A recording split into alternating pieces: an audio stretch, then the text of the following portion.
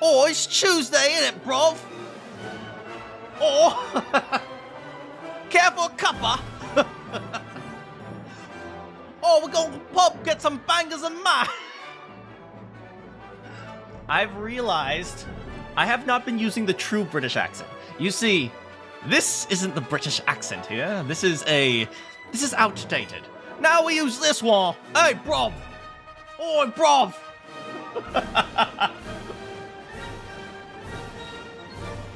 Oh, get me a tuna sandwich.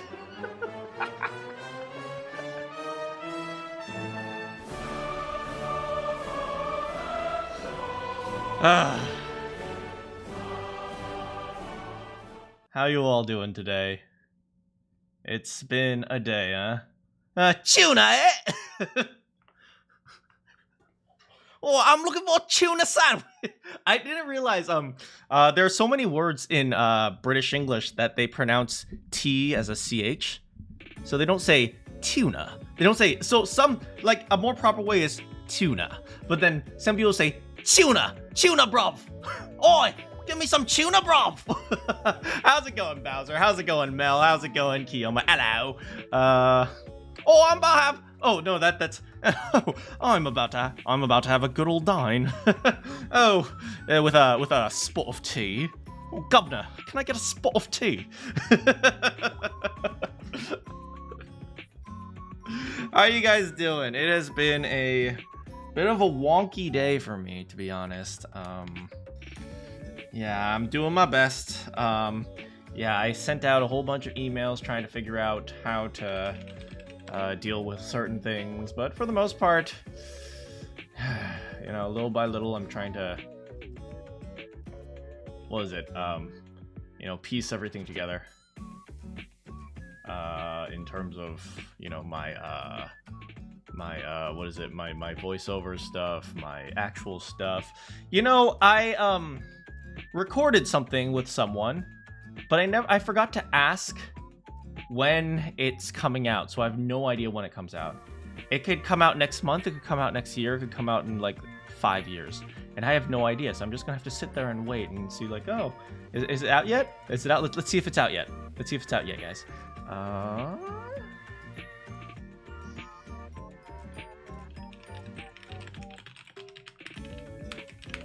No, it's not out yet. Well, I checked like 10 minutes ago and it wasn't out, so I checked 1 minute ago and it's also not out yet.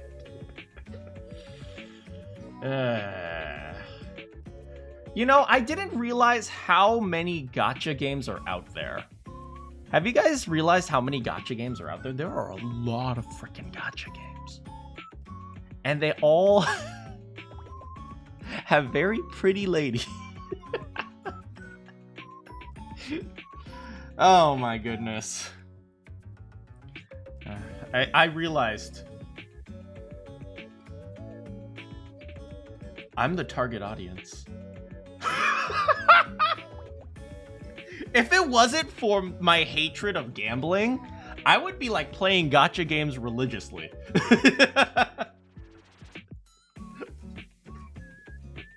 Oh my goodness.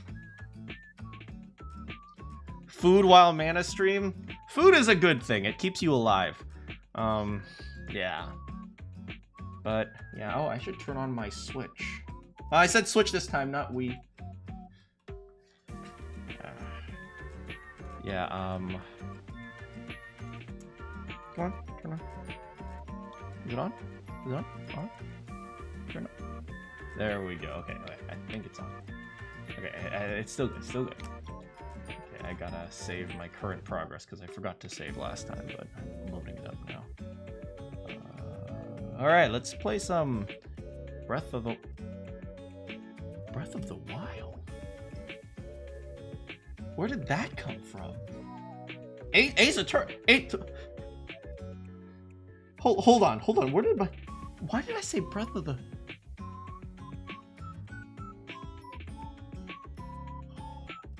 You guys ever have like a situation where you like say something that you don't actually mean, but then you're like, wait, how did I even get to that point? I don't know. I wasn't like thinking about Urbosa. That's a lie. I'm always thinking about Urbosa.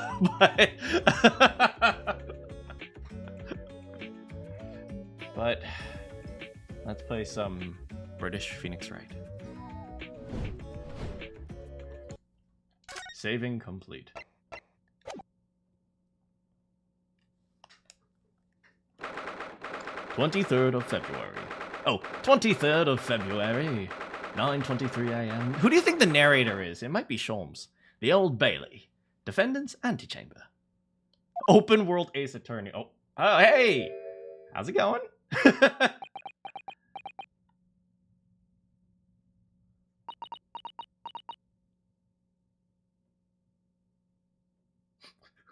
Hold on.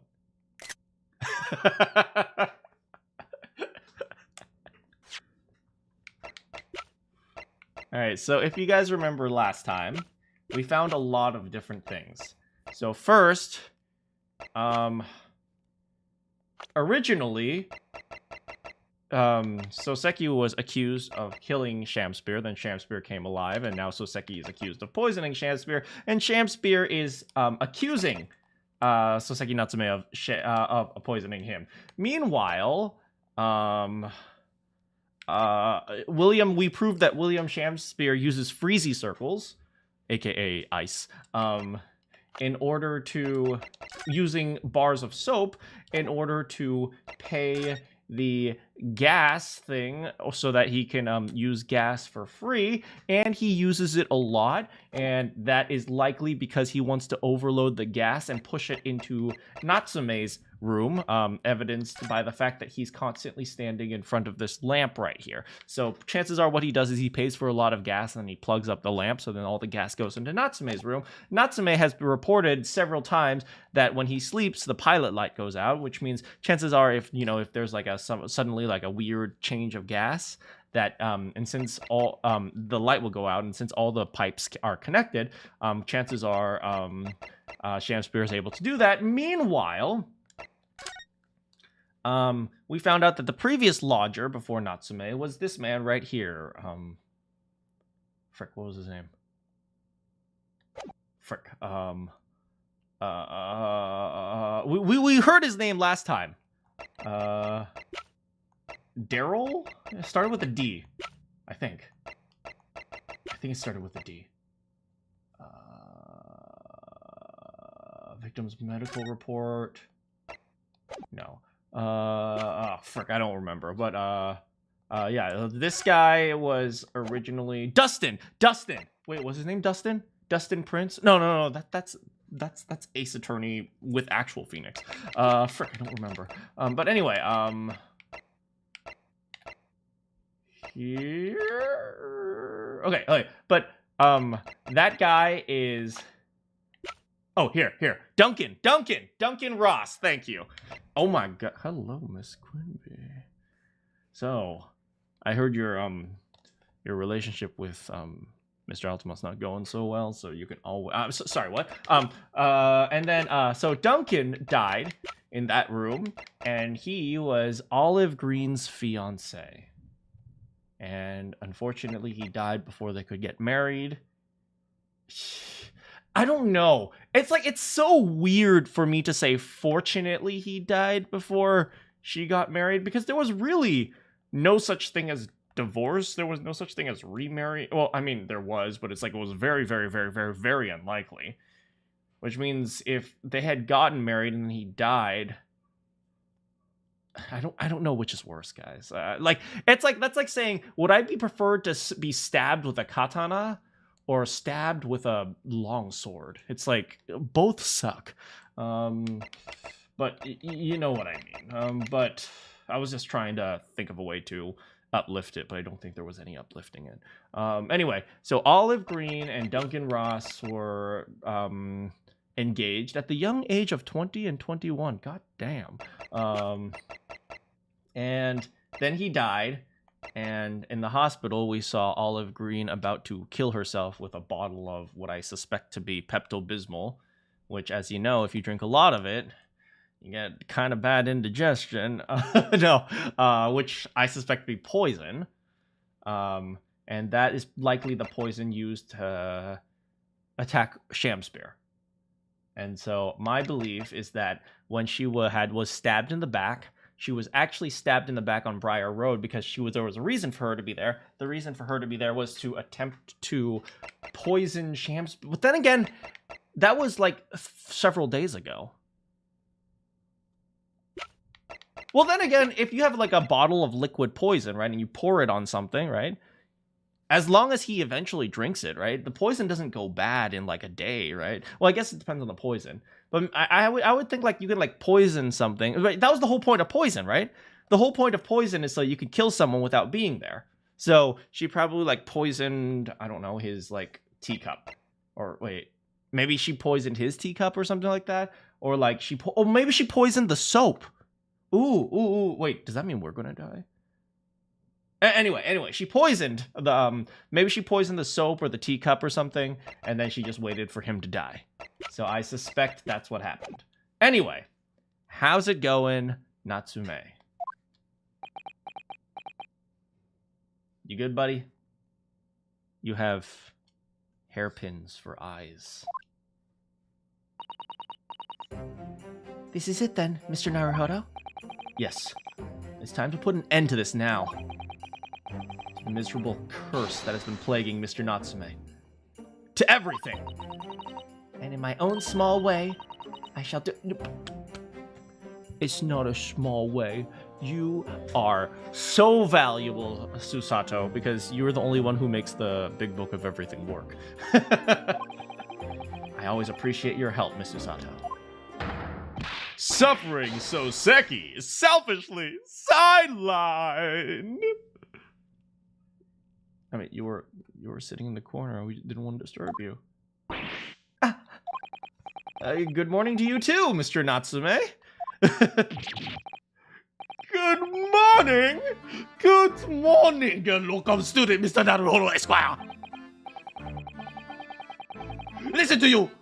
Chatting away happily as if the main player of today's trial isn't here! Why would you do that? Why? We didn't mean to cause offense, Mr. Natsume. Shamspear did nothing wrong. Wrong! Shamspear existed, and that is offensive. I thought perhaps because you had your eyes shut, you were meditating, finding inner calm. It seemed wrong to disturb you. I was waiting. What's the matter, Mr. Natsume? You seem different somehow today. Why, naturally, that's because I've attained spiritual enlightenment. Oh, the path of literature, you see, is a journey to discover one's own death. Such like... That's the sort of morning conversation I was hoping for. That's why I had my eyes shut. I missed the signs, I'm afraid. So somehow... Gomen. And you mustn't talk of your path leading to death, Mr. Natsume. That was just an example! Yeah, there it is. Inner calm. You barely came to see me at all yesterday. I'm sure you abandoned me and returned to our beautiful, long-lost homeland. We've not even been in Great Britain for a week yet. Oh yeah, this is like really early in their timeline. Yeah, well, anyway, I intend to set everything straight in court today. I'm determined to uncover the truth.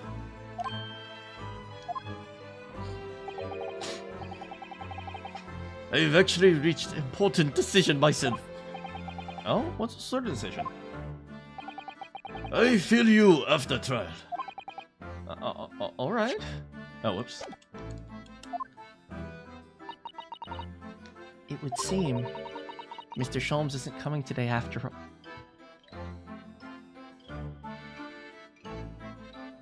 I will wake up early. Oh, don't worry. I will wake up so early. I will come and I will support you all. Really? A very clever message, I think. My dear fellows, you must win the battle on your own merits. know, it's a very clear message, I think, that he's overslept. The great detective, my arch nemesis. Long may he stay away, if you ask me. Hey, defendant, and your legal representative. It's the Texan bailiff. What are you doing here? I thought you were in Japan. Well, I need to change the scenery. Get in there. Boy, the trial's about to begin. Make your way into the courtroom, boy.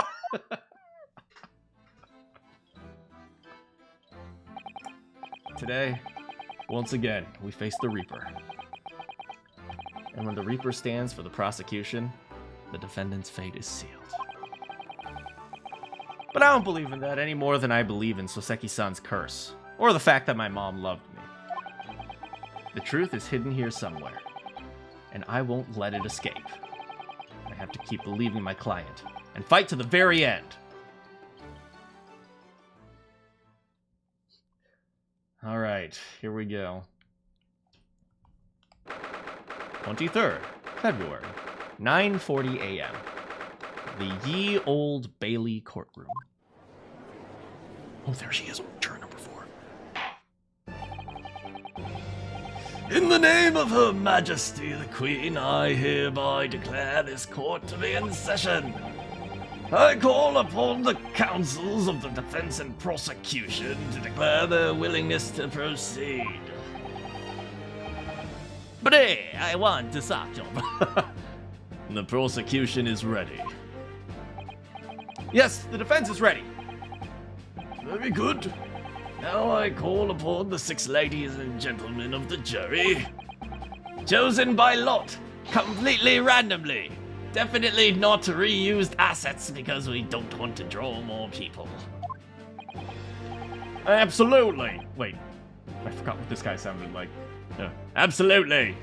Justice will be done, you mark my words.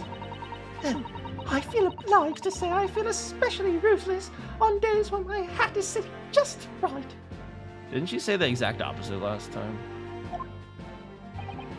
Oh, well, I wonder if you could adjust my hat for me. And please, be as ruthless as you like. Simp! Simp! Look at this simp. I'd never simp for juror number 2. Oh my god, what a loser. Oh. Oh my god. My darling. Oh my goodness, my darling. Thieves deserve to die, if you ask me. Especially gas thieves. I've no sympathy for the man at all. Look, I'll say yes there, I'll say again now. I don't have time for this. I got my own problems. Ooh. May the Lord show us all the light here and lead his flock to a righteous verdict again today. Now, Lord Van Zieks, what can you tell us? The prosecution's report, please, for the court. In relation to the theory expounded by the defense yesterday regarding the defendant's tea. Yes? No? So he does have the results?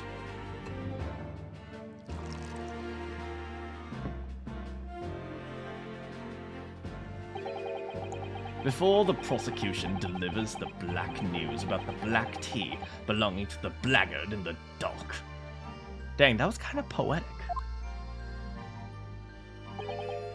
Pray, allow me a moment to savor a liquid of more sanguine hue. Are we sure he's not drinking blood? Like, are we absolutely sure he's not just a vampire? Like, do we... Have we ever seen him outside, in the sunlight? Anyone? No, I've never seen it. Oh, come to think of it, I've never seen him outside either. In fact, he never steps into my house unless I ask him to come in. Uh-oh. In fact, I'll defer to the good detective for the report. Here's to you, Inspector. Yes, sir. Thank you, sir. Merci.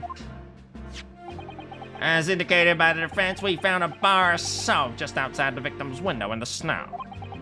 And there was a frozen reddish liquid in a little depression on top of it. Yes, that's the tea. That's what Mr. Natsume brought him that night. Well, the brains of the yard analyzed it. Yeah, you're right. It was tea. And there wasn't a trace of strychnine or any other toxic substance in it. See?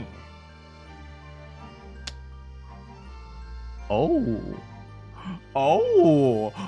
so you say. Ooh. Your Honor, I call for immediate, what is it? Declaral of whatever it's called. I'm not a good lawyer. No poison at all. In other words, the tea the defendant brought with him to the victim's room is innocent. It's in the clear. See? What a revelation! We win. Done. The only reason we suspected him was the tea. If there is no poison in the tea, we're done. Unless you're gonna say, oh, well, actually, he force-fed him. Actually, he, it's like, I swear to God, Fanzeeks, I swear to God, you are not worming your way out of this, okay? As I suspected. This makes it quite clear. The defendant, Mr. Soseki Natsume, is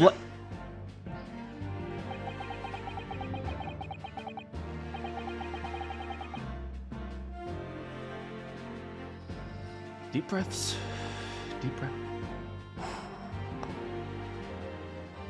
My learned Nipponese friend is jumping to conclusions again. A typical Nipponese reaction. What? Yes, it's true. No poison was found in the few drops of liquid recovered from the soap on the window ledge. But what logic is that? There is no poison in the tea. That is the logic. Duh. Would you take a drop of the Thames and conclude the water in the ocean isn't salty? No, but if you take a drop from the ocean and it's salty, then the ocean must be salty. It's called diffusion. No, that is such, no.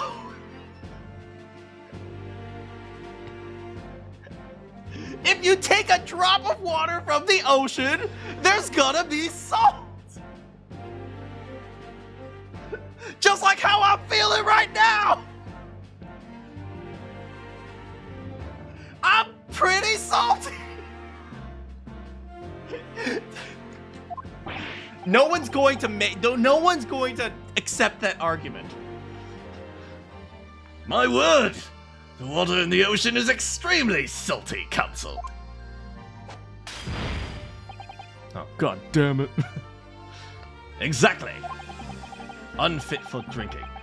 Just as the victim's tea was on the night in question. As the court has already... No! That argument is not... That is a complete logical fallacy! No, you can't...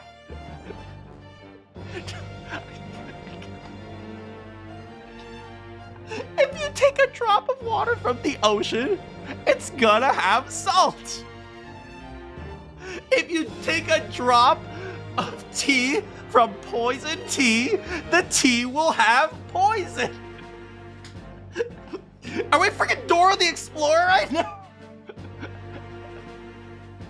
We want ocean water. Where should we get it? The river? Good job. You cannot make that argument. That is, no. It's called diffusion. It's called diffusion. You literally could do the science experiment, okay? Okay, we can literally do this experiment in real time. Take a glass of water, put salt inside, mix. Pour out a drop. Will it have salt in it? Because I bet it will. Oh my God. Oh.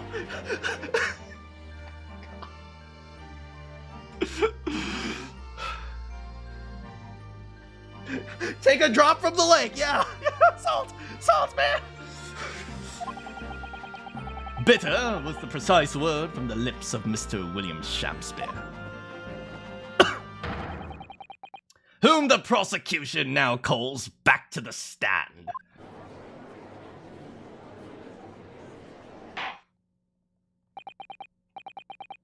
Very well. I will uphold the prosecution's request.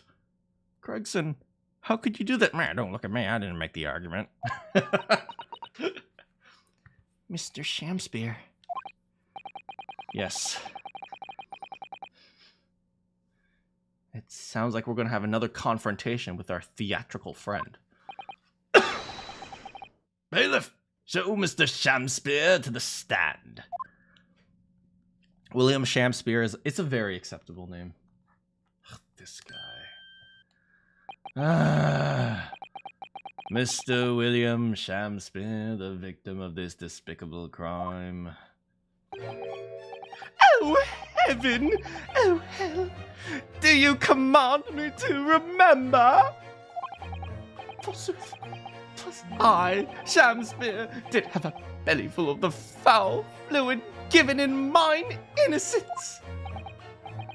Yes, but as it was revealed in yesterday's proceedings, the witness is not as innocent as we've perhaps been led to believe.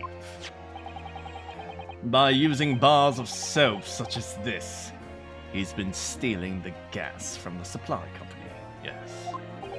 Oh, one may smile and be a villain. Someone kill this guy. Forsooth, 'twas I, Shakespeare, did have a room full of the sweet fuel given. That's right! Fellow jurors, don't forget this man is a rotten thief. I haven't forgotten. Kept all that about the ice coins a tidy secret, did you? Should've owned up sooner. Arrest him, I say. Arrest him at once. Let him feel the sting. Oh, yes. Okay, everyone, we will listen to juror number 4, and then you can also sting me with your tale. What? Oh, indeed, by dint of vile and cowardly means, I have plotted to further mine own ends. I confess. Thou wouldst not pardon my sins, of that I am sure. If you acknowledge your wrongdoing, what exactly are you doing here? Cowards die many times before their deaths. And for a coward such as I, death be well deserved. Would it that a still greater crime passeth unpunished?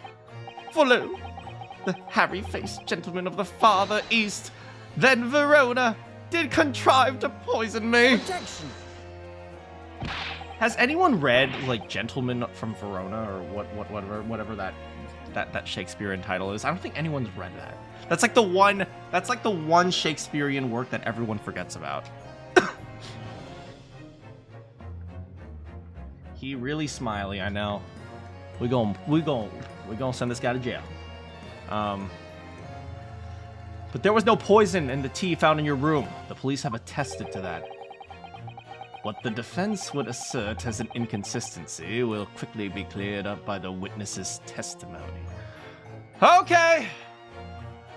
He's been training the witnesses. Of course he has.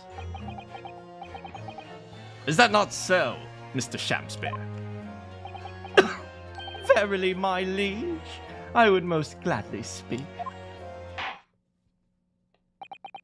Very well. Let's let the test.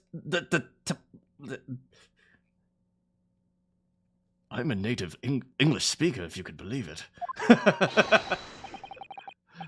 Tell the court why that the poison apparently entered your body, though none was found in the tea.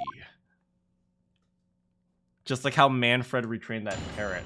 I wonder if there's any relation with Von Karma and the Van Zeeks. Because they both have like 2-part last names. The Japanese man did come to my chamber with the tea, brewed in a pot. 'Twas in my cup alone that the wicked miscreant secretly poured his wicked poison. Whilst feigning distraction in our debate, ne'er did a drop of his own drink pass his lips. That's a lie. We already know it. When he departed by and by, I did use the tea that remained in his cup to make my coins of ice.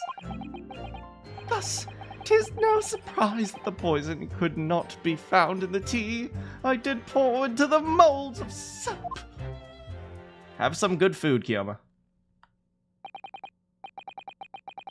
The poison was slipped into the cup after the tea had been poured. The normal way for poison to be administered, in my experience. Wait, isn't this entirely just conjecture? Isn't this entirely conjecture? If you had seen him put the poison in, you wouldn't have drank it. So you're just making a stupid assumption. What the frick, man?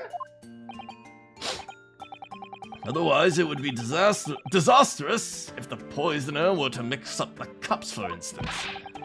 But no poison bottle was found at the scene. Because, quite simply, the Nymphonese took the bottle back to his own room. You think he could carry a bottle around with him while he was wrestling in a dress? Come on.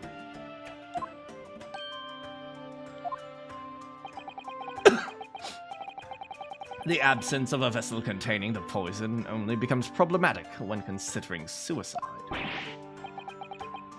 I knew that. By now, it should be perfectly clear. A bar or two of cheap soap is wholly insufficient to wash the deep stains of guilt from the accused's hands. Ah. I'm getting tired of your shenanigans, boy. Boy, I swear to God, oh my. Sirs, madams, 'tis true that I, Shamspeare, be a common thief of gas. But, listen here, ladies and gentlemen. Oh.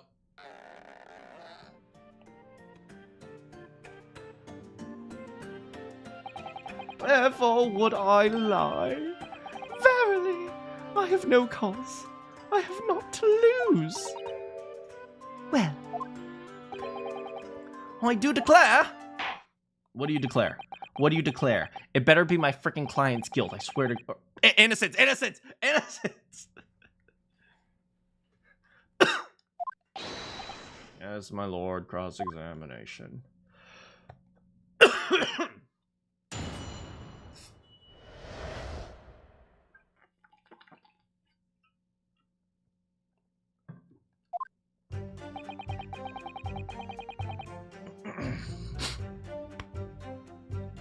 He brewed a pot. It was in your cup alone.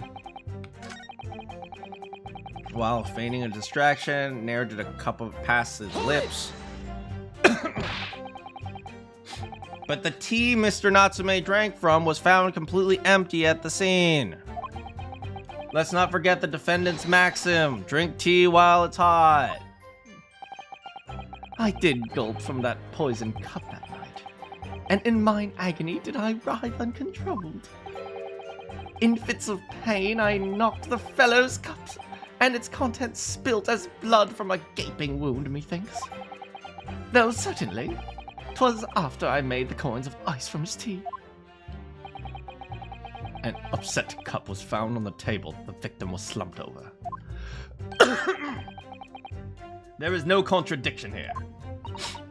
It's true, there was no tea left in either cup we found at the scene. But still, something about this statement is troubling me. Yes, of course! I know what it is! It's Mr. Natsume's wise drink tea while it's hot maxim, isn't it?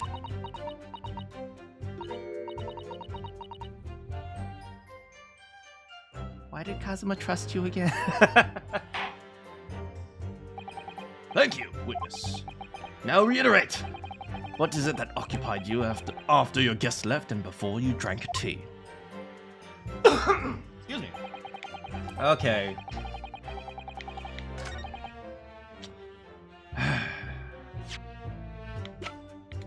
Okay, buddy. Objection! You claim that Mr. Natsume didn't drink a drop of tea on the night in question. But that's impossible. How? Chop logic? What is this? Ye dark, ye clad fiend. Dark, ye clad? Ye clad? Ye dark, ye clad fiend. The 2 teacups from the scene, one used by the victim, the other by the defendant, have a clear difference between them. One that represents incontrovertible proof. Incontrovertible? What difference? Look at the inside of the cups. Just here, there's a clearly visible ring. Yes, a tea ring. Commonplace enough. I usually get coffee rings, but... Indeed! Such stains occur all too readily when one leaves tea in a cup for a while. And yet, Mr. Natsume's cup has no such ring. Good lord, you're right! It's completely clean! And prithee, sir, what makest thou of it?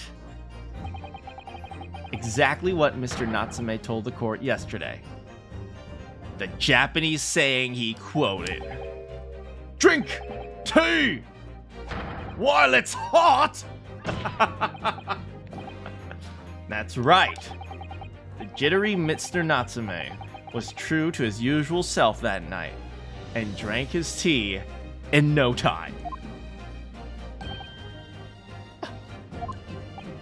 If, as you claim in your testimony, he didn't touch a drop of his tea, a ring would have developed on the inside of his cup as well, after the several hours the tea was left standing.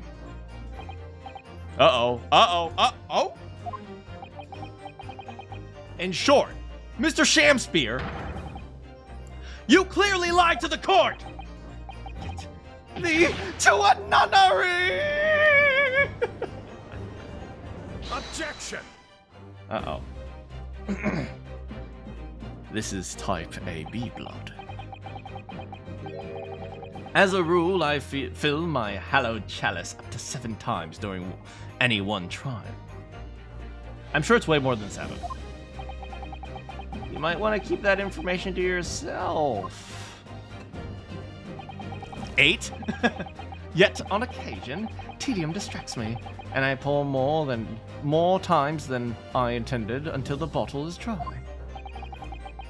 Your drinking habits are fascinating, but irrelevant. On the contrary, they illustrate the fickleness of human memory. To William Shamspear. Yes, my liege. Though you previously stated that you made the coins of ice from the leftover tea in the accused's cup, could it be that you were perhaps mistaken? Objection! Leading the witness! Could it be that, yes, perhaps there was some tea remaining in the small teapot left at the scene? God damn it, that's another $50. The fact had vanished from your mind until now. Objection! Leading the witness. Objection! Testifying for the witness.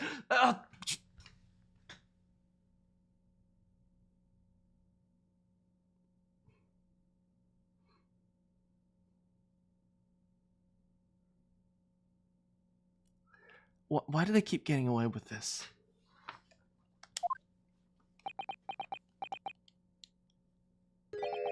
Faith, my liege, thou art a magician. For verily, 'tis as though thou hast seen it within thine own eyes that night. Can you imagine if this could hold in court? It's like, what do you think, lawyer? Well, I think that you walked left instead of right, and thus avoided the body that you didn't know was there. Man, they just... Guilty until proven innocent, am I right? Forsooth, I was mistook. I did plan to use the tea from the Japanese fellow's cup, but lo, when I looked away, 'twas empty. And thus did I use the dregs that fester in the teapot, as my liege did suggest. Objection!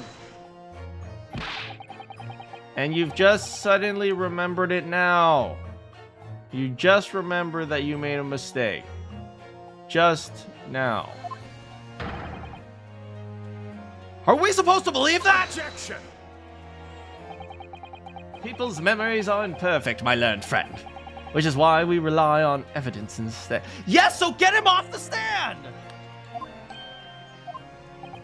But in any case, it makes no difference. The victim's most recent testimony tells us two things of note. Firstly, that the poison was put into the victim's teacup only. How could he possibly know that?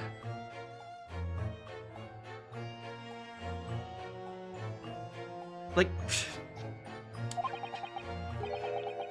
And secondly, that this spoilt cup was not the source of the insipid ice coins that have bewitched this court. The prosecution makes a No. We have... Objection? I demand that this case be thrown out with prejudice. Clearly, the prosecution is lying. Furthermore, that testimony remains valid and in full support of the established facts. In other words, we may not know which cup the poison was in, but at least we know the antidote didn't pretend to drink.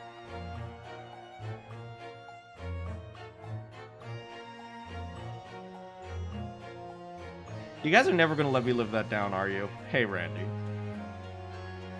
Furthermore, that testimony remains valid and in full... Wait, hold. Hold. He literally just said, this dude's testimony isn't all that credible. However, it is in full support of the evidence. What?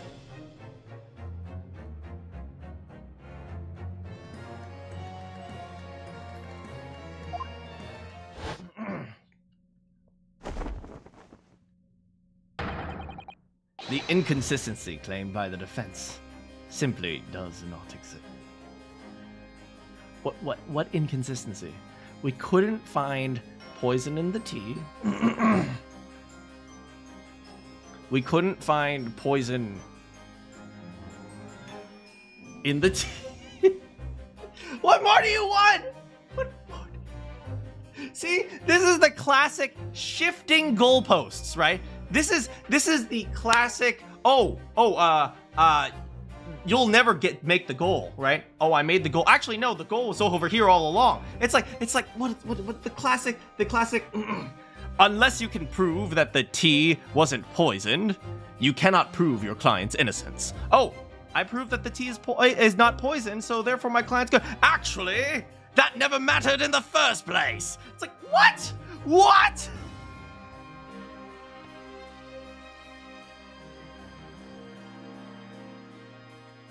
You can't just say this is what the case is based on and then say, never mind, that doesn't matter. The classic goalpost shift.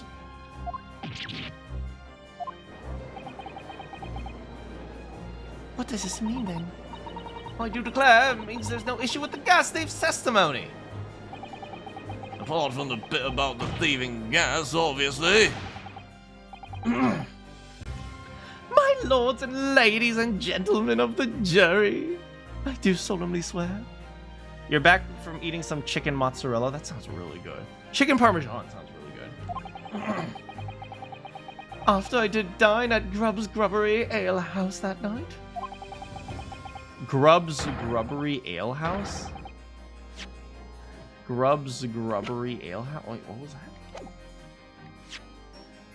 Grubb's Grubbery Ale House. Sounds like a down home bar. Not did pass my lips, but the black tea given me by the Japanese. By the Japanese, whose back be stooped as low as death. Are you sure nothing passed your lips? Are you sure it's not my foot in your mouth? And what did you dine on, sir? Why, I did partake in my favorites.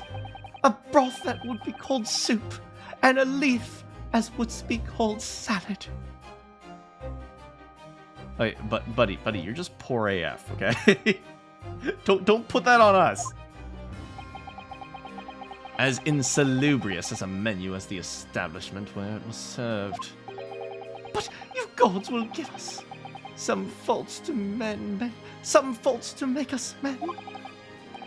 Willingly would I suffer punishment to see fit to serve a wicked thief of gas, but I pray ye, wise and noble fellows, ne'er forget the simple truth. Dab. That be one thing, and this be another.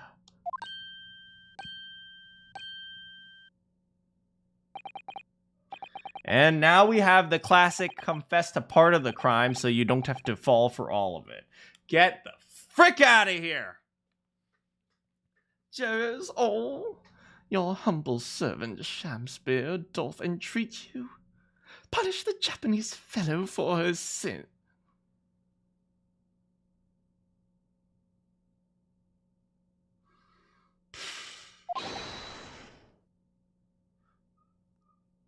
Who's that? My lord! Oh, my lord!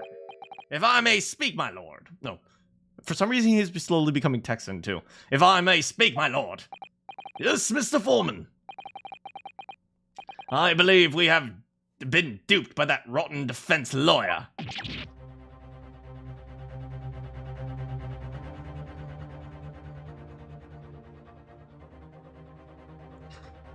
Have you guys noticed that the courtroom generally moves a little bit slower than the investigation?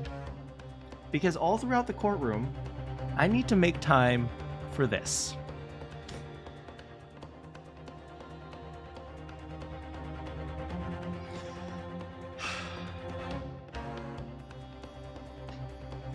By me? I do declare you may be right. Oh, we all know the wife there was making corns of ice to keep herself warm. But this lawyer lad, says if he's stealing, he deserves a dose of poison. I never said that! Not once! Never!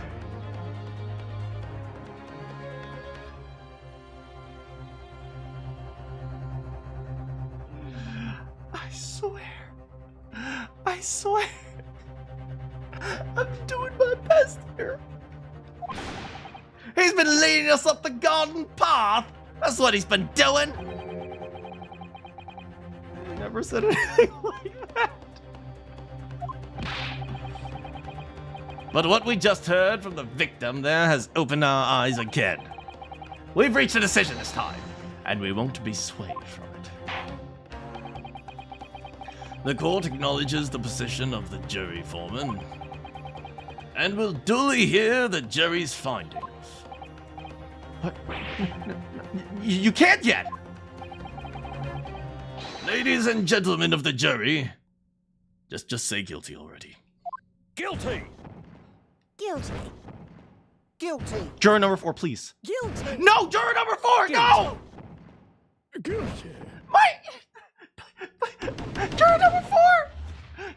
Of all people, juror number 4! I lost juror number 4, no!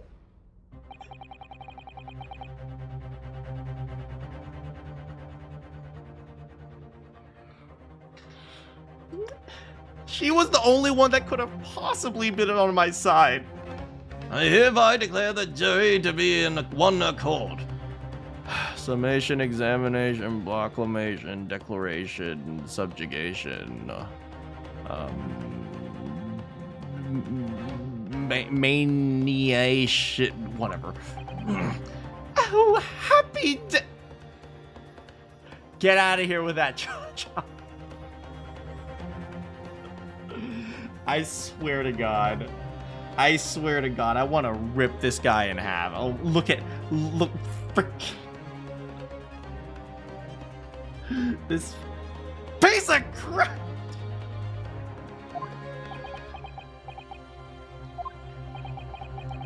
How is this happening again? Summation, examination, proclamation, declaration. Why did we come up with that law again? Because you love punishing yourselves. Yes, that I do. Go ahead. Typical. My learned friend is unable to accept the obvious truth.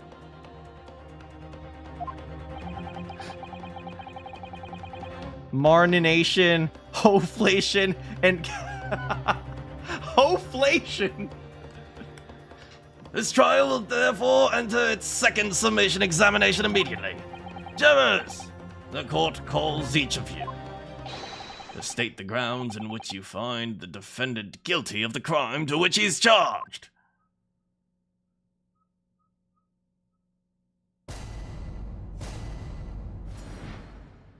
Judicial findings. I'm gonna go take a quick bathroom break. I'll be right back, guys. Actually, first, I should get some water.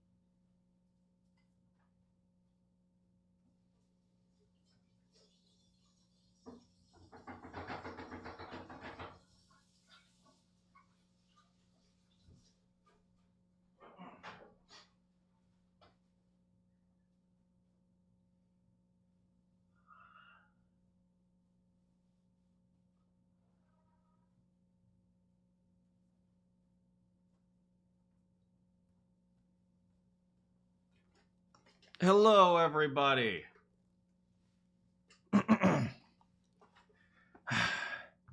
Have you guys ever just like... Have you guys ever just like suddenly become so tired and time felt like it stopped moving?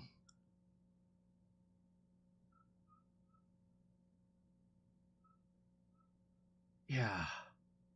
So like the moment I walked into the bathroom, I closed the door and I just kind of just stood there. It's been a really long day. And so I walked into the bathroom and I just stood there. And then like all of a sudden this wave of exhaustion just hit me. And I was like, and then suddenly it felt like nothing was moving. I was just like, you guys know what I mean? And I kind of almost fell asleep standing up. It's been a long day, guys. You guys still with me? All right. The jurors' contentions. Hold on, I'm still recovering from that. You guys still with me? And I apologize if you guys hear a squeaking sound. I think my upstairs neighbors just got a new dog and it's been barking all day. Oh my god. Maybe that's why I'm so tired.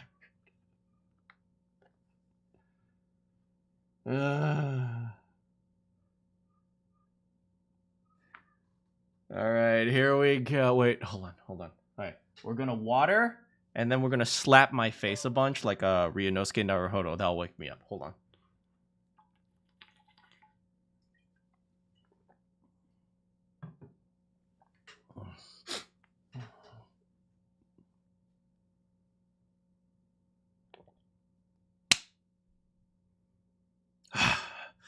Okay, I'm ready. Ow, that kind of hurt.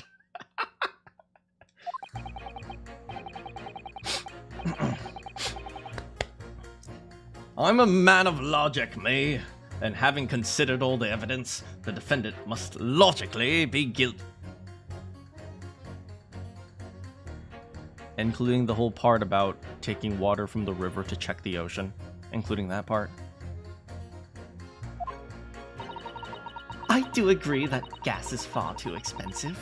I can quite understand why the man would want.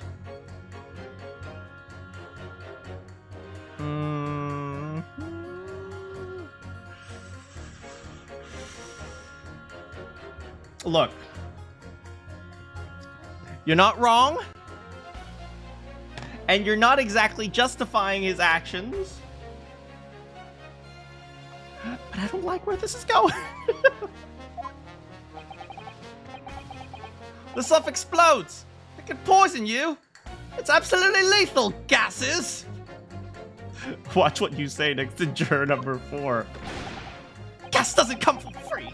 It costs a fortune to deliver around the city and maintain the pipes. That's why I'm rich. Truth be told, the tea my wife serves up for me is a little sketchy at times.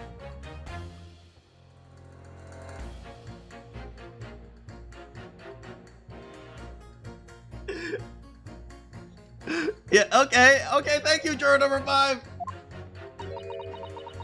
If nothing else passed the victim's lips that night, there's no explanation, is there? Is juror number 6 the only one putting up a somewhat reasonable argument? Of all people, juror number 6? Of all people?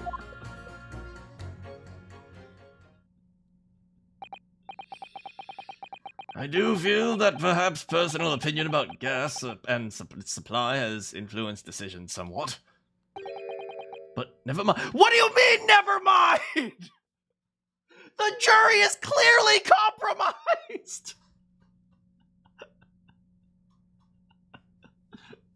The jury is not basing their decisions off of the facts. Oh well, I guess he's guilty. No, you really should. I swear to God. These people. It hurts. The truth is, our counter-argument wasn't as unassailable. What?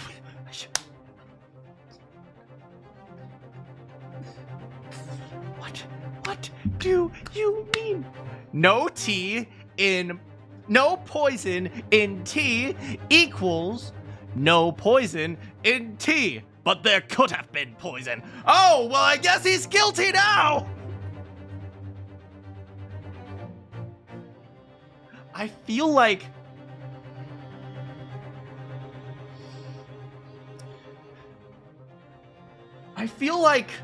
I'm arguing with a child about why eating dirt is bad. It's like, don't eat dirt because there could be germs in there. But dirt is healthy. It's like, no, it's not good for you. Yeah, but the plants eat dirt, so why can't I eat dirt?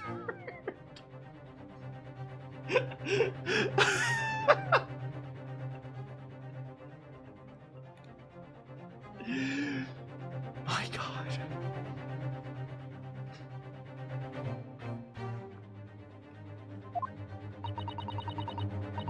And Mr. Shamspeare was poisoned. There can be no doubt of that. Then how are we supposed to turn this around when nobody thinks? I think we need to establish the method by which Mr. Shamspeare was actually poisoned.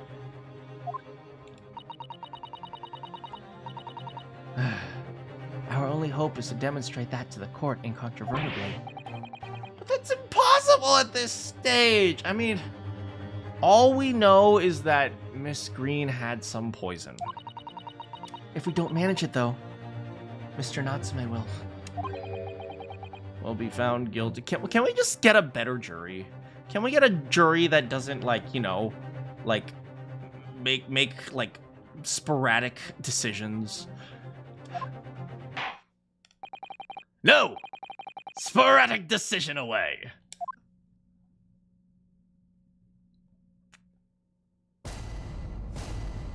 Freaking Shamspeare standing there over in the back. Screw that guy. I'm a man of logic. Objection! Wrong! Okay. I'm just gonna go in order. I'm not sure where I should start. The stuff explodes, and she's like, gas doesn't come free. That's right! Tell them how difficult it is to produce gas. Let them be grateful for gas. Stealing gas, that's a terrible thing to do. Hold it! Can we please refrain from all this talk? That's not what I wanted you to say.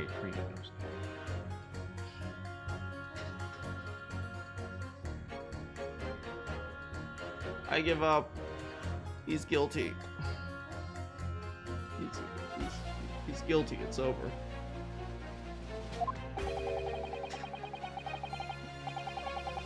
There's an all-out attack underway here, in case you hadn't noticed, against my company's gas. Actually, it's your husband's company. Just saying. Not that you're not a big, strong, independent woman. You're a strong, independent woman, and you don't need no man. So why don't you divorce your husband to prove it to him, and then maybe we can get together. Oh, what? And I'm supposed to sit here and take it, am I? I don't think so. She's really buzzing. Ryunosuke, no. All I've heard about our wonderful fuel is explosions and poisonings. What about electricity, What about getting electrocuted? What about that? A little explosion here and there is nothing in comparison. Oh. That's right. That's right.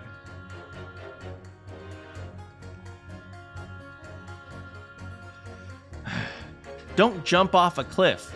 It'll kill you. Getting stabbed kills you more, so I'm going to jump off a cliff. Any explosion could hardly be described as nothing, madam. Nevertheless, the theft of your gas is deplorable. My point exactly. But the gas thieves aren't even the worst of our enemy. Oh, tell us more. Tell us about your intricate gas system and let the other jurors hear how difficult it is, and then maybe they'll side with us. Also, did you realize you're declaring guilty on the guy who is stealing gas from you? Be prejudiced. Vote against him. Vote freaking against him. If they're going to be prejudiced for him, you can be prejudiced against him. We have far more devious reprobates on command to contend with on a daily basis, you know. More devious? Who, madam? Other gas companies, of course. Other gas companies? Not quite what I was expecting. Of course, there's a competition, right? We generate gas and we deliver it to our customers, fair and square. Oh, hello, juror number 5. Indeed, no one is questioning that, madam. Altamont is an exemplary gas company. But there are other unscrupulous gas companies here in London that don't even have any gas at all. Oh, they steal your gas and charge other people money for it. Okay, that makes sense. Oh, hello, juror number 3. What? But if they don't have any gas, how do they go selling it to people? You wouldn't think it possible, would you? But they steal our gas, you see, and sell that. Classic, what is it? Hooking up your stuff to the infrastructure, or whatever that scam is called. Stealing electricity and whatnot. They steal your gas? How on earth is such a thing possible? Gas companies like ours deliver gas to people's homes via a network of pipes. But these devious reprobates secretly disconnected our pipes and divert our gas into their own rotten pipes. Then they make a contract with the household supplied by those pipes and take money for the precious gas that's rightfully ours without us even knowing. They're diverting gas into their own pipes illegally. What a brazen form of theft! We need to try it. When we visit customers' houses to collect the money from their meters, we always have to check whether or not one of those devious companies has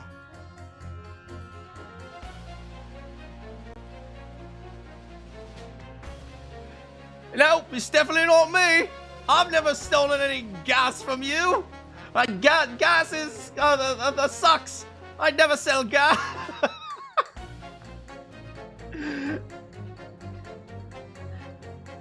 How's it going, juror number 3? Excuse me. You have something to say, juror number 3. Oh, golly, you mean me? I'm terribly sorry, I was just thinking to myself. I really did catch him off guard there. That's right, catch him more off guard. And start punching, baby. Thinking about what the beautiful, lovely lady who don't need no Altamont to complete her, but maybe she needs a Ryunosuke to complete her, was saying. Well, yeah. I just got a little riled up about it recently, you see. Go on. Altamont a gas worker visited my house the other day to investigate the pipe work. We need to ask for your cooperation while we carry out a secret check of your property, the fellow said. So I let him in, and know what he did? Check the gas? What? He proceeded to take one of my lights off the wall. Tell me more. Tell me more. And then he grabbed the exposed mouth of the pipe and started kissing it. What do you think you're doing, young man? You're giving away company secrets there. It's a company secret to blow on a gas pipe?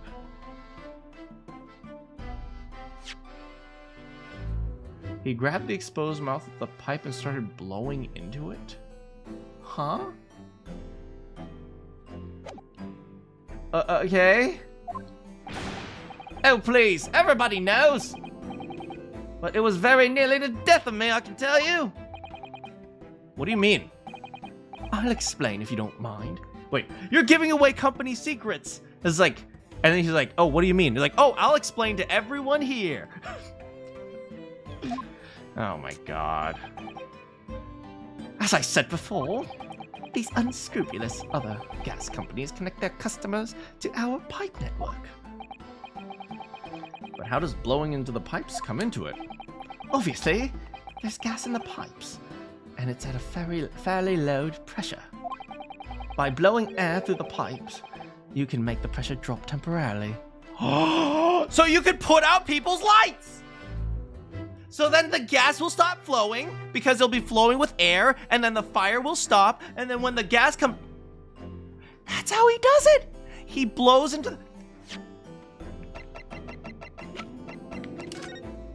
So in order to try to kill Natsume, he blows into the lamp so that it puts out his light up top, Natsume's room.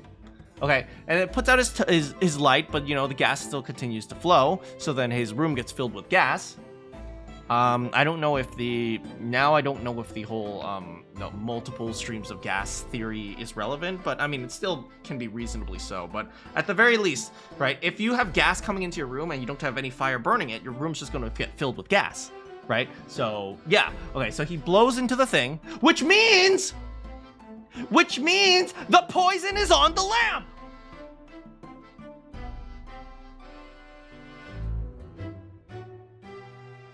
Which means...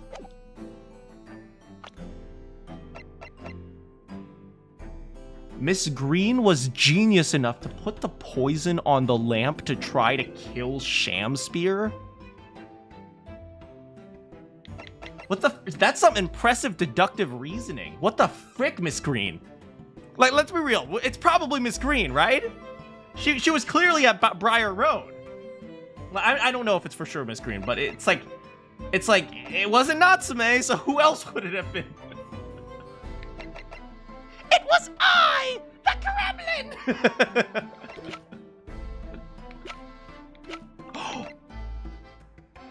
What if the gas company was trying to kill... that's a stretch. But I think we just figured out how he got poisoned.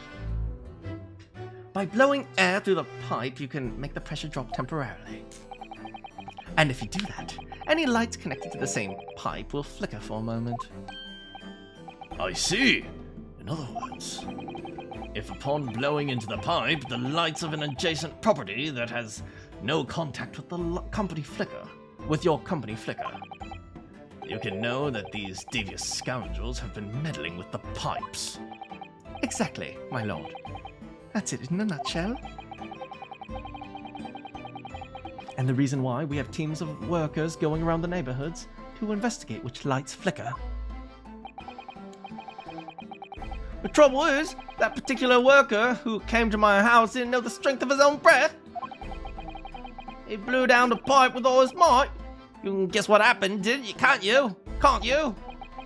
If he blew hard, then... Wait, you mean... Yeah, it was like playing the tuba. Oh, it was like playing the tuba. The lights didn't just flicker, they went out, along with the stove. Gas started pouring into that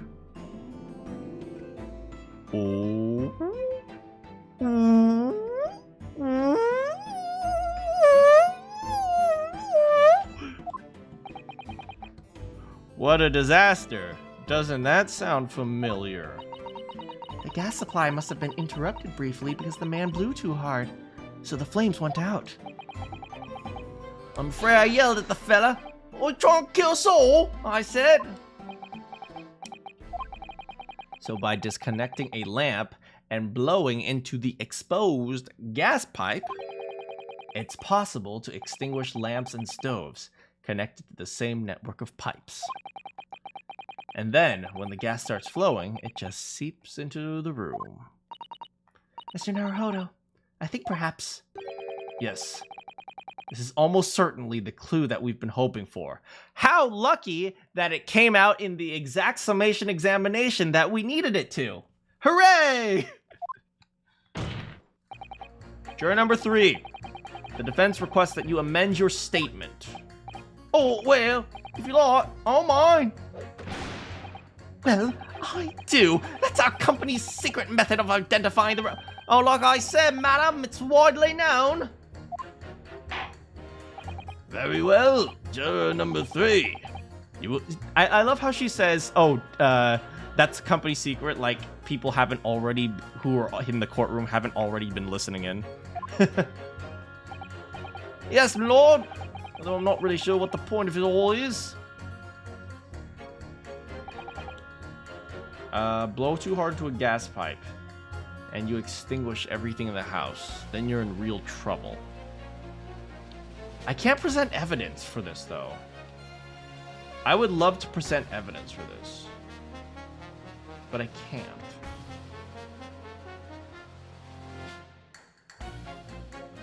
Yeah, we have Natsume's quote that he goes to sleep at night and gas comes in. All right, let's just start pressing people. Hold it!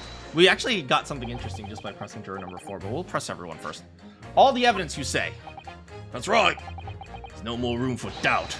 It's all pointing to the Japanese man with the big mustache. Says the Englishman with the Wario mustache.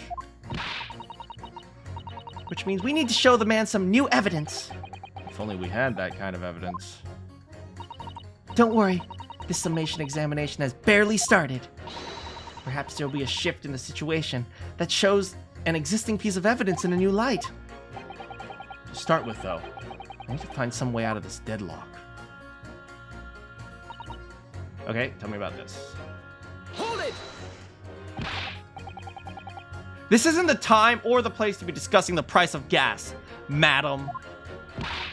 But really, think of the injustice. Air is a gas, and air is free. Why should ultimate... Yeah.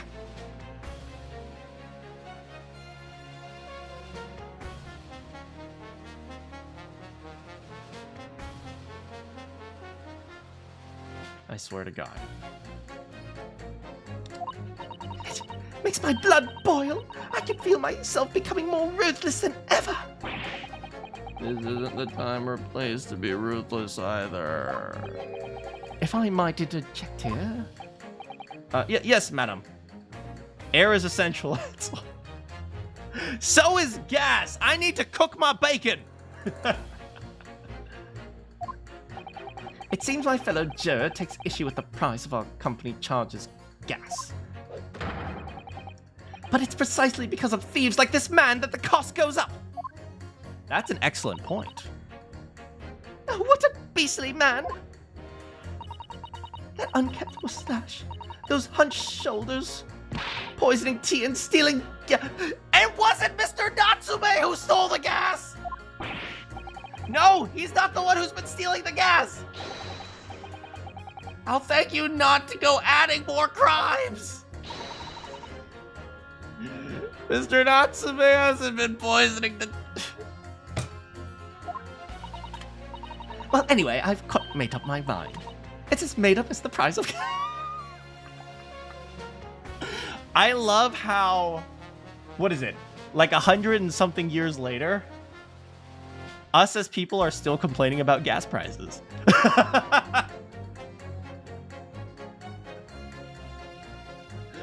Man, we really haven't moved on, have we?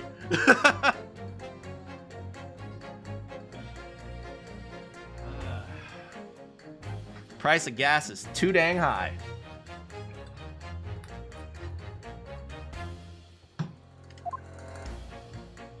So we got nothing out of that.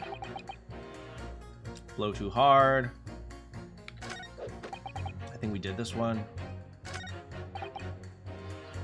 Tell me about your wife's tea.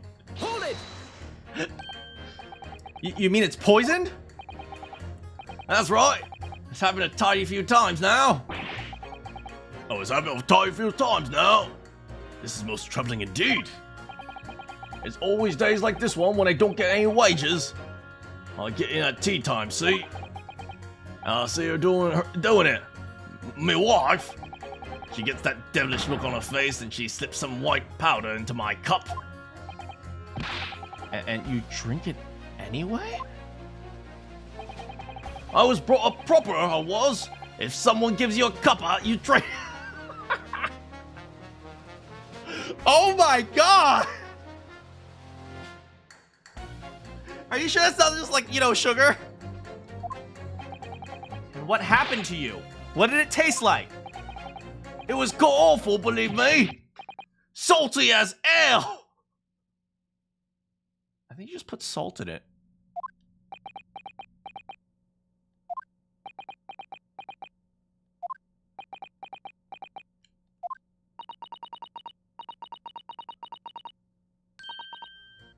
Then I think perhaps what your wife put in your tea was salt.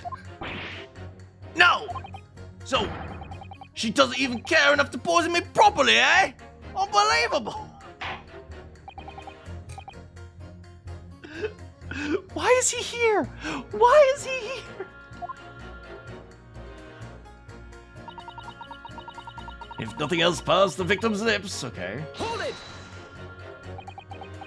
Does that mean if the victim could have been shown to ingest something else, you'd change your leaning? Sorry, what's that now? Oh, I was saying if the victim actually did eat or drink something else that night. What's the matter with you? Sorry? I said if nothing else has passed the victim's lips that night. There's no explanation, is there? Have you been listening to me at all? I feel like there's an English expression about a pot and a kettle that's appropriate here. Compared to the other jurors who don't even appear to have anything to say about the case at all, it would seem that this elderly gentleman has been listening to the proceedings far more intently. I suppose the trouble is he has selective hearing. Exactly, but still, this juror may well be the key to breaking through the breakthrough we so desperately need. No, this is hopeless. No, it's over. It's over. I give up. Do you think that the only way we shall overcome this difficult situation is by exposing the way Mr. Yeah. Okay, we got this. We got this. Okay, I think... Okay, not via Mr. Natsume's tea. Okay, yes, I know. The trouble is, I have absolutely no idea how it happened. Mr. Naruhodo, I wonder if perhaps there's something you might have forgotten. Oh, like what? It's important to watch everyone involved and pursue people if they react to something else. If you'd like me to remind you exactly what I mean, I'd be more than happy to. Okay. No, we're good. We're good. No need. Actually, I don't think there's any need. It's vital that we start trying to change these jurors' minds as soon as possible. Of course, I'm sure you're right. But if you decide that you're very dumb, ask me. Okay. Alright, we're slowly making ground. I don't think we've pressed this one. We pressed this one. Gas doesn't come for free. It costs a fortune to maintain the pipes. We use that to reveal this guy's troubles. Meanwhile, this guy says... Oh, what? Oh, frick. Yes. Oh, that's great. Oh, yeah. Oh my God, that's amazing. Oh, wow. Oh, friggin', that's awesome. Oh, how cool. Yeah. Oh, okay. Yeah. That's so cool. Oh, okay. Yeah, no need. Oh my God. That's amazing. Oh, wow. Friggin' cool. Friggin' awesome. Okay. Yeah. Okay. Yeah. Wow. That's beautiful. Wait. All right. Let's try this, guys. When you say extinguish everything in the house, do you mean even on different floors? Ooh, good question. Yeah, all floors are connected to the same pipe after all. That's true of every building. Because gas supply contracts are issued for whole properties. Well, I had no idea that it was possible to extinguish gas appliances simply by blowing into the pipe. It's not something we like to publicize, to be honest. But we have to carry out these investigations. You can appreciate. Indeed. It has been mentioned more than one occasion in the papers even. Wait, what? Then it's really just public info. It's been mentioned to me too, very recently. An incident involving a gas stove going out almost inexplicably. Oh, inexplicably! Almost leading to someone's death. Mr. Naruhodo, I think perhaps... Yes, it's finally starting to fall into place. The secret link that joins all these strange occurrences. Okay, but now we have to figure out who we contradict with who. Let me see. I only have one option to pit, right?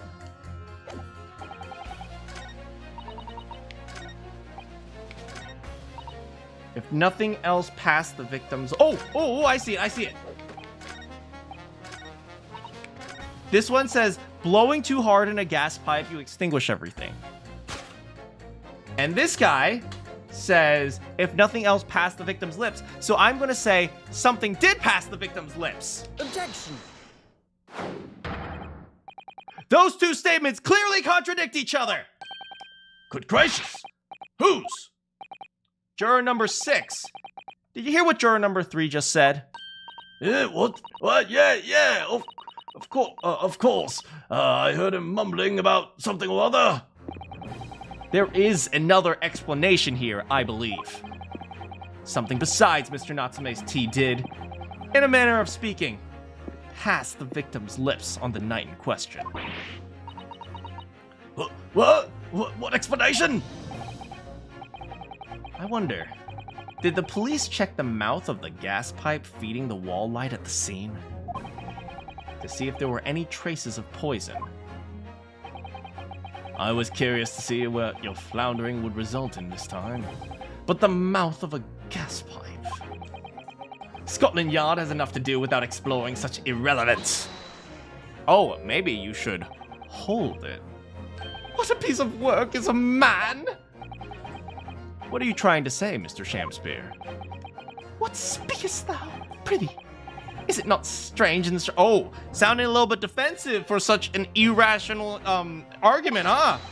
That is what I say to thee, sir. I thought I'd be quite clear. Let me put it another way. The strike 9 could have been on the mouth of the gas pipe that feeds the wall lamp in your room. And that is how the poison came to enter your body.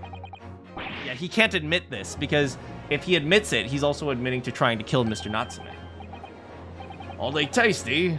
Then gas pipes? That was he saying?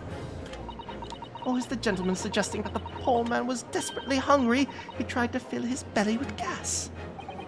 Perhaps no actress would perform a kiss scene with... Oh! Oh, dang! Dang, lady! Alta, you did not have to do him like that, but up top, girl! Oh! For shame, madam! Speaking thy fancy. I assure you, I'm not such a buffoon I have to kiss pipes! Objection! Fencings! We can't afford this! This is no summation examination. This is a farce. The prosecution will not stand any more Nipponese of my Nipponese friends' conjecture. To begin with, the lamp in the victim's room is high on the wall. In order to have placed his lips to the pipe that feeds, he would have to be a contortionist. These are empty assertions. Fencings! Oh my god! We're gonna run out of money within the next week! These are empty assertions. There is no possible proof that this man did as you say. I know, he just poured it and threw it. How's it going, Indigo? It's true.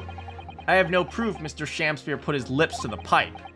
However, I can say with some certainty that on multiple occasions, Mr. Shamspeare has been doing something in front of that lamp on his wall. Ow! And I have the evidence to prove it. All right. You've got our attention, lad. I'd like to see how you can be so sure of yourself. Your dog sitting for your aunt? That's fun. So let's see this evidence then. All right, I've got the jury's ear. That means I got juror number 4's ear. This is the proof. Time and time again, Mr. Shakespeare stood in front of his gas lamp. Take that! Hell yeah! What the? These are, wait, what are they called? Yes, skin prints that were found at the scene.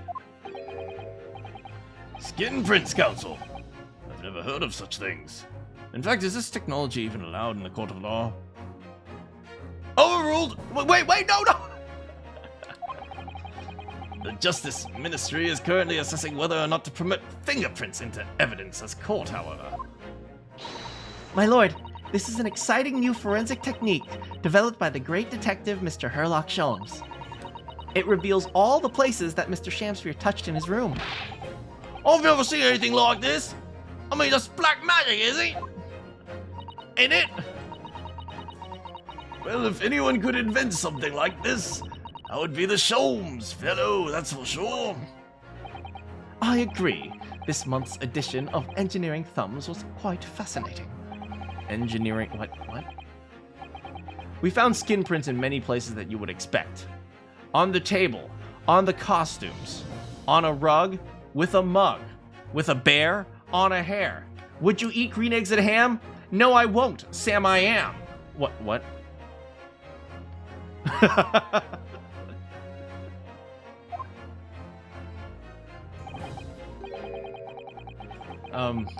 However, Mr. Shakespeare also appears to have been touching some very unexpected places. In his room. I stopped at a very poor spot in the sentence. How's it going, Vivi? Green eggs and ham was one of your favorite. I loved green eggs and ham. It taught me how to read. For example, here. Around the hanging picture, indeed, multiple handprints appear visible. He was just practicing that Titanic scene. Jack, Rose, never let go. I'll never let go. Well, I wonder, could he have been appreciating the artwork, perhaps? At first, my colleagues thought the same. However, imagine standing with your hands where those prints are, and you would find yourself directly in front of... Oh! I don't believe it. The gas lamp. I thought the reason why wasn't immediately obvious. Though the reason why isn't immediately obvious, it's clear that Mr. Shakespeare has been regularly standing with his hands to the wall in front of that lamp. Were cars present by then? I'm not sure. Right, what have you been up to, you nut? Oh, quiet are we? I'd ask the court to recall juror number 4's earlier statement. Me? What did I say? You said that blowing into a gas pipe would make the lights in the entire building flicker. And now, if you recall juror number 3's statement. What, me now? Shakespeare the type to twirl his hair. When the gas worker who visited his home blew with too much force into the pipe, it caused all the lights in the gas stove to go out and gas to start leaking. Obviously, that incident was an accident. However, the simple fact is, if Mr. Shakespeare were to have blown hard into the gas pipe here in the room. Oh my god, oopsie, I accidentally killed someone. He could have extinguished every other light and gas stove in the building at will. Crikey! Are you suggesting that the man purposefully caused the gas to... Objection! Hey, Will.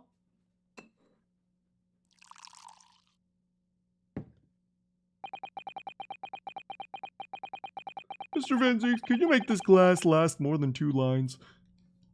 Whilst I acknowledge that the prosecution is required to remain silent during a summation examination, I must toast my learned friend's utter disregard for the letter of the law. Huh?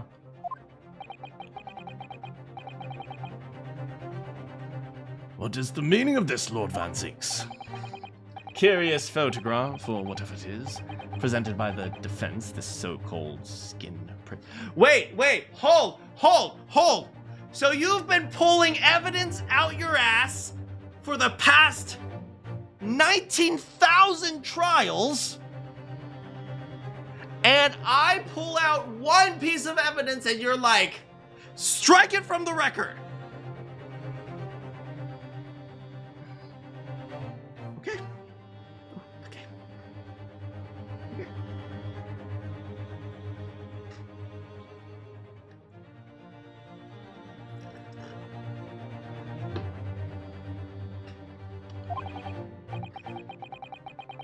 Clearly, that cannot be accepted as any form of usable evidence in this case. But it's an exciting new forensic technique developed by a great... Simp! Simp! It's nothing. Oh, Van Zieks. This is coming out of my salary now. A mere toy developed by an amateur sleuth with too much time on his hands. That is true! I do have too much time on my hands, oh Zeeksy boy! Certainly, even research of this nature by the esteemed Mr. Sholmes cannot be recognized by the courts as formal I mean, I get it, right? You couldn't just submit whatever evidence you want, otherwise there'd be absolute chaos, right? And therefore, everyone would just claim everything is like, oh, we have to believe you? Obviously not. But why does this only go one direction? Why does nobody check his evidence? Why am I the only one? Hold it! Please. My lord, if I may. Mr. Sato? It was not the defense's intention to submit the skin prints as formal Is she literally going to say, we just wanted to show them for funsies because we thought they'd like to see it?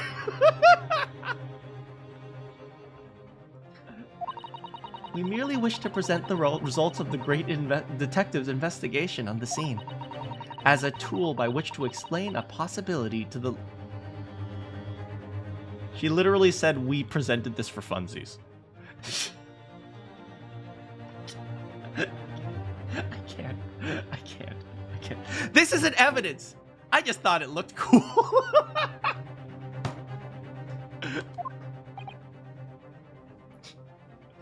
She's pulling the Francisca card. She's showing the picture of Maya channeling. And if the trial were to come to an end now, juror number 2 would be extremely disappointed because she is also a simp for Herlock Sholmes. I don't believe we can allow that to happen, and I'm sure the jurors would agree. That's right, doubt, baby. Doubt, baby. Yeah, that's right, juror number 3. That's right. We got some doubt. That's right. This is the trick that we do, right? This is the trick that lawyers do, right? They present evidence, even when it gets struck from the record, even if they know, maybe not evidence, but they make statements, even if they know the things they say will be struck from the record, do you know where it will not be struck from? The jurors' minds. Even if the jurors are instructed, please disregard that statement. That's not how psychology works. You can't just disregard statements, right? You can't just erase a statement from your mind, right? So that is a sneaky tactic that some lawyers do. We are Dang, we're getting into dirty lawyer tactics. Nice job, Ryunosuke. You're a lawyer now. That's right. We're cheating. Always cheating, baby. Whether those strange handprints are a significant clue or not, it's down to us to decide. Juror number 3. You my homie. I'm sorry I said I didn't like you, my homie, man. Oh, yes, I do declare the great detective's investigations results sound absolutely fascinating. That's right. Simps together strong. That's right, juror number 2.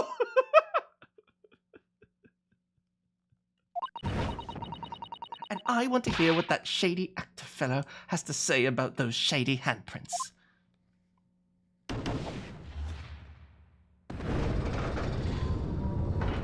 Man, I'm not a simp. What's the matter with you two? That was foolhardy. Well, I did say it, didn't I? I don't like to break a promise. No! Wait, you heard his lordship. It's not fair you... What? What was that?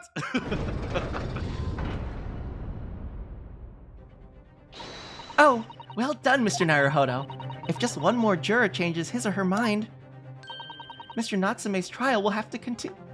Why is it 4-2? How come if the votes are even, he's still guilty? Why?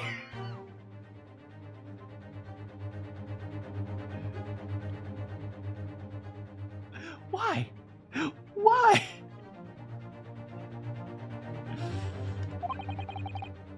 Thank you, Mr. Sato. But I couldn't have done it without you. Oh no, it was you who identified the clue after all. This is very much your success. Looks like someone's sweaty. Maybe he's been heating his room a bit too much with too much gas, if you know what I'm saying. Guilty until proven innocent. That's the worst. Well, I mean, that's the court of Twitter. Guilty until proven innocent. Why, Mr. Shamspear? You seem to be losing your composure. Just one more juror, Mr. Naruhodo. Threaten them. Beat them up if you have to. Very well. Continue, counsel.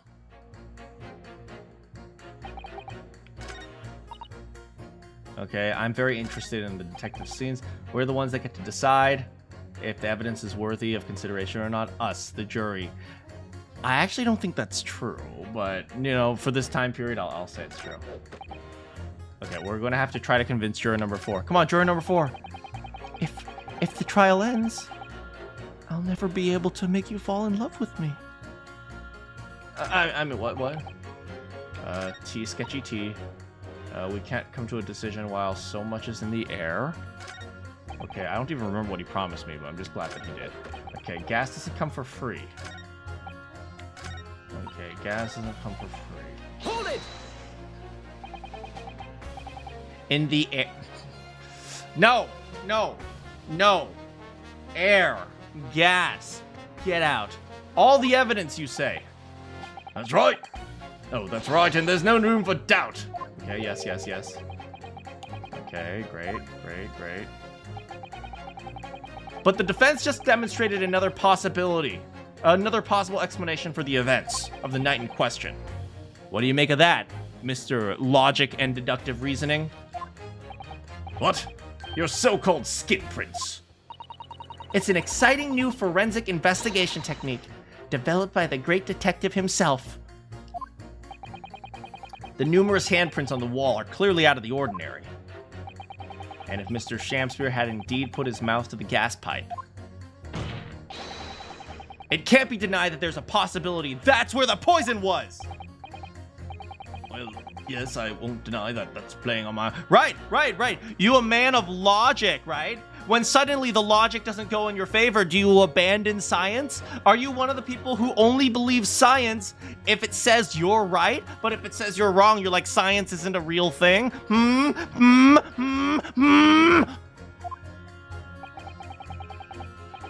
But as the prosecution rightly says, we should pay no heed to unacceptable forms of evidence. And besides... Yeah? Even if the fellow has been up to some mischief with the gas pipes 12 times before, doesn't mean he got up to the same shenanigans on the night in question. Mr. Logic and Reasoning, you are disappointing me. He did this a bunch of times. But who knows, maybe he didn't.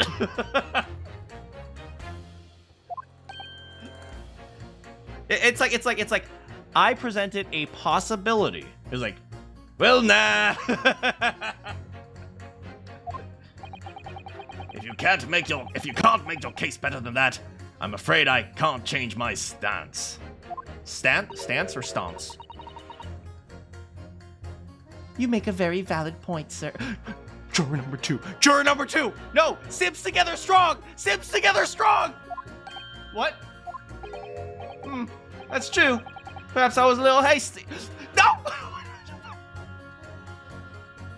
No, stop. No. No, wait. Look, you've got your chance here, haven't you?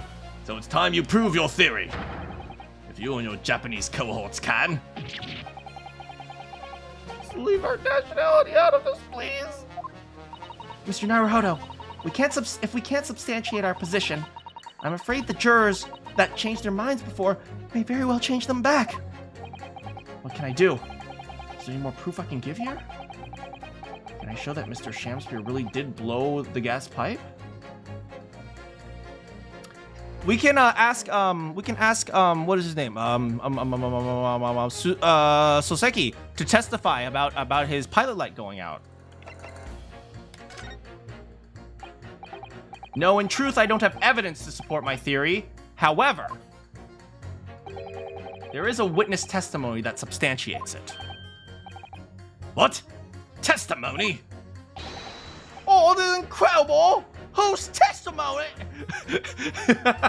Juror number 3 is slowly becoming more and more East End.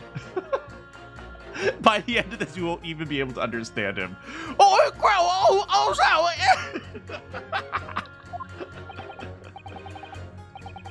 It's all connected. Everything is linked. Person whose testimony revealed details about the gas in Gina.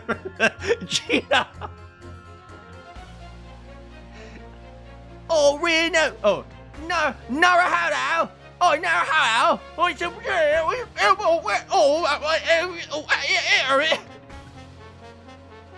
namely, Soseki Natsume. Take that! Obviously, I'm talking about the defendant, Soseki Natsume himself. The defendant. At the very beginning of the proceedings here in court yesterday, Mr. Natsume said the following. Right, he kind of had a freak out, and like nobody took him seriously at the time. Ooh, he's bringing up the court record. Nice, the real court record, not the thing. My lodging! All serious strange happening in my lodging.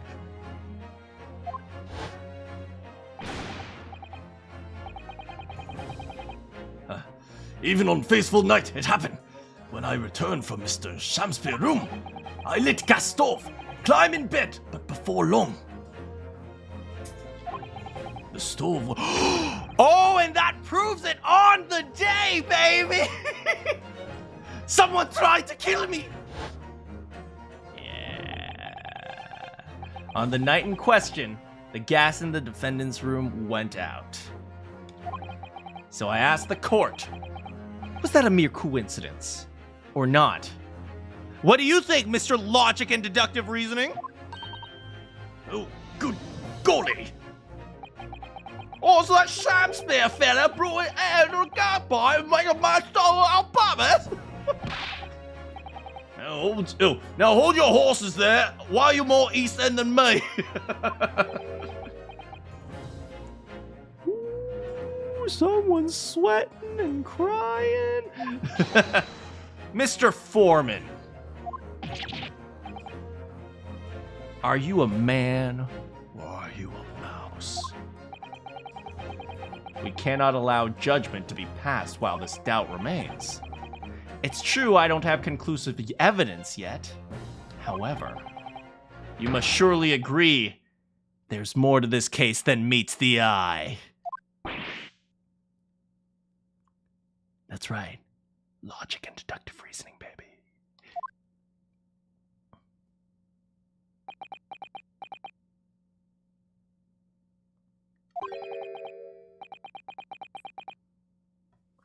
Fair enough. Oh, fair enough. Like I said at the outset. I'm a man of logic.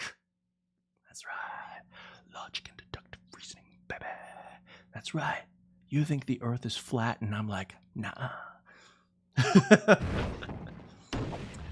I love Gina, but my dyslexic ass struggles so hard to read. Oh, I don't believe it!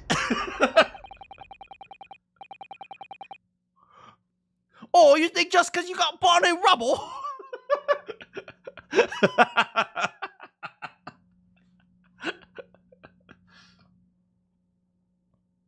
Just because you got your born in rubble, you're going to take my fist out of my Lucy locket?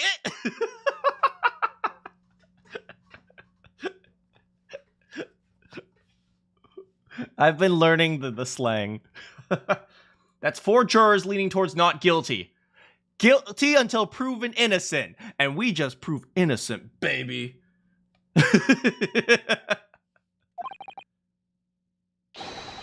Therefore, the defense calls for the trial to continue.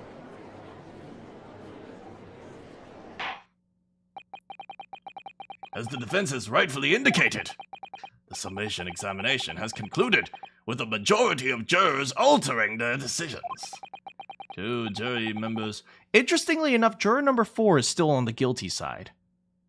Juror number 4, I thought we had something. I thought we had something beautiful. I see now you just...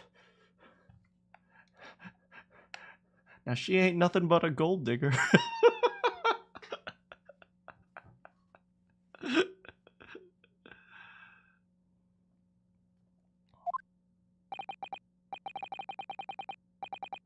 Therefore, the jury's opinion is conflicted, and with accordance of the land of the law, I hereby order the continuation of this trial. That's right, Van Ziggs. Be sad. Look how sad he is. Look how sad. He's crying. That's right. That's right, boy. That's right, boy. Oh no. Boo-hoo-hoo. I'm crying because I'm British and I think I'm better than the Japanese. But in reality, I suck. That's right. I'm sure you have a very lovely family. Okay, you know what, Van Ziggs? I'm sure it's fine. Mr. William Shakespeare! My lord, how can thy humble Shakespeare serve thee? What say you in response to the various revelations made during the summation examination? So God mend me, I do solemnly swear. I recall aught of either the lamp or the pipe. But your handprints have made a tight mess on the wall there. How you explain that, eh? Oh God, my leg! I'm done with this. The dignity of the great courtroom has been sullied enough already. Juror number 5. Oh, me? I said guilty! As I went to some pains to point out already. 100 for the bottle. I mean, to be fair, 100 for the bottle is pretty cheap wine. I mean, in this era, 100 is probably worth a lot. So maybe that's not so cheap. I'm thinking of like the fancy levels. Like fancy, super fancy wine, you can be like $100 a glass even. A print for the self-professed detective store has no place in a British court of law. As such, whether or not this man did indeed stand before the gas lamp with his lamp, is it lamp? No, it's definitely lamp. Lamp. I gotta look that up. Cambridge Dictionary. Lamp. Okay. It's lamp. In UK, it's lamp. Lamp. Lamp.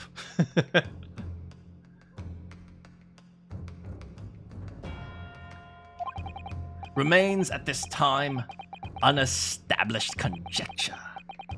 You would do well to remember that. Objection! Objection! Yeah, that's right. But the prosecution must concede it would be easy to verify. All you gotta do is go scratchy, scratchy, and scrapey, scrapey. Look, there's poison. What rhymes with scrapey, scrapey? Rabies, rabies. Yeah! Just order the mouth of the gas pipe feeding the lamp in Mr. Shamspeare's room to be examined. How's it going, Monica?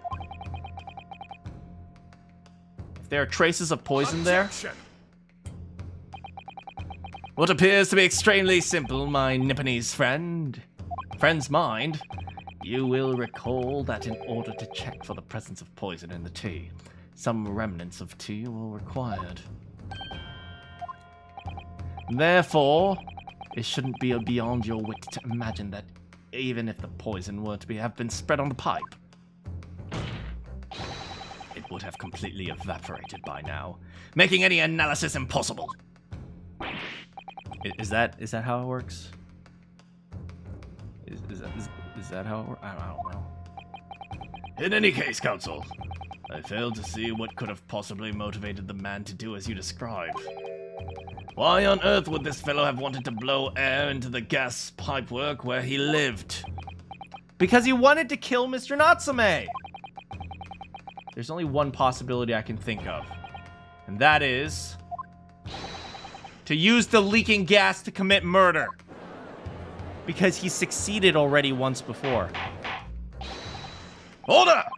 Counsel, precisely whose life do you propose this man was plotting to end? The answer couldn't be simpler.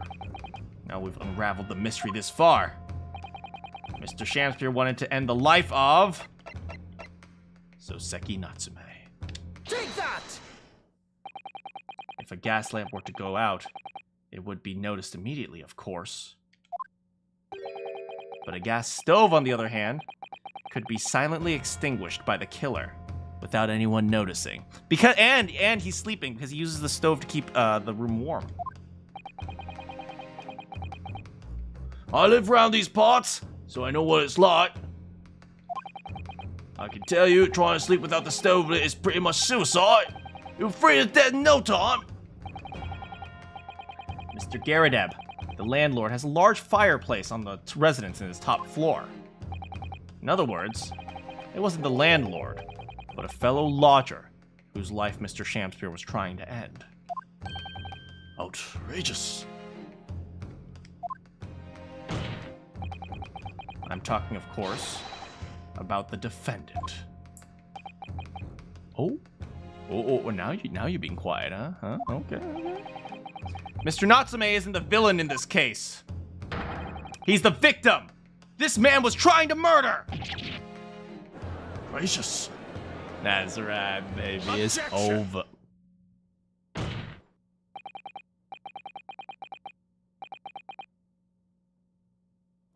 Benzeeks, could you give me 5 seconds of yeah, I did it before you you rain on my parade? Because okay, you know what? It's okay. Benzeeks, you are a lovely man. I'm sure you have many friends. It's just interesting. However, the fundamental facts of this case remain unchanged. Namely, that the accused is the aggressor here. What? How can you still claim that? Let us indulge your fancies for a moment and assume that there was indeed poison on the mouth of the gas pipe. The question that arises is, who put it there? Who did put it there? Ryunosuke, you know the answer. Come on. The only logical conclusion is that the person responsible was aware of this man's trickery with the gas supply and his intent to kill. Yes, that would indeed seem logical. Do you know what I just realized? Miss Green's plan is actually better than I thought.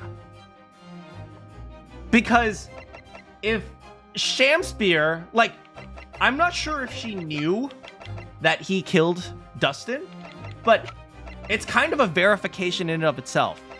if Shamspear gets poisoned, that's verification that he killed Dustin. But if Shamspear's actually innocent, then nothing happens to him.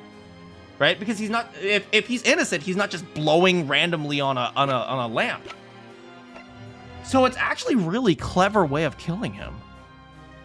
Also, it might just be a way of, you know, getting revenge because the gas pipe, you know, like, it's symbolic maybe, but still. I need to give her more credit. She actually thought this through. That would indeed seem logical. If the assailant were unaware, how would he or she have known to lace the end of the gas pipe with poison? So now we must ask, how could anyone have known of Mr. Shamspear's murderous designs? You mean to suggest? Naturally. The sole possible answer to that question couldn't be more obvious. It was Iris Wilson. Only the man whose life was being threatened could have possibly known. What? In other words, the person who put the poison on the gas pipe in what was clearly a retaliatory attack can only have been the accused, Mr. Soseki Natsume. No, listen. Jurors, listen. Right? Juror number 4, you my girl, remember? Juror number 3, you my homie, right? Oh yeah, homie boy. He was nevertheless a victim of a potentially lethal poison attack. And the only person who could have possibly perpetrated the attack is the accused, Mr. Natsume.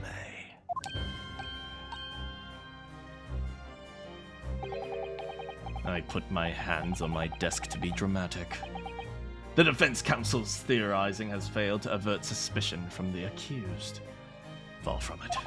In fact, now that a clear motive for the poisoning has been successfully established, that suspicion is greater than ever. Would you not agree, my Nipponese friend? Ah! Oh, God! He hit me with that Hadouken.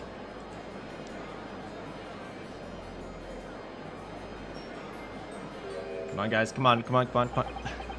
Invisible laser. Finger laser! How did he manage to turn that around on me? Mr. Naruhodo, You must respond. You must accuse a depressed girl who lost her fiance.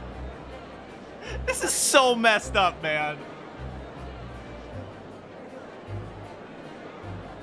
This is so messed. otherwise, the members of the jury may very well change their leanings. And this may be our last chance to gain the advantage. Okay. What advantage? Pain. Well, it would seem that somebody put poison on the gas pipe in Mr. Shamspear's room. So we must name that person now and absolve Mr. Natsume of guilt. You mean name the depressed woman who tried to kill herself and lost her fiance less than a year ago and is still suffering from PTSD? This is awful, man. I mean, she did it, so we gotta accuse her, but still. It's like the only person who isn't a victim here is Shamspear. He's the only one who isn't a victim. He's the only one that's a freaking piece of crap. I mean, he is in theory the victim. But it's like he can only blame his own actions for that. I'm not saying he deserved it. I'm just saying that the comeuppance was coming eventually. I know it might sound impossible, but if we fail to do that, I have no doubt that Mr. Natsume's fate will be sealed. As it happens, one possible culprit comes to mind. The evidence poison.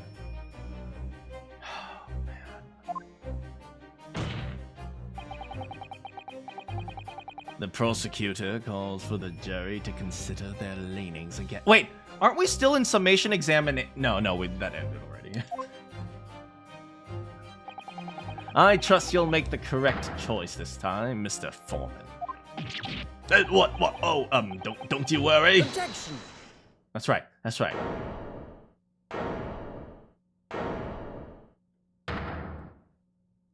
Get him, Ryunosuke. There is one other person who I believe could have been involved in all of this. The true culprit of the crime. The true culprit. A term found only in second-rate novels featuring third-rate great detectives. My Japanese friend. Don't make fun of Mr. Sholmes like that. Shut up, juror number 2. But why not? This farce has gone on for so long already, I see no reason to cut it short before its disappointing climax. Thank you. Tell us, my learned Nipponese friend, what is your latest theory? Who is the so-called true culprit of the crime? I'm sorry,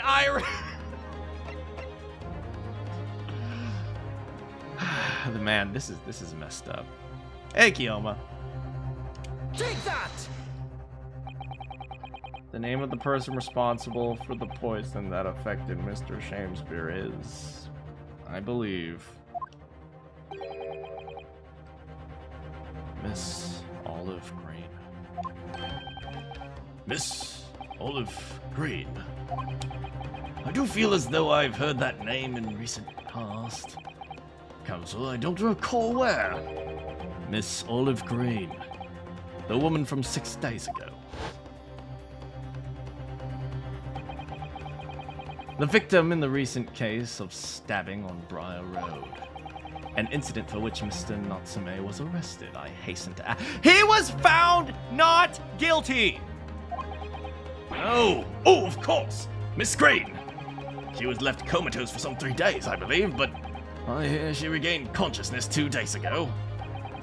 And I hardly need remind the court that Mr. Shamspeare's poisoning took place 3 days ago. Given that the woman was lying comatose in a hospital bed at the time, she appears to have a rather fine alibi. Rather fine alibi. True. On the night the incident occurred, Miss Green was in the hospital, unconscious.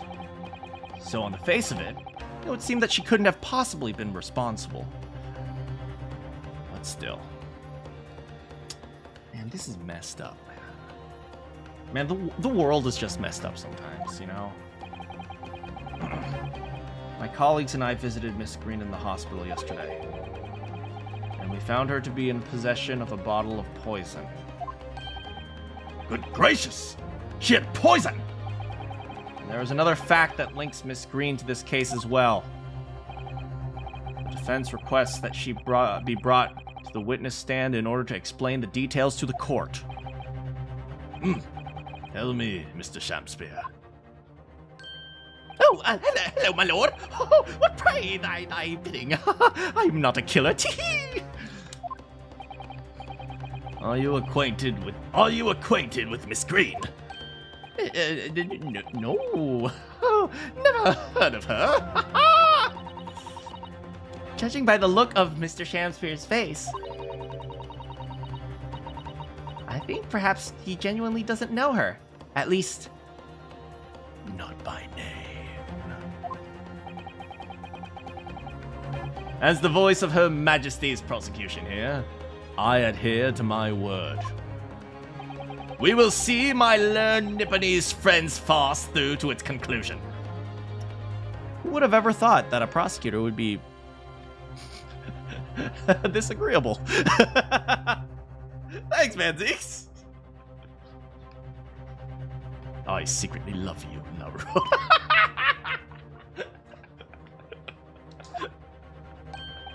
I appreciate that. The prosecution requests a short recess, my lord, in order to subpoena the witness and bring her here. Toxic yaoi. It's a toxic relationship.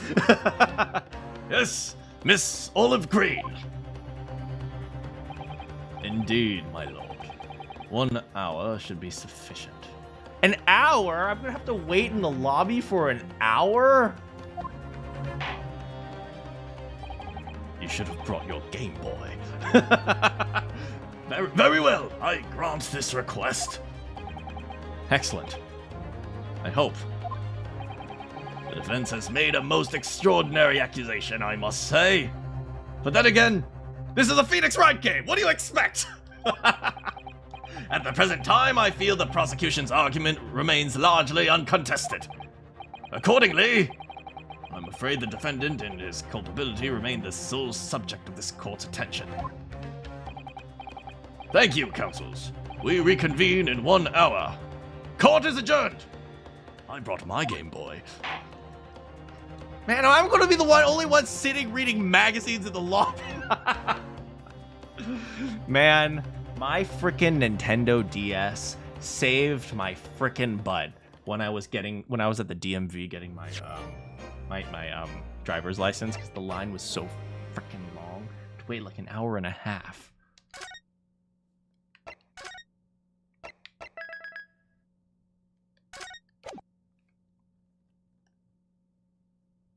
And I still have my Game Boy SP, man.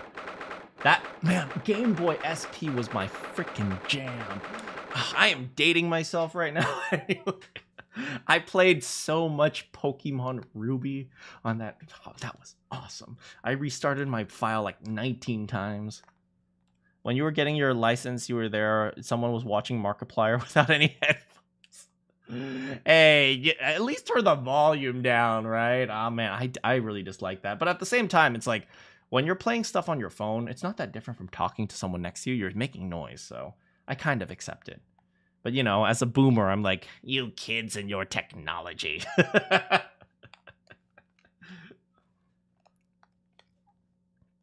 23rd of February, 11:32 a.m. The Old Bailey, defendant's antechamber. Joyful, jubilant, jumping jacks! Oh, Mr. Natsume. I'm so pleased for you.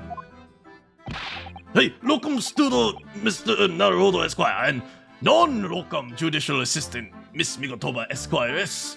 What does locum mean? I'm gonna look that up right now. Locum.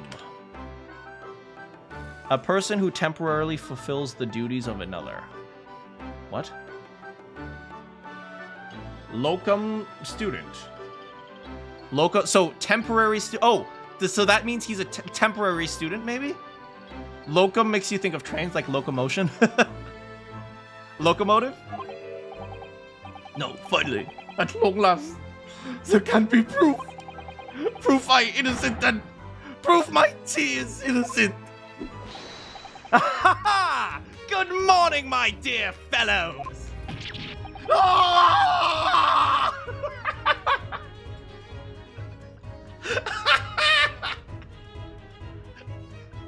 I'm sorry, so sorry. Get out of here. Get out of here, Killbot. May you drink my tepid tea and fall forever silent. I thought the tea was innocent. Oh, Mr. Sholmes, you came! How... Simp! How wonderful! Oh, please, save your derision. I know what you're all thinking. Good morning, he says, when it's very nearly time for luncheon. Your scorn is written clearly across your faces. Nobody said or thought anything of the sort, except maybe the streamer. The truth is, I was determined that today would be the day. As sleep seduced me last night, I thought, tomorrow, for once, I shall not oversleep. I rise early and be present in court to support my companions. Such spirited determination has a beauty of its own, does it not? Oh, yeah. Then how did this happen? How? And then I began to muse on the subject. Why do people oversleep? I queried. Why time after time do they make the same foolish blunder? I don't know. I ask myself that all the time too. He literally said the thought that counts. See, it doesn't work when you're the one giving the gift shows. And the answer came to me. It's so delightfully simple. People oversleep because they sleep. He's not wrong. Technically correct.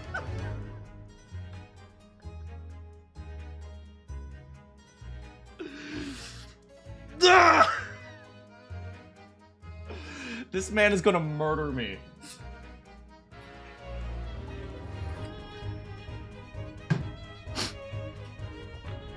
I mean, it is 10 out of 10 in theory. Just never sleep, right? I have pulled all-nighters when I only could sleep for 2 hours because I know sleeping for 2 hours I will not get up. So he's not wrong, he's technically correct. Well, is that not an astute insight into the matter? Oh, yes. Upon which realization, I attempted an experiment. No. I didn't sleep a wink at all. And the results. By first light, I was exhausted and began to be assailed by fits of drowsiness. Shocking. And so the conclusion of last night's experiment is this. A good night's sleep is quite simply essential. Yes, I think most of us probably knew that already.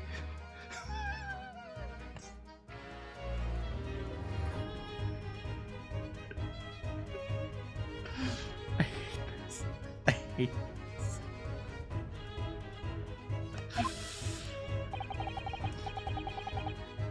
What others presuppose, I prove by experimentation. That, my dear fellows, is the scientific method. People claim that if you are stabbed by a knife, you will die. But is that actually true? Naruhodo, come here!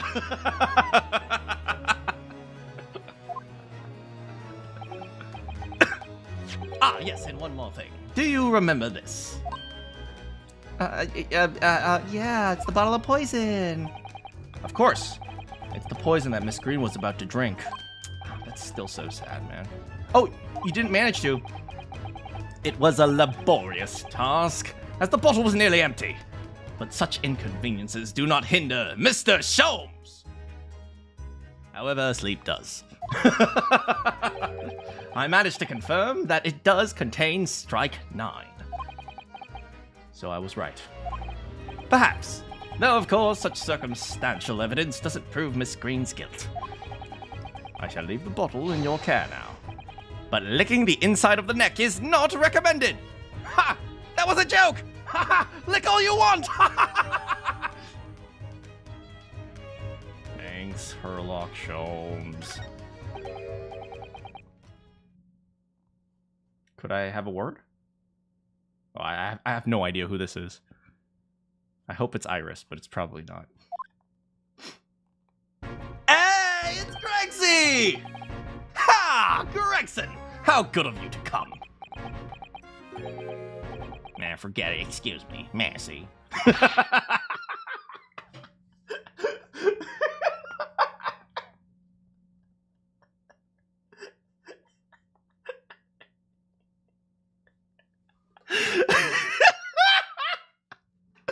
My poor boy, he just doesn't want to, he's like, I ain't drunk enough for this right now.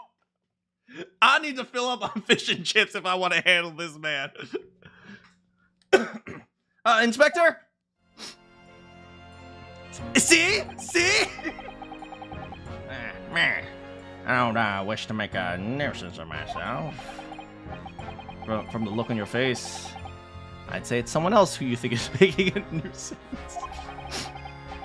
My dear Inspector, please, speak freely. Pretend that I'm not here.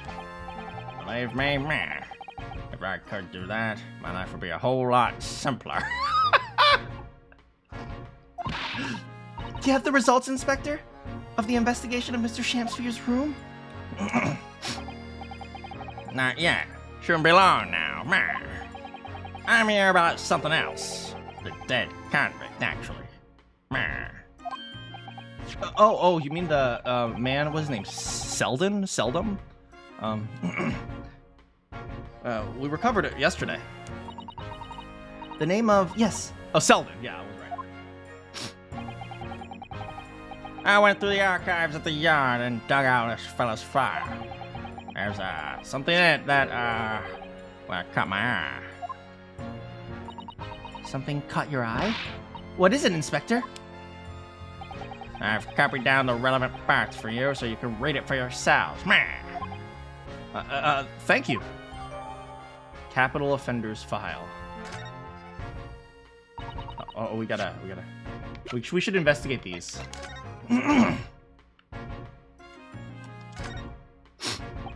So this is the poison we've been hearing so much about. Strike 9. There are a few remnants on the bottle here. Look. You mustn't be tempted to try it. Of course not. As long as we don't lose this trial. Ryunosuke! No! Even if we lose the trial. No, we mustn't lose the trial! Make up your mind, Susato! Oh. I thought maybe we could, Oh, I see. It's supposed to be clear, so we're supposed to be able to see that there's a little bit left or something. Okay, let's see this. Oh. Investigative findings related to Selden. 18 counts of burglary, 6 counts of suspected murder. Wait, suspected murder. So they were never actually confirmed or anything? Died of natural causes. Final moments witnessed by cellmate.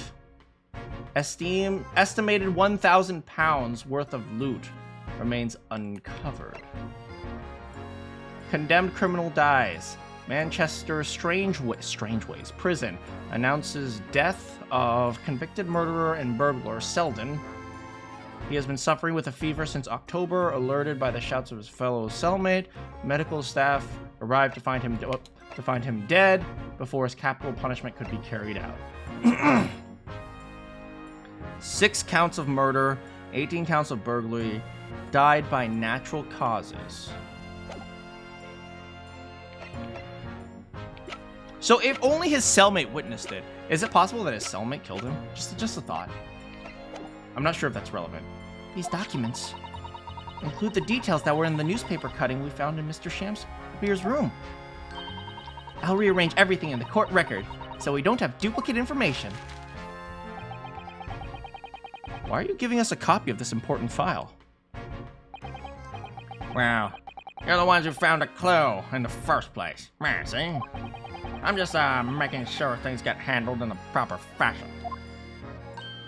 Oh, Scotland Yard's workings are so wonderful. Indeed, my dear fellows. And the inspector here is the shining diamond in its crown. A shining diamond in the rough Ryunosuke! Be polite. Look, I just don't want to be beholden to a lawyer, that's all. And a Nipponese one. Gregson, don't tell me you're racist too!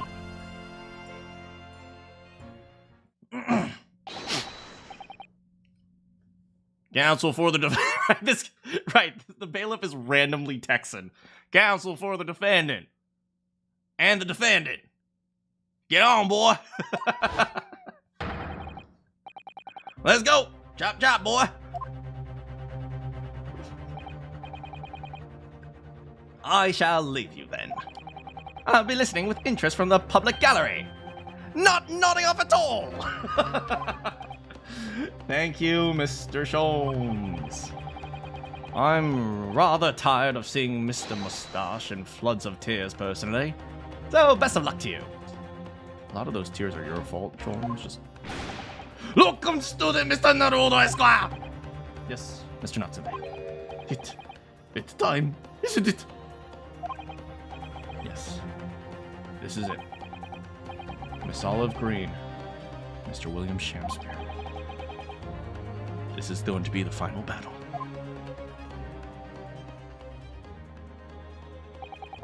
I won't really have saved Soseki-san until I've exposed the whole truth of everything that's been going on. It's all coming to a head now. You can do it, Ryunosuke.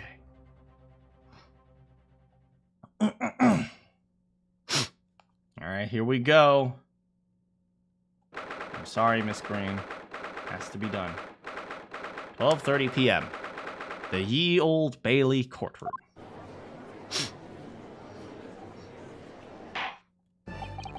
In the name of Her Majesty the Queen, I hereby declare this court to be in session now.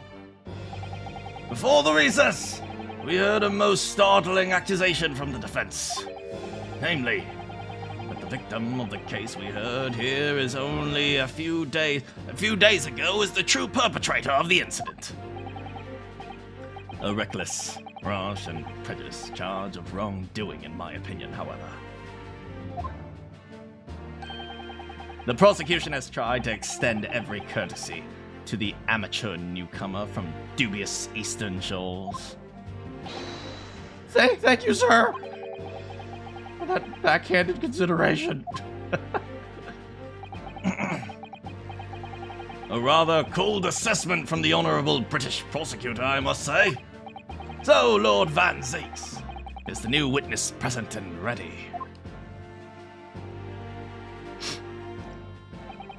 Ready and waiting in the witness's antechamber, my lord. Very well. Bailiff, bring the witnesses. Oh, I'm sorry, Miss Green. I'm sorry. Oh, she's painting. Oh, I'm so sorry, Miss Green. I'm so sorry.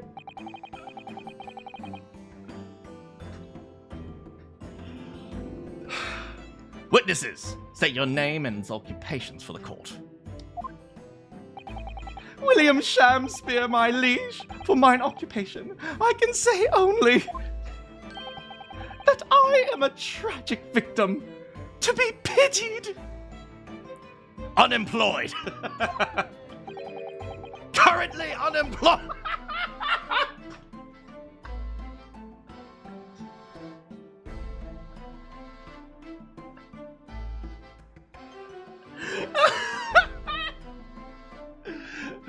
Maybe I know Van Zeeks better than I thought.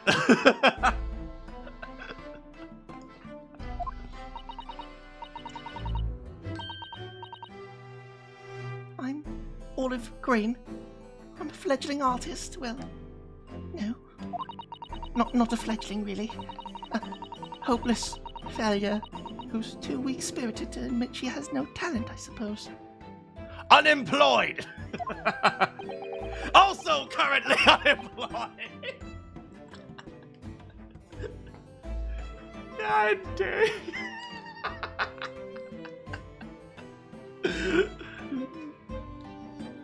You know, it lines up with my parents' values too, so. What a coterie. Mr. Shakespeare. My lord, I am thy humble servant. I'm afraid that you are no longer merely the victim in this affair. The possibility has been raised that you are in fact the assailant, intent of taking the life of your fellow lodger. The part you have played in this whole business will be thoroughly scrutinized, I assure you. I would not else, my lord. And Miss Green, Yes. you are aware of the reason you have been summoned to this courtroom today, I presume? Yes. The officer did explain. He said I poisoned this ridiculous buffoon. Well, dang, shots fired. You're gonna fight back, Shakespeare? Let's get them to fight each other. Do you accept the charge, Miss Green? I don't know anything about any poisoning. sorry, Miss Green. It's gonna have to... And I don't know anything about this man. Come, lady. Die to live. Verily, I know not thy prickly pea-pigmented personage. Very well, let us proceed with the matter at hand. That being, to ascertain whether or not Miss Green has any involvement with this affair. It's all very strange. Very strange indeed. Why would you suspect me? I barely even go to the East End anyway. So, as it so happens, I passed by that neighborhood 6 days ago as all.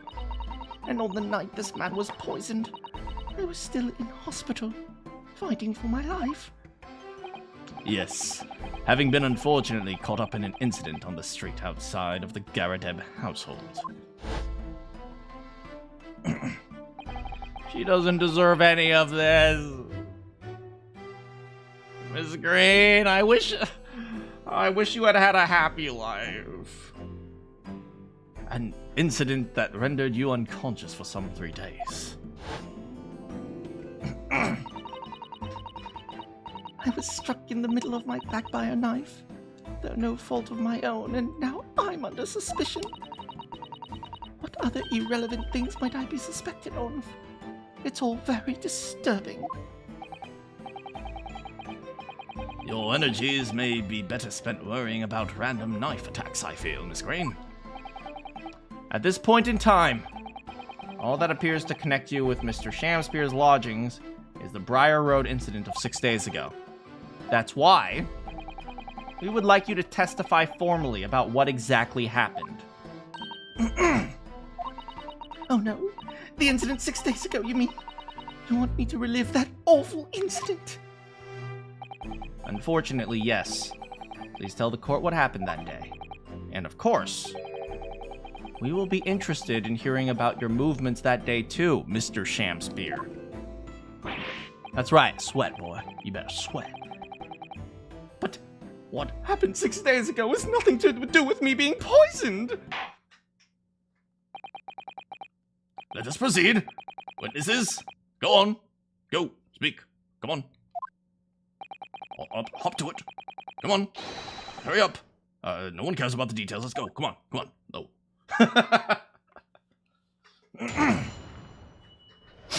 Here we go.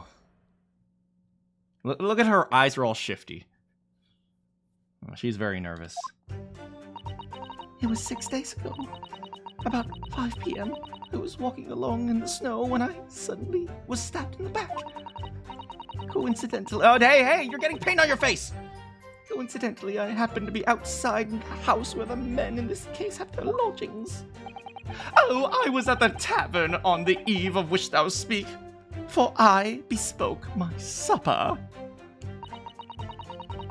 It was the... Oh, he was at a tavern. Wasn't she at a tavern too? Right? Not the one that not the grubby galleon or whatever the other one was that he mentioned not too long ago, but the salad bar, whatever it was called. Yeah, I thought she was heading to one. The salad bar, or whatever. It was the first time I'd been in the area. It was a little matter to attend to. That's all. Oh, we gotta push that one. Anyway, I was admitted straight to the hospital, so I know nothing about the business. The vegan bar. I don't remember what it's called. The salad something.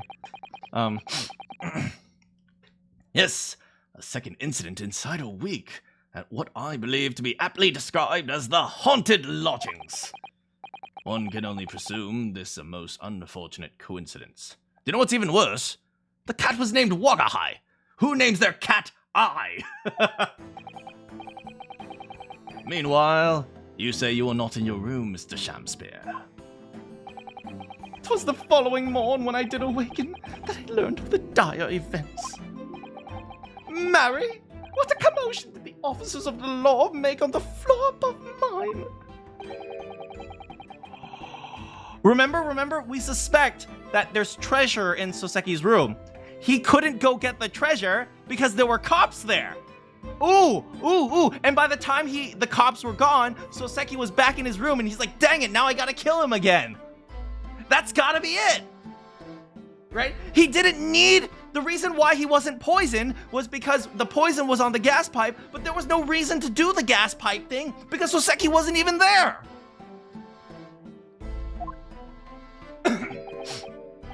As suspected, there is nothing connecting these two witnesses but happenstance. Happenstance. It's true. It does seem as though they're unrelated at first glance, but I'm not so sure. There's something lurking in the shadows here. I feel certain. And this is my one and only chance to expose. Actually, you have 5 tries. Do you not see the health bar up there? Oh, thank you, my lord. Counsel! Cross-examination! You know the drill, come on. Up to it, boy!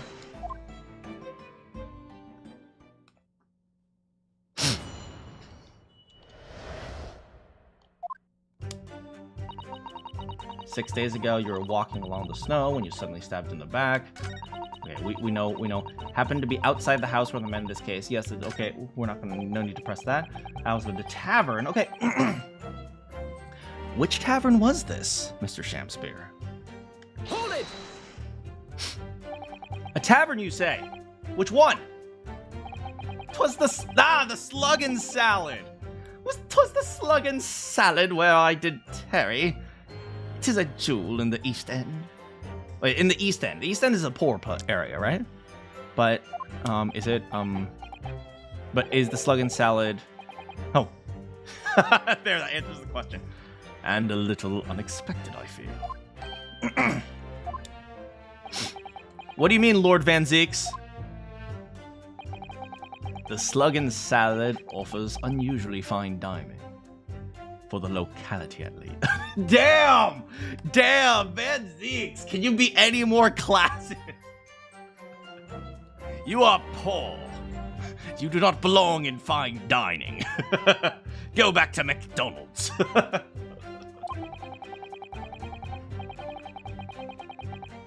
Oh, or go back to McGilded's Burgers. Not an establishment you'd expect to be patronized by a man without even a crumb of bread in his room. Well, I'm trying, okay? It's true. The menu lists premium crusts of bread and glasses of water in different levels of cloudiness. Damn! I'm telling you, McGilded's definitely owed his own fast food chain or something. I would have expected Grub's Grubbery in the local vicinity to be more appropriate for your means. It's only cloudy water there. Watery soup, mushy peas. Mushy peas is delicious, okay? Or rather, soupy water and pea-like mush. Mushy peas is delicious! For those of you who don't know, mushy peas is it's like mashed potatoes, but with peas. For all you non-Australians, I think Australians love that. I know Australians love freaking pies. Meat pies. Yeah, I used to go to this one Australian restaurant. Oh man, their meat pies were so I'm getting off track. All equally appetizing. I wanted to try water! Some water in a different pub for once! What's wrong with that? He found $5 on the ground and decided to spend it on premium water.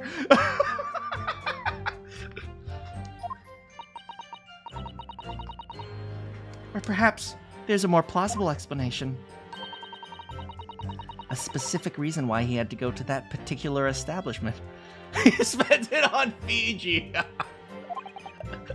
Agreed. The fact that on that day of all days, he dined in a place he normally wouldn't. His actions were slightly suspicious. I wonder if we have some evidence that would explain those actions. I don't think we have any at the moment. We might be able to drag some out of, what's her name? I remember there was that letter that she had, but we don't have it in our court record. We might have to drag it out of we might have to drag it out of what's her name? Green. Okay. If we can find a clue that would explain why Mr. Shamspeare went there, we'll present it to the court. If that is all on the matter, counsel, I would like to ask Miss Green to reiterate her next statement. I'm sorry, Miss Green. I gotta probe you. So, tell me about this little matter. Hold it! What little matter, Miss Green? Please elaborate. It was nothing really. Not worth Oh, hi, Shamspeare. nothing worth mentioning. If you remember, you mentioned it to us yesterday at the hospital. Is this admissible in court, Your Honor? I don't know, this is a clown court. It was related to the car. Yeah, okay, we're getting there. Right before she tried to kill herself, man.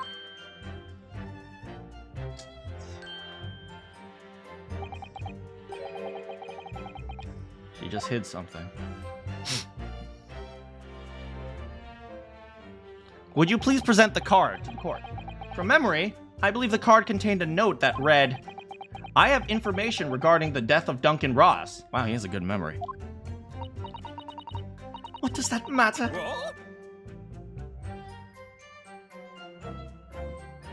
Oh, gee, I've never heard of that name before. Excuse me. Mr. Shamspeare, do you have something to share with the class? No. To be or not to be? That is the question. To protect the world from devastation. To unite all people. Wait. Wait. Hold on, that's Team Rocket. Wait, hold on a second.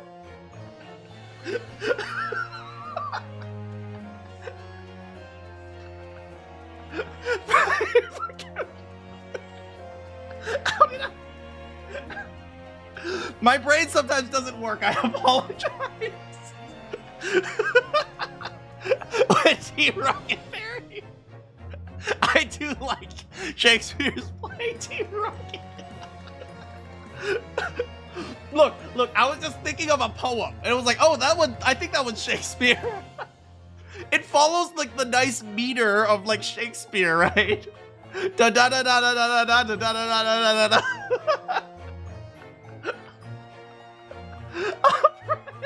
Forgive me.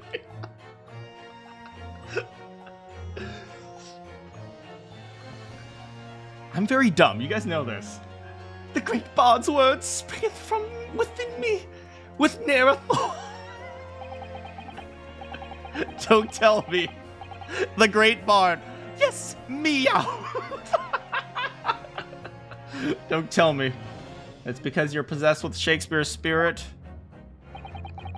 Hearing Miss Green's words a moment ago seemed to make you think of something. Only on the mannequin. I'm very smart, okay? Something of relevance?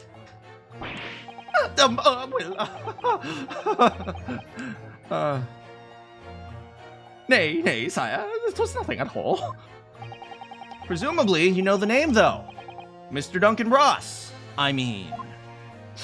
After all, you were both lodgers in the same house when he died.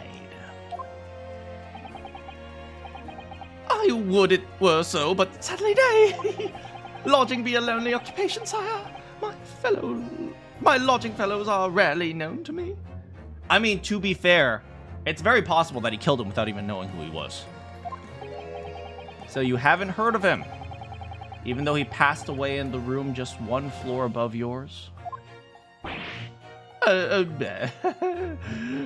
Team Rocket blast off at the speed of light. Ha!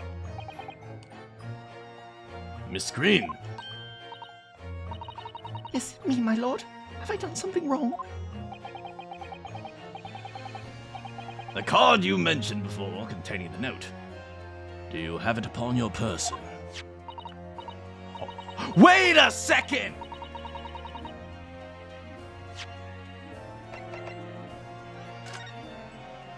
There's no way!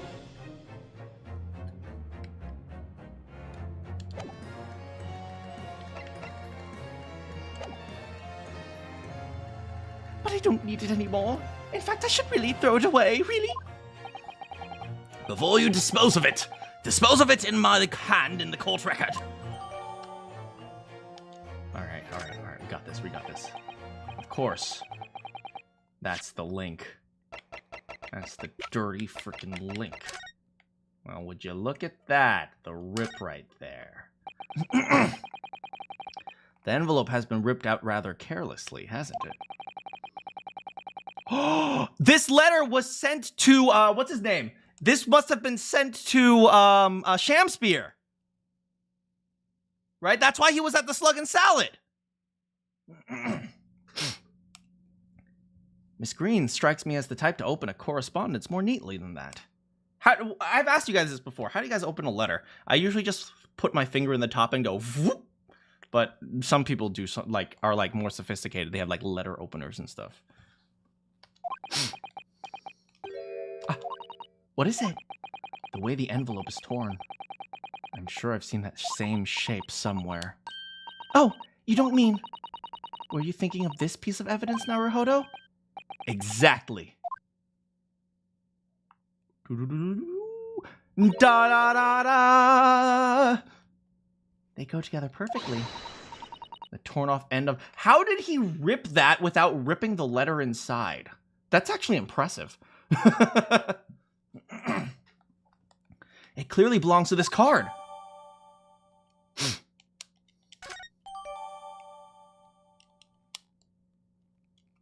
All right.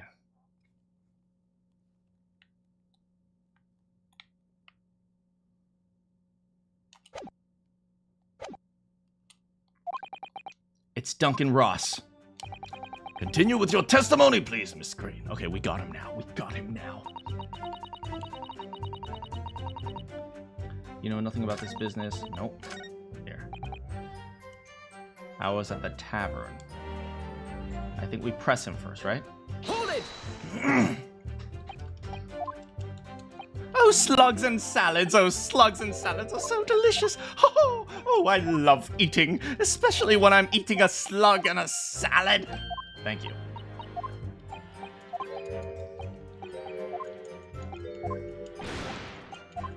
Yes. Oh, I love my cloudy water, but just for once I wanted to eat some actual water. Fiji. Fiji is delicious. If we have evidence that can explain those actions, we can. Mr. Shamspear? Yes, sire?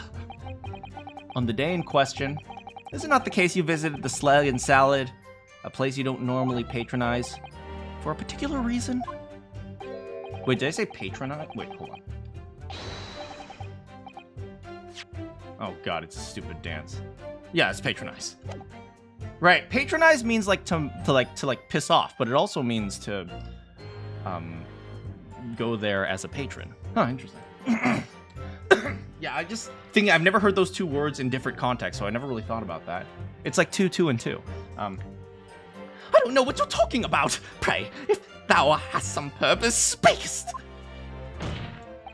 Very well. I'll present the court with evidence.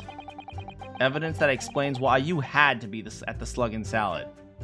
In other words, literally no one in the court has been paying attention because we really just talked about this a few minutes ago. Take that! I believe this card reveals the answer. Good lord. Miss Green's card, you mean? That's right, my lord. It reads, I have information regarding the death of Duncan Ross. Come to the Slug and Salad on Briar Road at 5 p.m. Don't order anything too expensive because I can't afford it. And it is a green envelope. Oh, good point. It's a matter of utmost importance. She did that to get him out of the house! She did that to get him out of the house so she could go in and poison! She still has, she probably, the key around her neck, maybe that's Duncan Ross's apartment key. Ooh, wait, I didn't even think of that.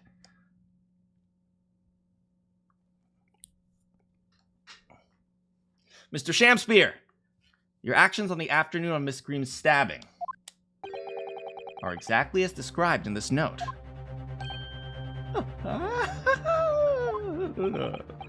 Personally, I find it hard to believe that that's a coincidence.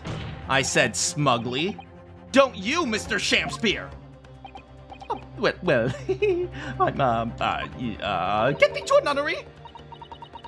Excuse me, can I say something? Yes, Miss Green. That card was delivered to me. It doesn't have anything to do with this old man, does it? Well, you'd think so, yes. But actually... My lord, may I? May you what, Miss Green? I'd like to make something very clear about that card. Very well, then. You may amend your testimony to include details about the particular note. Ooh, we got more testimony. Okay, good. My address. It has nothing to do with the odd... Oh, wait, sure. I think you said you received it the day before the incident. Yes, that's right. There appears to be no indication of the sender's name or the address of the envelope. It was in my letterbox. That's all I know. I'm afraid. I've no idea who sent it. I have information regarding the death of Duncan Ross. Who is this Duncan Ross? A friend of mine. He attended the same art school as I do. He passed away in a tragic accident a month ago now, though. I wasn't sure of what to make of the note, to be honest. But in the end, I decided to go. So you found out what information was? Of course I didn't. You're not thinking straight. Whilst on her way, she was stabbed in the back, as my learned friend hopefully remembers. Yeah, of course. She never made it. Right.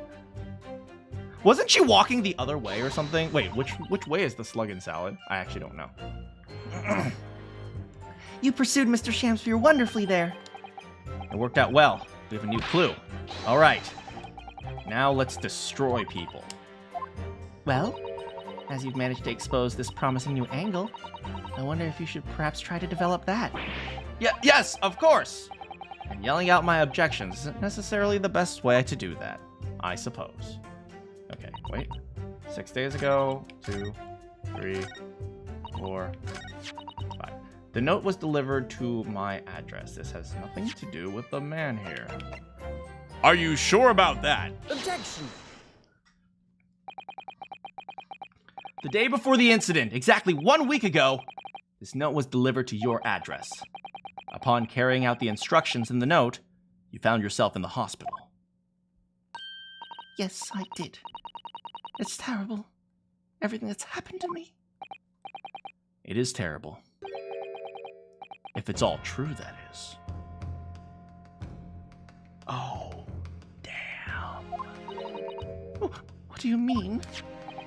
Miss Green, have a look at this, please. It's the torn off end of an envelope. Oh, is it? And it so happens, coincidentally, that it fits together perfectly with the envelope of the note you received. Where did you find that? In Mr. Shamspeare's room. In my room. Mr. Shamspeare, do you perhaps remember this note from somewhere? Well, Your actions that afternoon follow the instructions of the note to the letter. And Miss Green, are you going to let this guy get away with almost murdering someone again? Miss Green, come on. Come on, are you going to let him get away? Are you going to throw Natsume under the bus to save yourself when you were trying to get revenge for Duncan? Come on. Come on, Miss Green. Come to the Slug and Salad on Briar Road at 5 p.m. on the 17th. So that's exactly where you went. Oh no, I'm sweating again. Let me ask you again. Mr. Shamspear. You already knew about this note, didn't you? Get thee to a nunnery? And you, Miss Green. What did I do? As this torn off end of the envelope proves, the note was originally in Mr. Shamspear's room. So how is it that it came to be in your possession? I don't have the first idea. I'm just a fledgling artist after all. After all. There's only one explanation. You broke into Mr. Shamspear's room and stole it! Paint. The sky is red. Red. You did what? Sorry, thou hast what? You broke into my room. You went do it there in my room. What on earth do you want with me? I mean, get thee to a nunnery. It would seem both the witnesses need to testify again.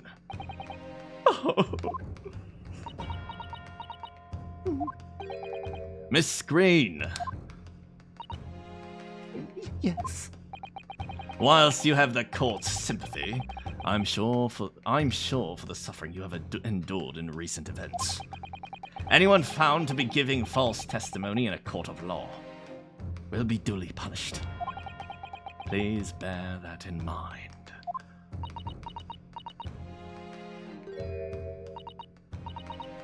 Yes, I know. Oh, I feel so bad. Go on now, do it again. On the subject of this curious anomaly regarding the note Miss Green claims to have received. Alright, what's next?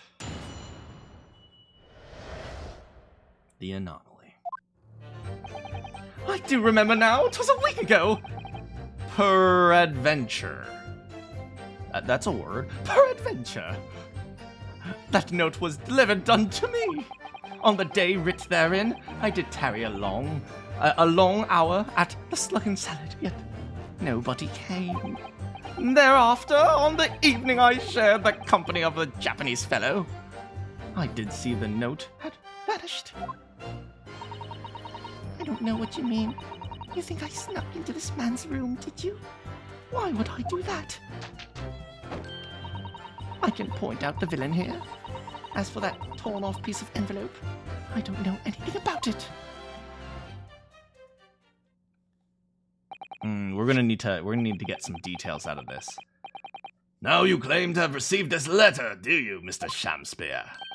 A favour 'tis so, my lord, and I would swear I have set upon the table in my humble lodgings. Yet 'tis clear to me now that since I'd returned from the tavern that night, I have not laid my eyes upon it. Well, that being the case, young lady, it would appear your testimony was... A lie? Is that what you think? How unfair of you to think I'm the one lying. I beg your pardon! I'm just a fledgling artist, as I said. And fledgling artists don't... What kind of logic is that? The note was delivered to me at my address. Besides, we all know who the liar is here. If that's true, Miss Green, how do you explain the facts? Part of the envelope was, without question, found in Mr. I don't see why I should explain. Oh, sorry? I'm a fledgling artist. My job here is just to say what happened, that's all.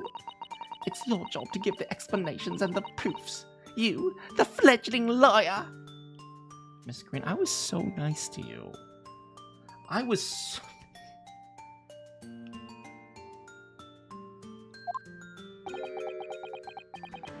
fledgling will do his best. Evidently, my learned friend's cross-examination is our only hope of learning the truth. I could certainly speak up, but I'm not going to. You do it. Well, counsel. Yes, sir. I'm ready, sir. Very well. The defense will proceed. Miss Green clearly did break into Mr. Shakespeare's room. There can be no question of that. That's how she acquired the note. Yeah. Two facts are starting to lead me to a possible explanation for all this. And it's not a pretty one. Here we go. Okay, so we're gonna have to press a lot. Okay. It was a week ago. The note was delivered. He went to the Slug and Salad, but nobody came. Yeah, that's reasonable. Thereafter, on the evening I shared the company of the Japanese fellow, I did see the note had vanished. I don't know what you mean. You think I snuck into this man's room? Why would I? You know what? I'll give you an opportunity to answer that. Why would you? Hold it! It seems that this note was actually delivered to Mr. Shakespeare about 1 week ago. Oh, does it? But for some reason, it ended up in your possession. I can't think of any way that could have happened, except for you breaking into Mr. Shakespeare's lodging. Objection! But for what reason would the witness have done that? I won't deny that Miss Green's possession of the note would appear to defy logic. However, until and unless her involvement in the case can be proven in some other way, I shall slam this desk, and further pursuit of this note is meaningless. Miss Green could have only come into possession of the note by stealing it from Mr. Shakespeare's room. And yet, there's no obvious reason why she would have done such a thing. What if there was some other reason why she broke into his lodgings? Yes! We should pursue that idea, Mr. Naruhodo. We're close now. I can feel it. Okay, think. I can point out the villain here. As for the torn-off piece of envelope, let's press this first. Hold it! So you don't want to tell the court the truth about the letter, is that it? I'm a fledgling artist, remember? Artists are nearly always introverted characters. Is that true? I'm not sure. I don't actually know. Introverted, fie! This fledgling doth readily cast aspirations about my nature! That's a good point. Actors are incredibly arrogant. Yet I am an angel, a seraph. Birds do harmonize with my song, the wind doth frolic on my wing. Oh, pity, where dost thou accuse one of so pure heart, ample woman? Pure of heart? I don't think so. Even a fledgling like me can see you're just a failure. Tragedy! Thou shalt not know the true heart of an artist until thine instruction. Hereby, hereafter, by death. Oh, the days, oh, the years, alas, to enlighten thee! Thou must wait for so long and in vain. Mr. Naruhodo, interject with some clever remark! This is your chance to shine! I'm not a Shakespearean actor, Miss Susato. As far as I can tell, the only thing that's going to resolve this argument Is evidence, yes! It's clear that Miss Green did in fact break into the room, isn't it? And that's where she found this letter. two more or less foregone conclusions that lead me to one terrifying conclusion. Terrifying? I'm afraid to say that the outcome of this cross-examination may change how we look at the case. Okay, I do remember... Alright, a week ago. And can you shed any light on the contents of the note at all? Nay, sire, 'tis as strange to me as a foreign tongue. Even with the knowledge of literature as great as mine, verily, 'tis impenetrable. But Mr. Duncan Ross had lodgings in the same house as you. In effect, he was your neighbor, So surely you knew him. I mean, I don't know my neighbors, to be honest. Alack! If the choices be twixt I knew him, and I knew him not, then 'tis with foreboding that I be forced to declare we were by some small measure acquainted.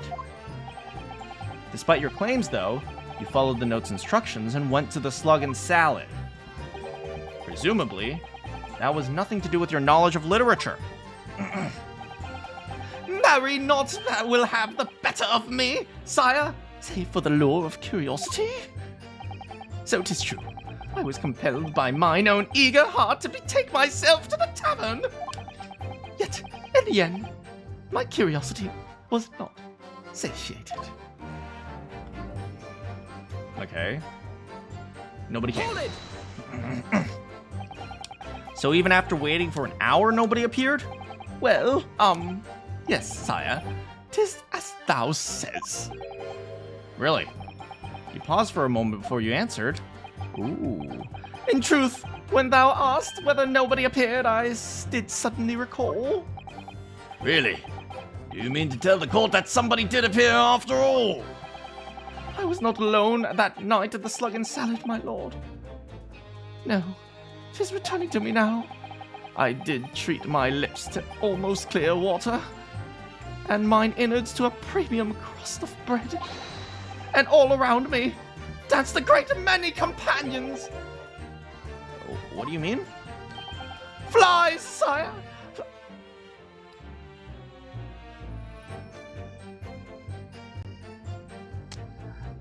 I hear England is lovely this time of year. Good lord. In the name of Beelzebub, what were they? Fairies, perchance, from a midsummer night's dream, come to taunt me. I think they were just flies. I can't help but thinking that the flies ought to choose somewhere more wholesome to buzz around. Is that wrong of me? Alright. Hold it! When exactly did you notice that it had gone missing? Such idle thoughts ne'er did occupy my mind. I am busied with greater ideas. In other words, you did not notice. Several days passed between your outing to the tavern and Mr. Natsume's visit. Yes, it would appear that the note disappeared some time in that interval. Such idle thoughts ne'er occupy my mind. I am busied with greater ideas. And yet, during that time, Miss Green was comatose in the hospital, was she not? Clearly then, she could not have been stealing things from Mr. Shamspeare's room. Yes, of course. It's all some sort of misunderstanding, isn't it, Mr. Prosecutor, sir?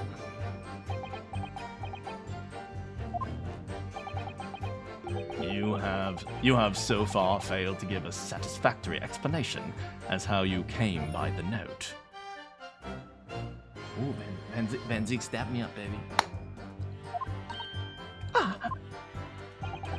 I am not here to advocate for your defense, madam. I won't tolerate inconsistencies in your story. You would do well to remember that. Dearie me. What's Lord Van Zeke's getting at? I don't know what you mean. You think I snuck into this man's room? Why would I? Thereafter, I shared a... There's nothing wrong with these statements. I believe he's telling the truth.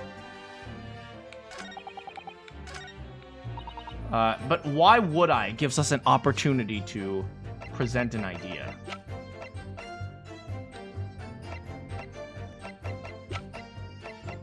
We can't present people, but maybe we can, like, why would I? The answer is because you guys were engaged to be married. Do we have evidence of that? Photographic print, poisoned, victims, medical report. That's the gas meter, that's the handprint on the wall. This capital offenders thing. Included an article about him dying of illness in prison. And Miss Green's card. Is it this? Objection! No. My lord! I am very stupid!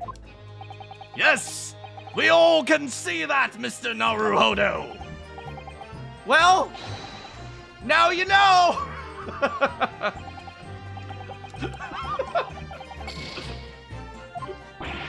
Ow!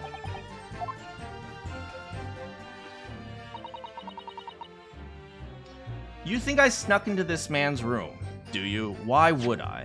Well, we know why you would. Street map. Torn off envelope.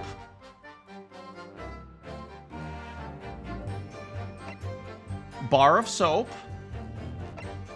Pair of teacups. Crime scene photograph. No container of poison was found for the scene.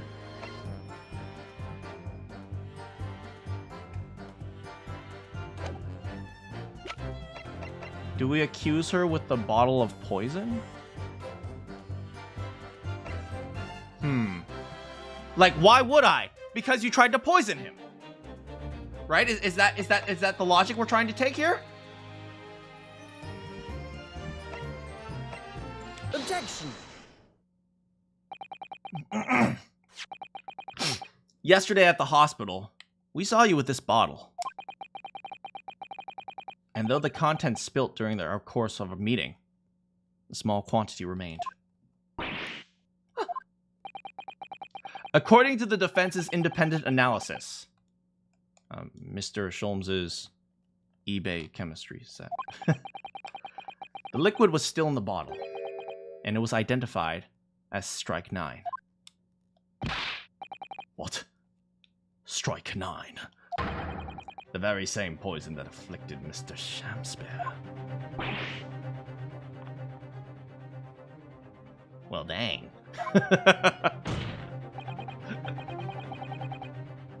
Miss Green. No, wrong voice. Miss Green, you broke into the man's lodgings for one reason and one reason alone. To cover the end of the pipe that feeds his gas lamp in Mr. Shamspeare's room with poison. Shamspeare looking at her. It sounds like Strike 9. I mean, I am pronouncing it Strike 9. Can this be? You broke into my room! It may seem incredible to the court, but from the remaining clues, there is only one logical conclusion that we can reach. The person who attempted to take Mr. Shamspeare's life was you, Miss Olive Green! Dear. Oh, dear, I'm so sorry! I'm so sorry! But I have to uncover the truth!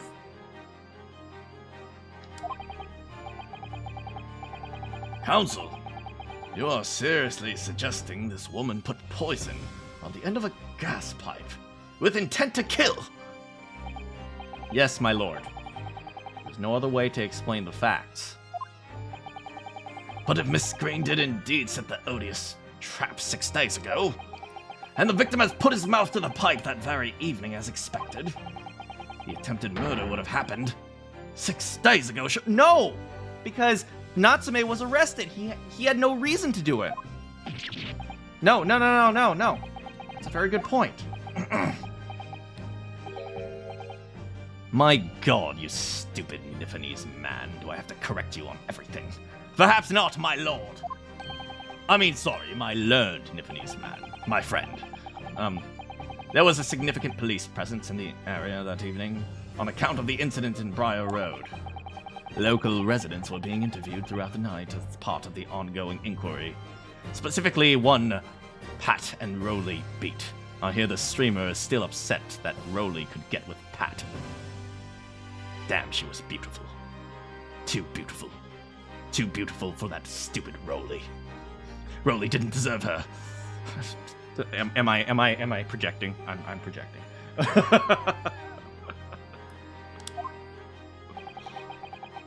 A circumspect criminal would likely have chosen not to carry out any wrongdoing at the time. Lord Van Zeeks.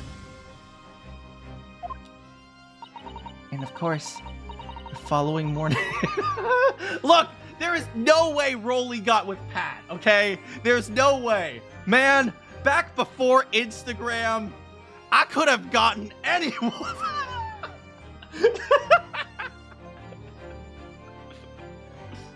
There was more activity at Mr. Shamspeare's address.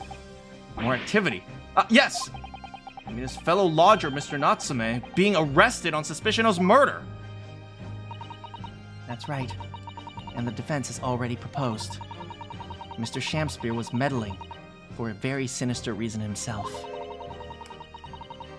To cause the gas stove in Mr. Natsume's room to go out, thereby asphyxiating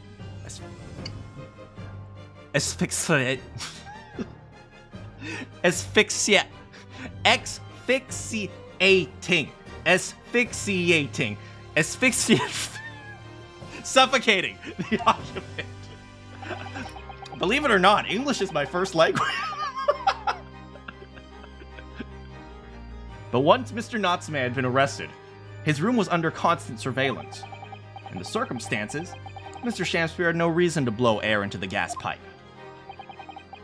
His intended victim being in a prison cell. With the need to tamper with the gas removed, the poison on the pipe lay dormant. And then, 3 days ago, the situation changed again. Right. Mr. Natsume's trial, which took place at the Old Bailey, came to an end. The trial in which the man stood accused of stabbing Miss Green in the back, but was duly acquitted. This resulted in Mr. Natsume returning to his lodgings and wrestling Mr. Shamspeare in a dress. And that very night, his gas stove mysteriously went out, and Mr. Shamspeare was mysteriously poisoned.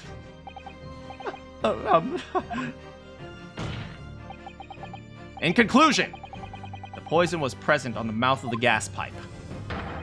Had been put there in the victim's room some 4 days earlier.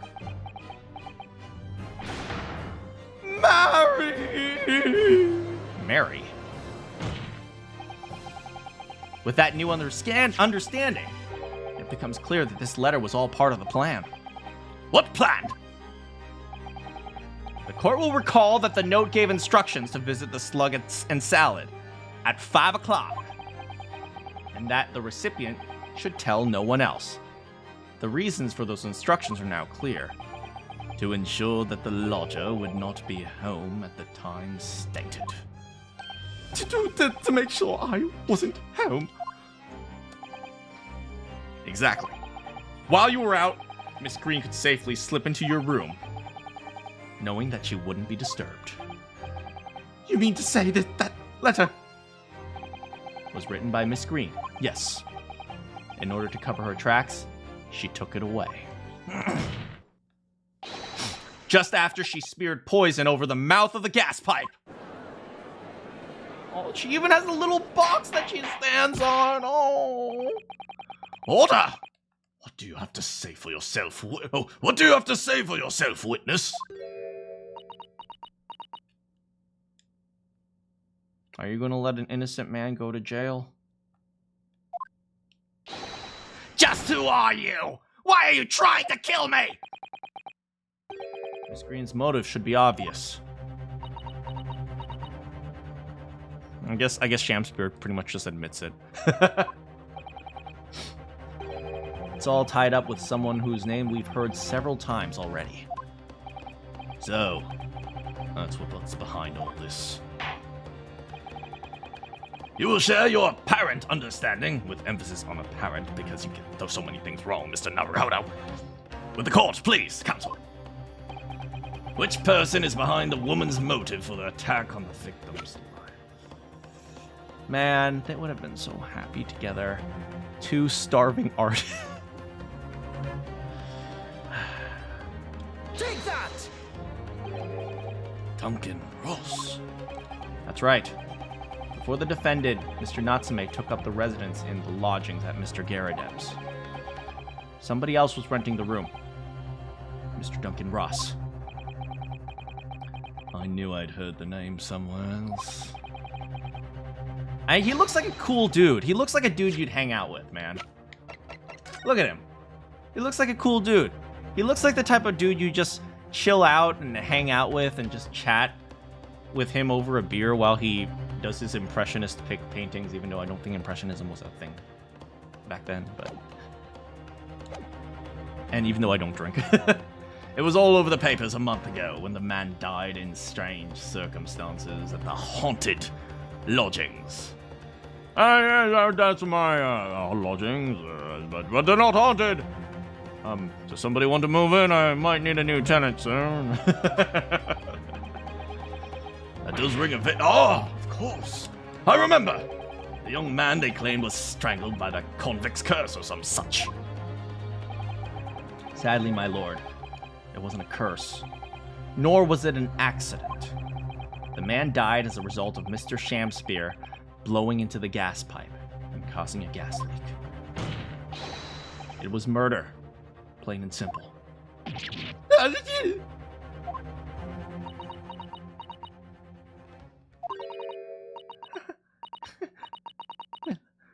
What do you know? The world is so unfair. Curses. Curious deaths. That's all people care about. I can predict her next words. And then when the news cycle moves on, people stop caring. Right? If it's an interesting story they want to know, it doesn't cross their minds that real people are involved. And once they're bored, just 1 month later, once the story's lost its appeal, everyone's forgotten him.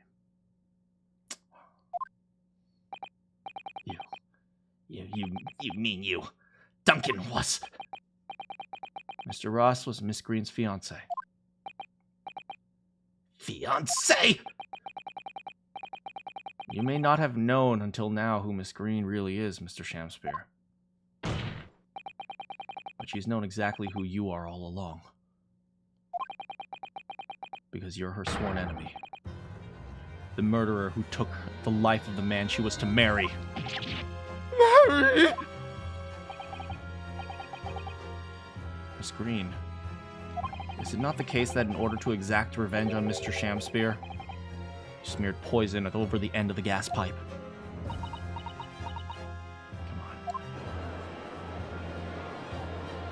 on. This is all quite extraordinary. Am I correct in my understanding that you now accuse both parties, counsel? I mean, let's be real here. The Shamspear one was known for a while. Each on different counts of murder? Yepperoos. That's correct. Objection! Really? Inhaling so deeply, it appears that my fledgling learned friend has taken in a lungful of dubious gas that's causing his judgment to be clouded. What? No, not cloudy gas, cloudy water. Why would Mr. Shamspear have wanted to kill these lodgers, as you say? You have completely failed to provide a motive. You don't need to provide a motive, really. Honestly, I mean, the difference between manslaughter and murder, first degree, murder, second degree, I guess. But honestly, it's quite clear at this point. But I will provide the motive if you want. Yes, that's right! Mr. Reaper, my liege!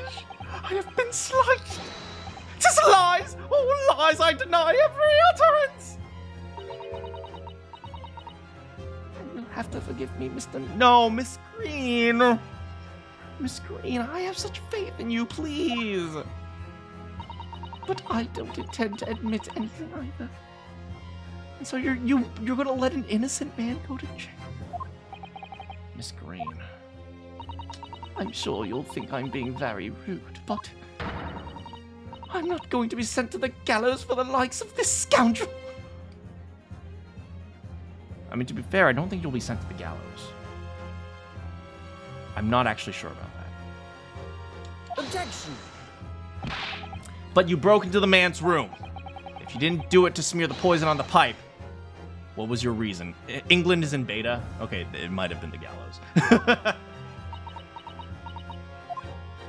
I thought I'd have a look around, that's all. Sorry. You're right. I suspected him. So I thought perhaps I might find evidence or something in his room. Evidence that it was him who took Duncan's life. Oh, vileness! Oh, villainy! Oh, tyranny! Rotundity of what? Whoa! Villainy, okay, but bro, no fat shit.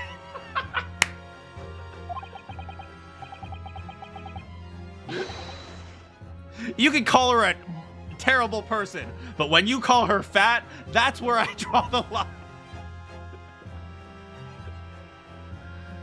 But in any case, wherever I leave my room, I do turn the key in the lock. That whole place is falling apart. The locks on the doors are no different. Duncan showed me how to unlock the door with some terps and a piece of wire. Oh, awfulness! Oh, artfulness! Oh, tyranny! Oh, profanity of women! Okay, alright. You call her awful and tyrannical, sure, but you call her ugly, that's where I'm drawing the line, buddy. We will consider your trespassing on some future occasion. But for now, tell the court what you found. What evidence your search revealed. Well, I spotted the note that I'd sent him lying on the floor. When I went to pick it up, I noticed something. One of the floorboards was loose, and underneath it I discovered a secret hiding place. Uh-oh! We also discovered that hiding place. Inside, we found a newspaper cutting, a photograph, and an empty tin box. Yes. Well, the thing is, when I found it, the box wasn't empty. Ooh?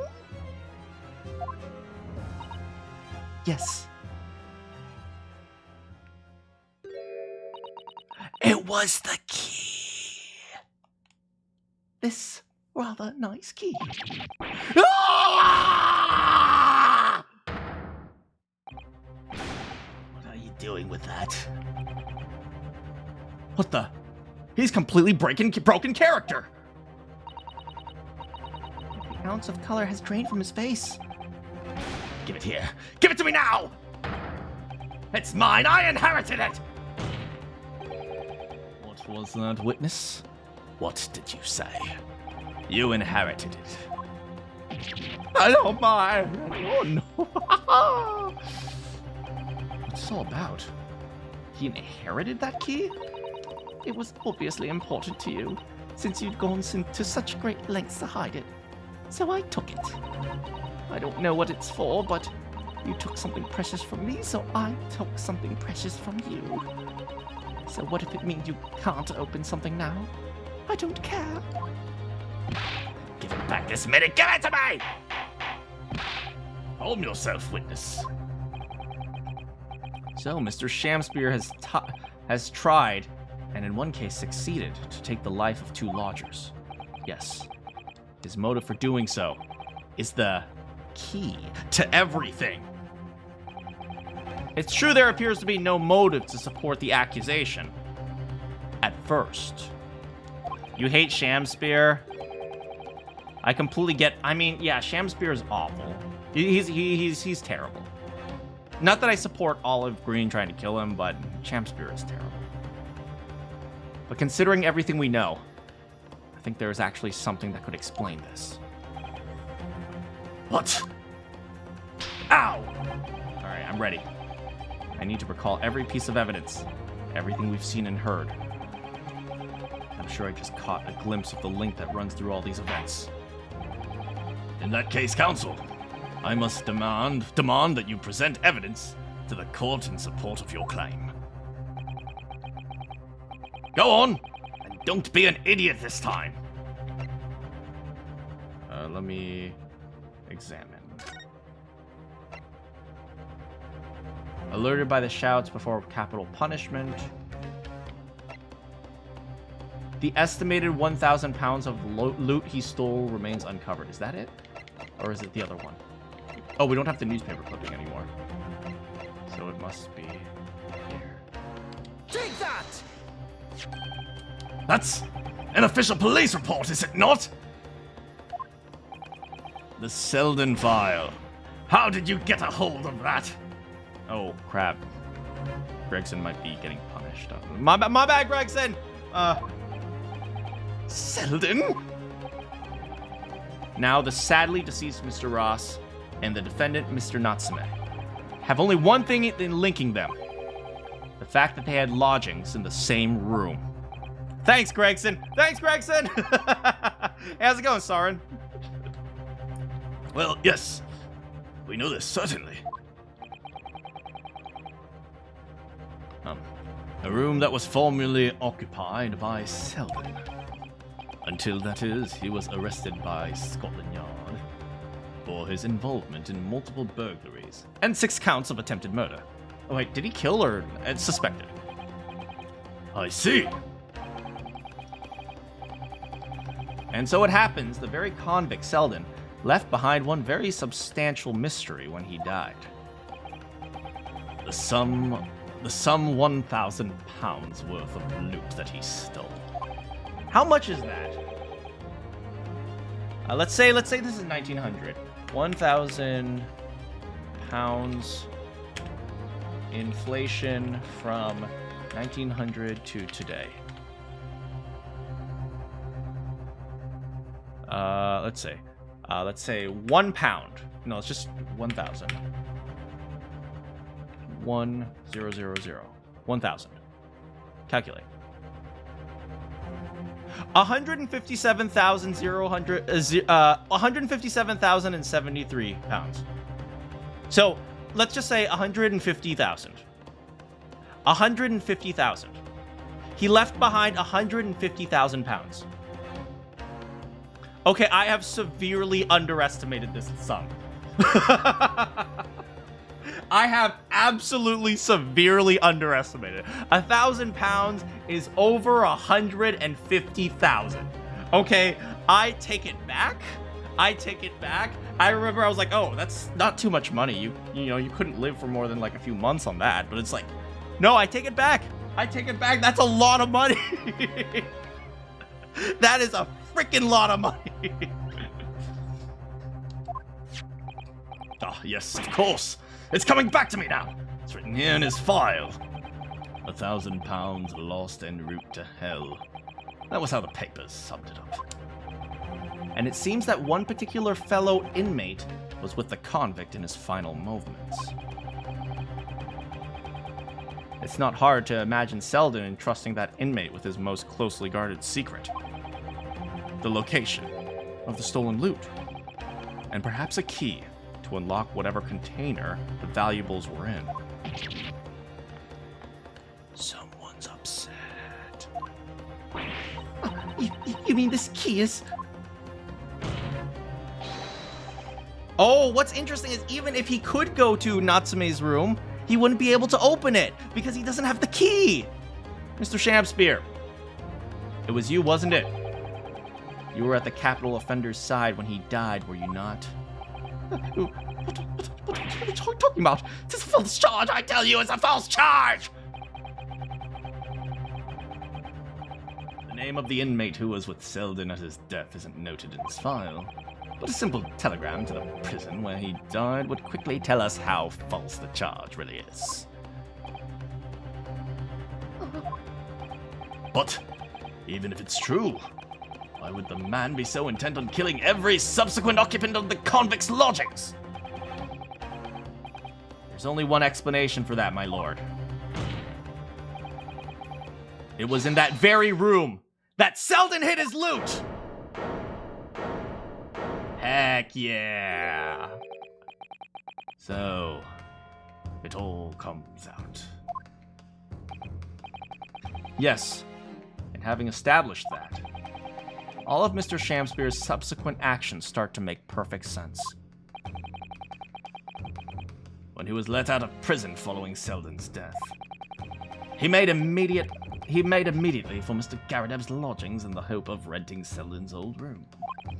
However, the retired army man was unable to offer him the accommodation of his choice. Right, if you guys remember, there was even a flashback where he was all like, I want the second room, and he was like, So, sorry, we only have the first room right now. You take it or leave it. but Selden's old room had already been lent to someone else, Duncan Ross. Which is why Mr. Shamspeare subsequently devised his gas-based plot to kill the occupant of the room. And when he was successful, he presumably intended to inquire about switching into the new vacant room. However... oh, now that he's dead, I was thinking that maybe... Oh, I want room! Oh, very good. Hi, thank you.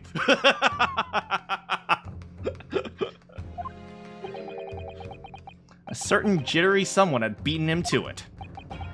Mr. Soseki Natsume, the defendant of this case, no less. So you decided to use the ploy with the gas again, didn't you, Mr. Shamspeare?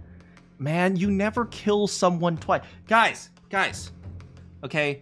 Lesson on how to be a serial killer, like number 3, okay? Never use the same plot twice. Then it becomes easy to connect the dots. Come on, guys. This is amateur killing hour, man.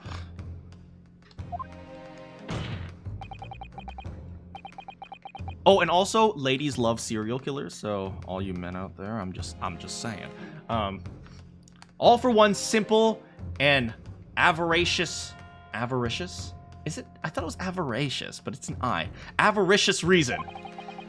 To get your hands on 1,000 pounds of loot left behind by your dead convict!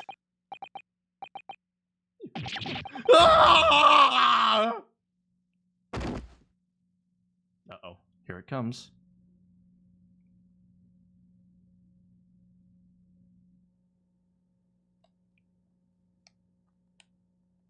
Looks like I'm gonna snuff it before they get to stretch my neck. Listen, I want you to have me loot. Anything to stop the coppers from getting their mitts on it. It's hidden in the room while I was lodging when they got me. Yeah, there's a key to it. Take it. Always stay one step ahead, mate. See you in hell, I guess. Shamspeare.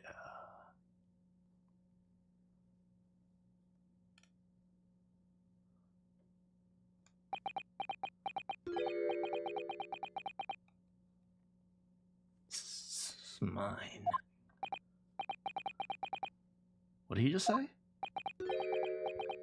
It's mine. That loot is mine. Oh my! Mr. Shamspeare. For legal reasons, that's true. It's all lies. I don't accept any of it. Why should I? After all, you don't have a shred of evidence. You can't prove it! I killed that fellow! Forsooth, I am the victim here, remember? Isn't that right, ladies and gentlemen? I don't admit to it. There's nothing you can do. You can't arrest me! For the time being, anyway. Oh, verily, you can't arrest the victim, can you? Isn't that right, ladies and gentlemen? I'm so close. I just need a few more hours. I swore to myself that I'd get my hands on it. And I can almost taste it now. Do you really think I'd just give it up? There's no questioning it in my mind now. That man's guilty. But he seems so utterly intoxicated by the idea of loot. I'm afraid that, however hard you press him, he'll never be able to admit what he's done, Mr. Naruhodo. There is a way. Pardon? The one way I can finish him. No.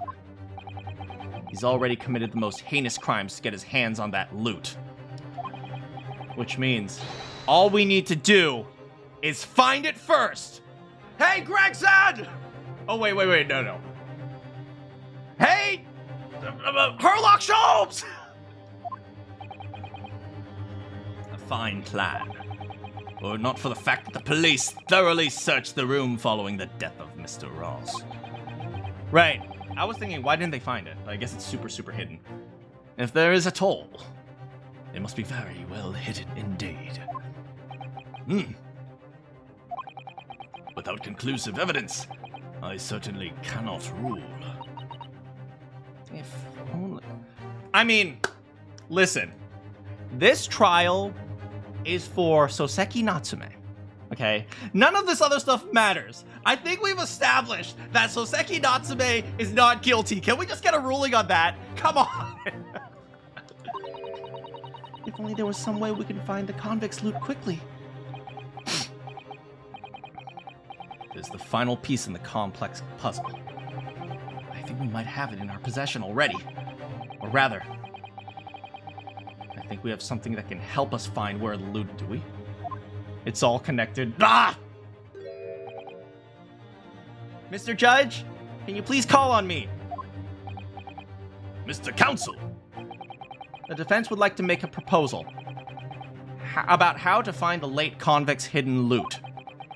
I believe we're already in possession of something that could give us a clue. Are we?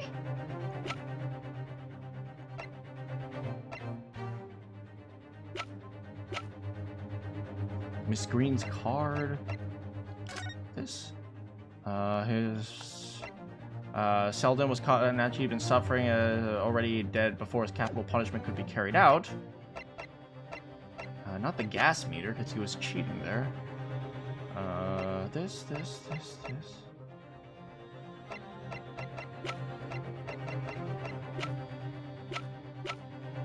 I mean, we have the key, I suppose. Cha-cha, real smooth. It's our last chance.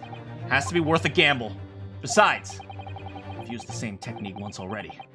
It definitely paid off then. Are we gonna bluff? Very well, Counsel. Let the court hear your idea. What do you propose we can use in order to locate the Oh, frick. My lawyer's badge? Okay. Him dying of an illness. I don't think there's anything special about this. It was all eggs Benedict.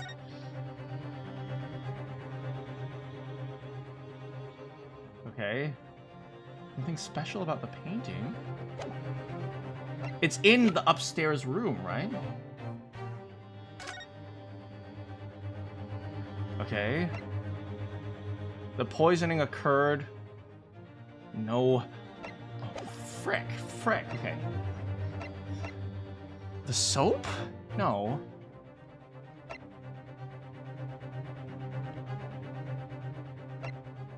The second-hand book receipt. Customer. Sum of 2 shillings.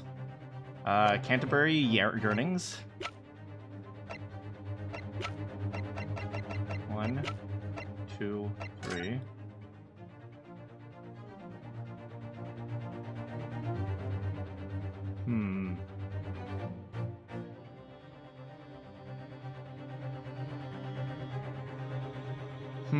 Yeah.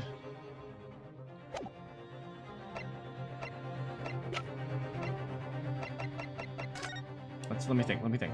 Okay. The soap? The soap. It's not the soap. Okay, he was using freezy circles in order to get the gas.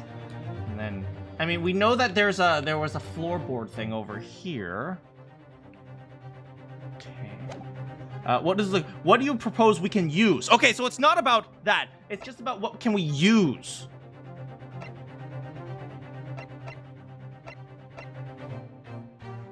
A street map of the neighborhood. Now that's not irrelevant. Okay.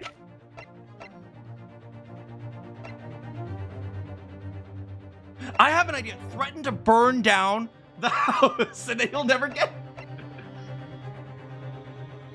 A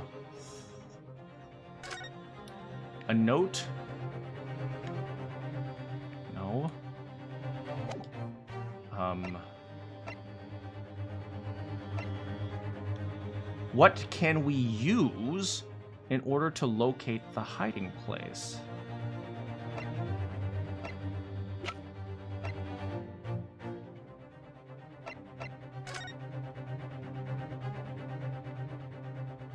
You think it's this? You think it's the plank?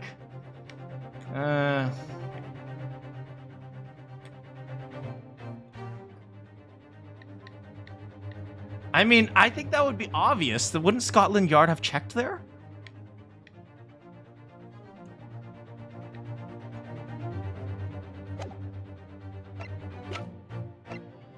Okay.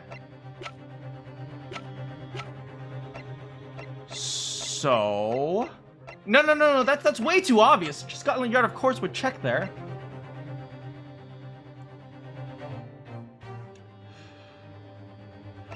Okay. So let's think. So this guy was a jewel thief, right? Okay. Estimated 1,000 pounds worth of loot. His stolen remains are uncovered. We have a key.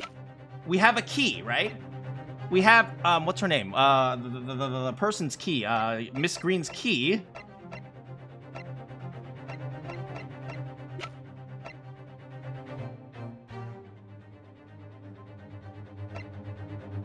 And we have the...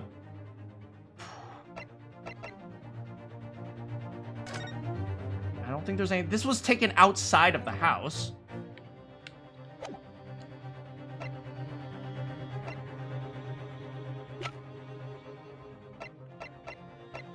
Oh, let me think. Oh, wait. Hold.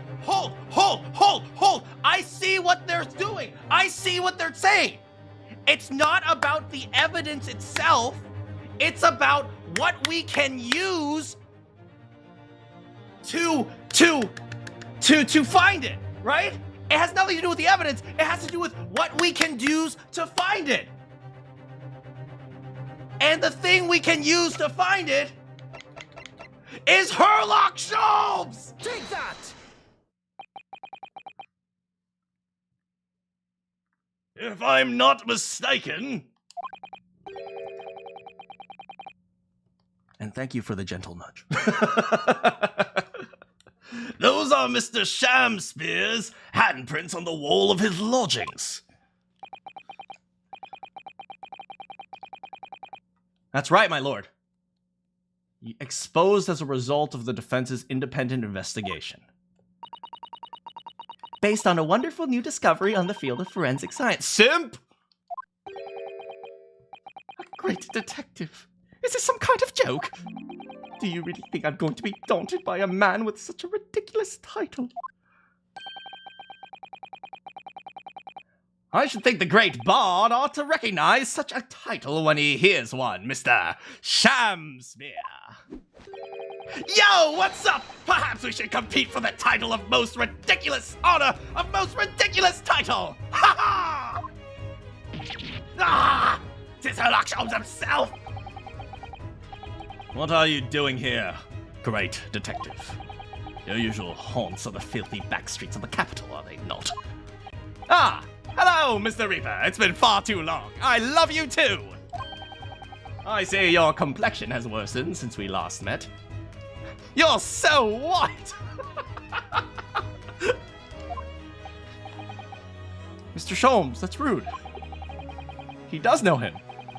Well enough to call him pasty. Mr. Sholmes, though you may be heralded as a great detective by the population at large, that does not give you the right to come into my room and my courtroom as you see fit. If I may, my lord, Mr. Sholmes' newly developed scientific method has helped us discover vital clues in this case already. That evidence was not admitted, if you remember. Clues, you say? I call them skin prints, my lord. The method makes absolutely no sense, and it doesn't hold to any scientific scrutiny whatsoever. But apparently, in this video game, it works! Ah! You only need a small sample of something the individual has previously touched in order to make an indicator solution. In your case, sir, I used the teacup you'd been holding. Elementary! My dear Wilson. So now, Mr. Naruhodo. Yes? What am I to use as a sample to make the indicator solution this time? Thank you for offering to help, Mr. Sholmes. When the convict was arrested, he was living in what's now Soseki-san's room. We need a sample to help locate Selden's old room. What form will that sample take?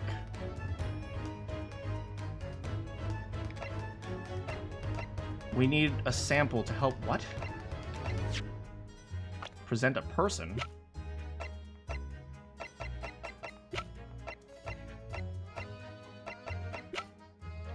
Present a person?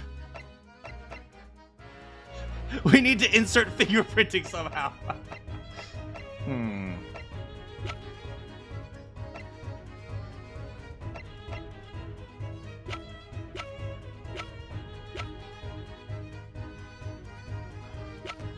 Okay. We need... What form will that take? What about evidence? What evidence do we have? Not this, not this, not this, not this, not this, not this.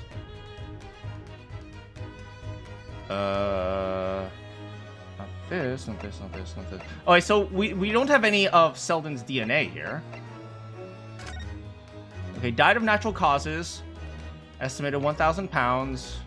Convicted murderer. Natural causes. Alerted by his shot. Died of natural causes. He's suffering with a fever or alerted by the shouts of medical staff. It's crazy how people in prison get free healthcare. I'm going to be honest here. It's not so easy for normal people, ironically. Okay, we don't have anything for Duncan Ross.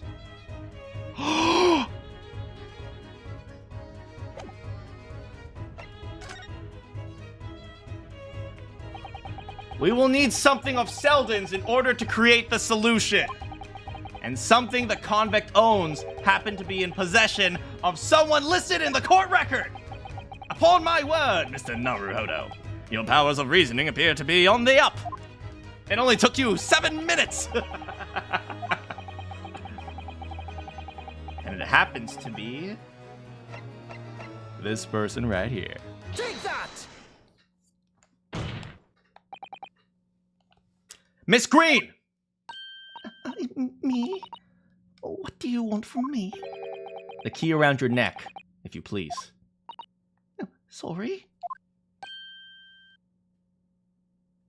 Things aren't looking so good for old Shakespeare, you know what I'm saying? That key belonged to Selden. There will be remnants of secretions of the man's skin. Oh, but I've thoroughly washed it with soap. Oh, darn. They didn't wash anything back then, let's be real. Very true. That's the sample we need.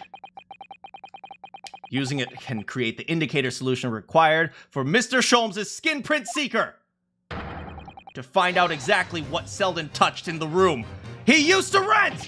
Oh! Mr. Shamsphere, as one great to another, I assure you. If the late convict's haul is hidden somewhere in his former lodgings, I shall uncover it in no more than 30 minutes. So, Mr. Shamsphere, the truth is well within our grasp now, and as such, you will never get your hands on Selden's stolen wealth! Hey, Judge, do you think I can keep, like, maybe like a quarter of the... No, Mr. Naruhodo!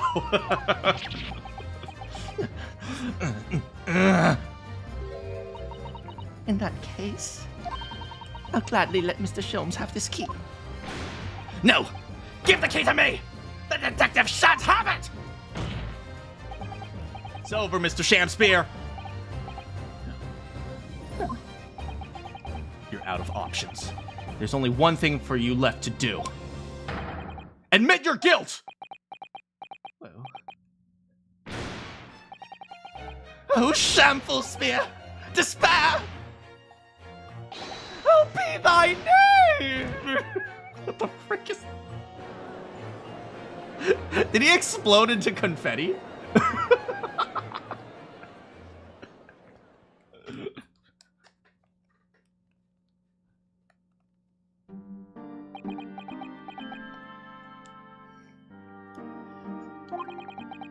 I never intended to kill the man. I just wanted to drive him out of the room, that's all. Yeah, but he was so determined to live in a crappy room so he could pay for his freaking wedding. Oh, that's so unfair.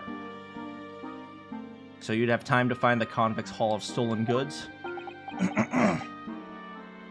Why didn't you just knock and say, hey, you want some money? I can give you, like, maybe 50 pounds. Because I know where treasure is. Yet, after you killed the young man, you still didn't move into the room. I asked the landlord, of course. I pleaded with him, but he refused. Did I know Shamspeare's poses are motion captured? Someone had to suffer that badly, huh? I was 3 months behind with the rent, for one thing. Dang, Mr. Garrett really has a lot to put up with. And he had the gas repair work done immediately afterwards, putting the room out of action for a while. And then this Japanese man swooped in at just the right moment to sign the new lease. Poor Mr. Natsume. What unfortunate timing. The thing is, Mr. Natsume probably wouldn't have cared. And 5 days ago, after the incident on Briar Road when the Japanese fellow got himself arrested, I thought I'd finally have my chance. But it wasn't to be. No, the scene was sealed off and guarded by police day and night. I mean, even Natsume's room? I guess. If I remember, it was just stacks of books and that was it. If I remember rightly, Mr. Sholmes spent the whole day in there reading books.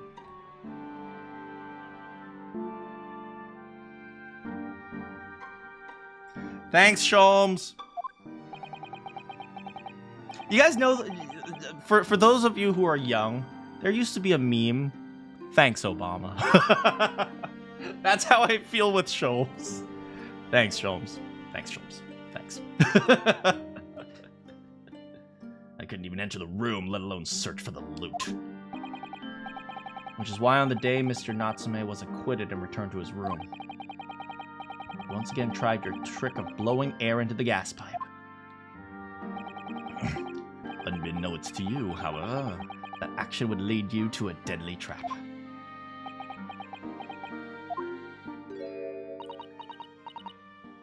I was expecting someone else not thanks... something else not thanks Obama. I feel old.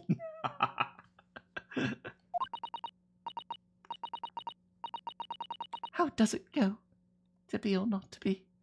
That is the question. From Shakespeare's Hamlet, Act 3, Scene 1.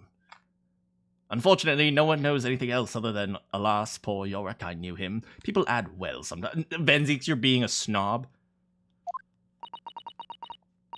Well, let me tell you, in your case, it's not to be. That is the answer. You deserve to die for what you've done.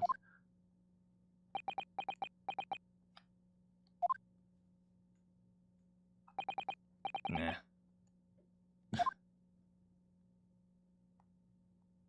Yeah, I'm not sure if they're trying to make me feel bad for Shamspeare. I don't really feel bad for Shamspeare. This could have been resolved so easily. Just knocked on the room like, hey, you want to, get some money? We can split it 50-50. Or even like, I'm pretty sure if you just paid for Duncan's wedding, he would have been more than happy. Like, literally, that's all you needed to do. All you needed to do was get to know the guy and pay for his wedding. And then he would have let you have everything else. Like, seriously. I don't think he really cared. At first, I really did think it was just a terrible accident. I'll never forget our conversation the night before Duncan died. No, don't do this. Don't do this. Don't do this. The gas supplies in my new lodgings are a complete disaster, you know, Olive. The gas supply? Yes, and the stove always seems to go out in the middle of the night for some reason. That's no joke. They say it's the convict's curse. Oh, Duncan, please don't stay there. I don't care how cheap it is. All right then. If it's that important to you, I'll start looking for a new place. There are spare rooms at my house. Why don't you leave that horrible room tonight? No, I'd better not. We said we'd wait until we graduated before we told our parents, remember? But that was the last time we ever spoke. That very night, we fell victim to the... Man, my man just wanted to get married. And he found a girl that loved him. And a girl that accepted the fact that he was a poor artist. Like, that's hard, man. If only I'd known it was going to happen. I'd have insisted he left that horrible room that instant. But instead, all I've been left with is bitter regret. I stopped going to school, but something kept drawing me back to the house on Briar Road. I saw a stooped Eastern-looking man with a mustache coming out of the house one day when I was there. He walked up the road to Grub's Grubbery for some food, so I followed him and sat myself down next to him. He had some watery-looking soup and started to pick a quarrel with the publican. Place is cursed, I tell you! Cursed! Ghost of convict who used to live there is trying to suffocate me! I wake up in middle of night, freezing to death because stove has gone out. Room full of gas. I can hardly breathe. But the pipe have checked. No problem. It's like, I'm the problem. That's what they think. Oh, and that's when she realized. Duncan was gone, and now this man had almost suffered the same fate. Could it really be a curse? Then I remembered a rumor I heard about how the gas companies go around investigating the gas installations. A rumor? You mean? Yes, it's literally not a company secret. How anything connected to the gas can be extinguished by blowing air into the pipework. That's when I started. A little flicker of doubt in the back of my mind just wouldn't go away. Was it really an accident? Once I had the idea, it wouldn't leave me alone. And then she did a very interesting way of doing it, right? By putting poison on the mouth of the pipe. If he really was guilty, he would be poisoned. But if he didn't do anything, he would just like be like, whatever. Like it would never have actually affected him. So I bought this at one of those black market trades in East End. A black market? Actually, yeah, they just sell it in the open mostly. I'd never been. I just heard people talk about them, and you can really buy anything you can think of there. There are these things called body pillow. I'm so sorry. In some ways, being able to get my hands on this so easily made me even more determined. I had to find out one way or another. Was Duncan's death an accident? Or was it murder? And your chosen method for establishing the truth was simple, but highly effective. Smear poison on the gas pipe you suspected the man of tampering with. And right. If Mr. Shamspeare was innocent, nothing would happen. But if he was guilty, he would pay.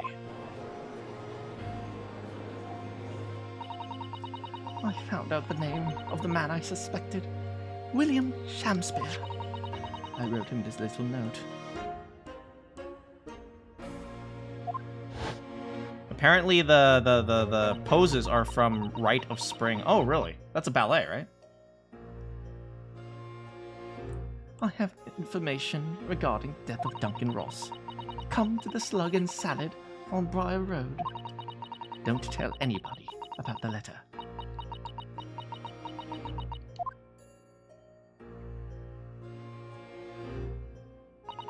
If he'd done it, I knew he would worry enough so he'd go for sure. So I waited to see if it worked. And of course, Mr. Shamspeare followed instructions to the letter. I worked out where the gas pipe was straight away Because there's a little box under it. so I smeared a good amount of poison I'd bought all around the mouth of the pipe. All the time praying that the devil's work wouldn't be done, and that it was all some wild fantasy. Right, she didn't want to be a murderer.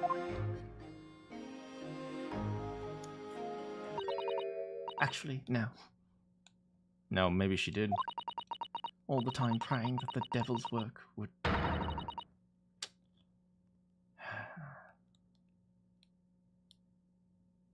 Life is hard. That's all I can say to that.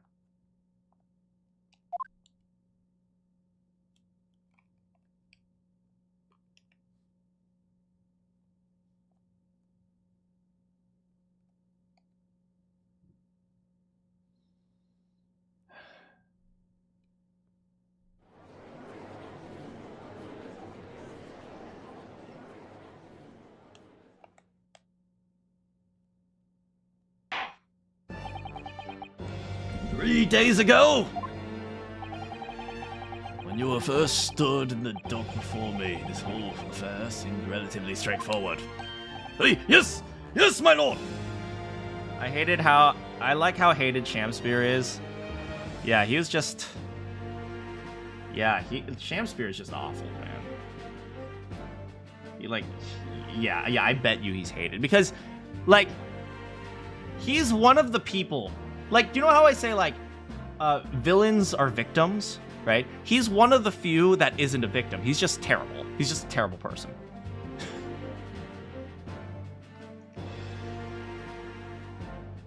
You know, most villains are victims. Almost all villains are victims. But he's, like, one of the few who's all, like, you know... No, there's no tragic backstory. He just was a bad guy. He ended up in prison. He got a key, and he wanted to get rid of people so he can get some money.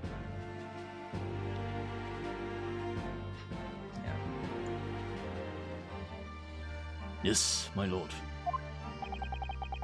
I certainly never imagined the depths of depravity that we should subsequently find lurking behind the scenes. It has been a long road, my Nipponese friend." Oh, yeah, that's me.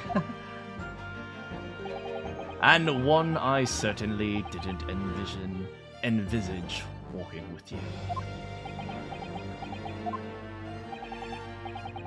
Nevertheless, we have reached the light at the end of the tunnel, as it were. Miss Green, Yes, my lord. you will henceforth be stripped of your freedom as punishment for the attempted murder of Mr. William Shamspeare." Yes, I know. Man, Shamspeare ruined 2 people, man. Just because he couldn't wait for, like, a couple months to get the money. "And Mr. Shamspeare, you will be tried for the murder of Duncan Ross in cold blood, and the subsequent attempted murder of Mr. Soseki Natsume here present." Meow. And remember, this is Ryunosuke's 3rd day. Yeah, he hasn't been here for more than a week. Mr. Naruhodo, Yes? yesterday at the hospital, when you and your friends stopped me from... Mm-hmm. You don't have to keep going. Ryunosuke, there's a reason why she stopped her sentence. Just let it go. I wasn't myself. I can't even remember what was going through my mind. That's usually how it is. To be or not to be, I suppose. That's a question that's hard to answer. Well, Personally, I'm glad of your being here, Miss Green. Oh. And I'd like to believe that it's a blessing. Mr. Shamspear didn't die when he ingested the poison. For your sake, at the very least. That's true. At least maybe conscience, on her moral conscience.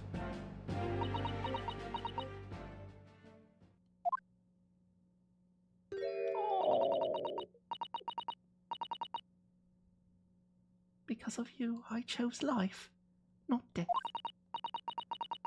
And now you've made the truth come out at last. Oh. Really, I can't thank you enough. I know, me too, Susato, me too. She's super precious. Can we adopt her? I know she's 20, but I want to adopt her. Mr. Soseki Natsume. Hi, my lord. The court declares that you are exonerated from all blame in this matter. Accordingly, I would call upon the ladies and gentlemen of the jury to present a verdict of not guilty. We are in full agreement, my lord. In that case, I hereby declare the defendant not guilty.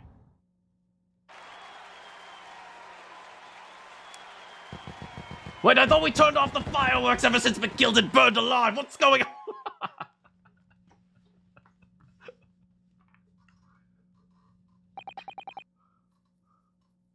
Court is adjourned.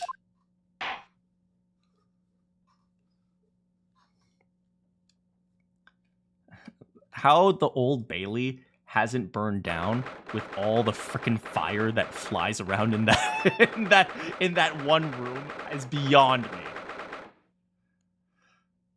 The Ye Old Bailey defendant's antechamber. Oh, Soseki! We got you, bro! Now go home and be a cat. We didn't have enough budget to record not guilty. Lost. Divine justice duly done. Oh, divine justice.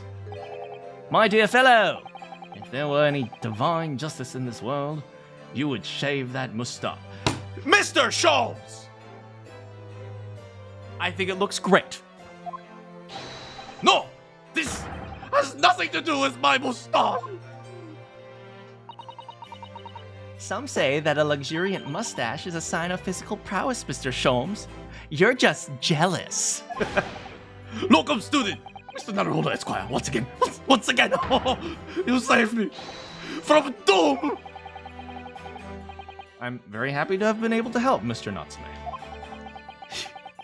Yeah, my boy Natsume is fabulous. Man, look at that. Oh, no, I shouldn't make fun of the bailiff stash. Congratulations. You're second on your acquittal. You're second in almost as many days.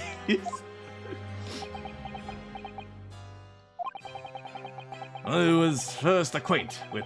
In the Japanese version, I think people say that Soseki in this game actually refers to himself as Wagahai. Does anyone know if that's true? Wagahaiwa. I was first acquainted with and gained affection for English literature while in our great homeland empire. And then, by twist of fate, I brought to land that bore the fruit of the literature. You think? Only the city of brick and mortar become prison. Try as I might, I never found my feet here. In the end, I confined myself to room and lived through friendly old book.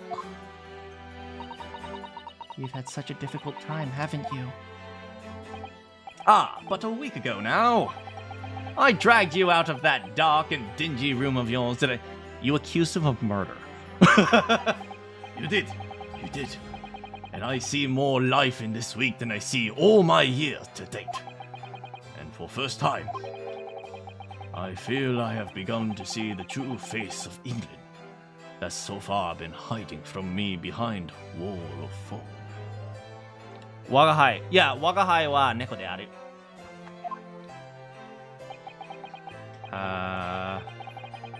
My dear fellow, there's nothing special about the true face of the English, as you put it. Wheresoever one goes in the world, humans are humans. There are few genuine differences. I think right. I finally start to see that, and I come to understand something. I worked out why I was attracted to English literature in the first place. Made me see that whatever our nationality, we human all have same hope and dream and fear. We all just doing our best to live. Well said. Come to feel the same way. Except for Sholmes, he's an idiot. I make decision too. I cut short my study tour here and return to Japan. What? Just when we become friends here in England. What a terrible shame. Now I'm going to have to go back to Japan too and defend my friend while dressing as a man and have to question you in court. I know, it does tug at heartstring, really does. But I decide I like to take everything I learn here in Britain and write something of my own. A book about a furry. I am a cat. Meow. A novel of sorts, I suppose. So you'll be creating your own literature? How wonderful. Oh, well, no, I would presume to call literature. There's that overly humbleness. Why not? When that is precisely the definition, Mr. Mustache. So excited for the next case? Yeah, we'll have to see what happens in the next case. I suppose right, yes. In a way, be my literature, hi. But as of now, all I know is I like to try my hand at writing. I have no delusion of grandeur. I, for one, would love to read your work. Well, all things considered, it may be for the best. After all, you've been once again emerged victorious from a battle with the Reaper. What? The Reaper, yes. Run, Soseki, run! Ha ha! Get out of here as far as you can!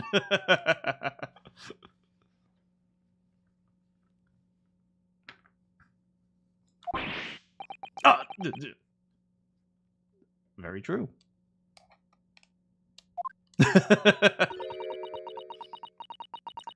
There is no salvation for... Guys, stop! Just let him go home! You love Soseki's theme is very silly. Someone dies. No. Herlock is always trolling. That's the problem.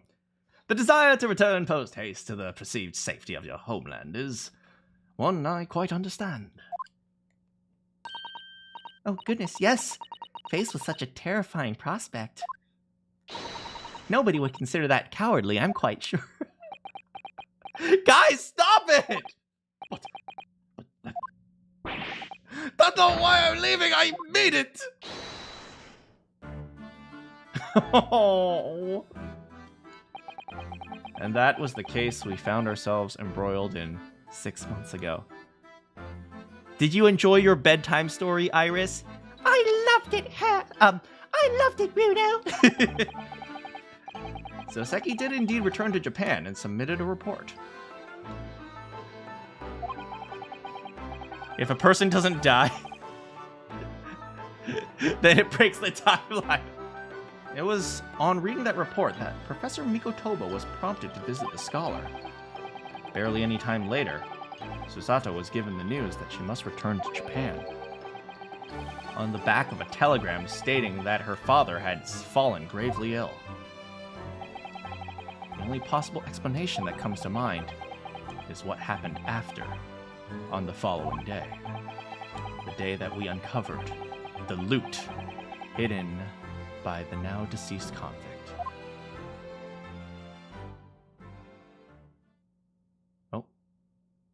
Oh, we actually get to see it. 24th.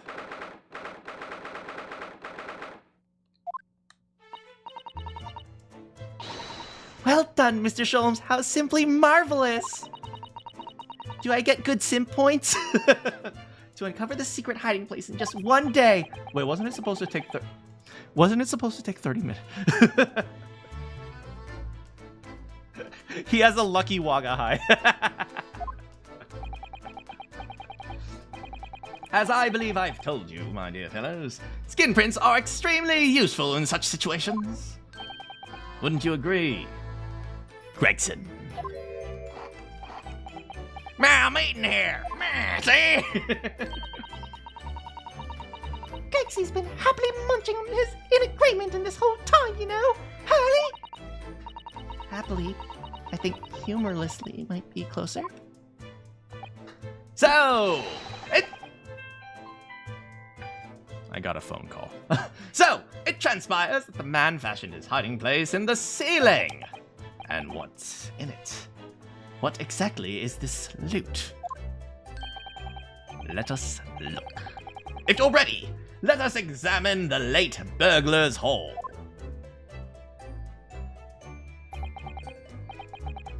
What the? What's that? It looks bloody. It looks like some sort of collar.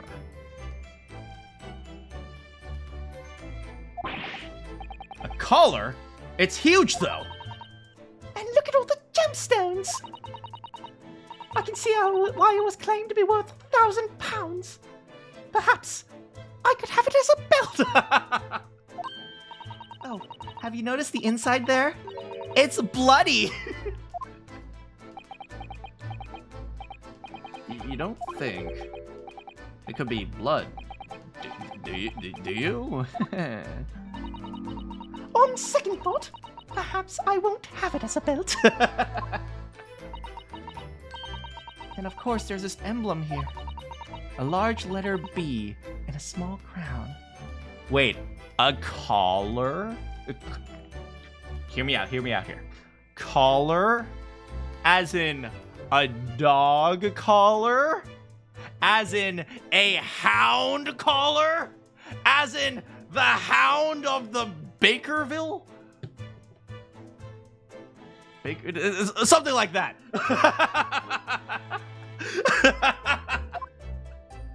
I don't remember the name.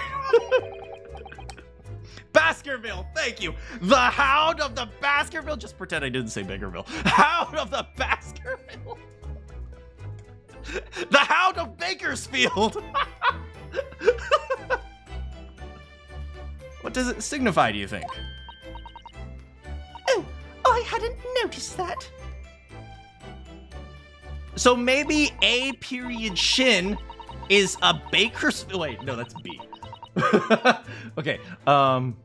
We got Asian, aka who I call Asian. We got Kazuma. We got Gregson and we got Wilson. 2 out of the 4 are dead. One of them is Asian. I don't know who Asian is. And now we got the Hound of Bakersfield. I feel as though I've seen that emblem somewhere before. Where could it have been? That's enough of that, I think. What? What's the matter with Mr. Sholmes? It's Barack's collar! I've been looking everywhere for this! Barack, I found it!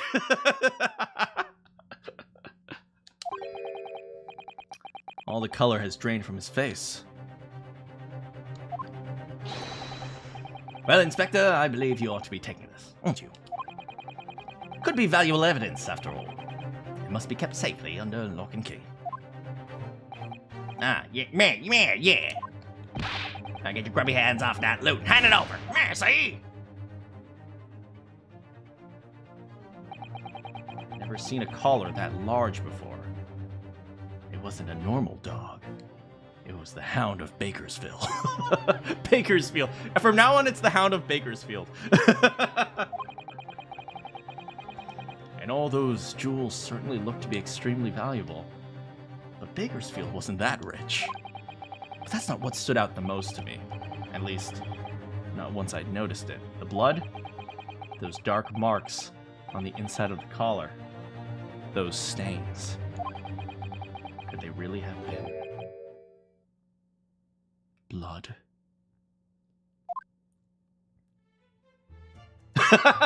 And then there's Iris. Well, that was a funny case, wasn't it? But it's all buttoned up now. Let's write about this so that when we think about it in a flashback, I'll have a message to myself. Dear future Iris.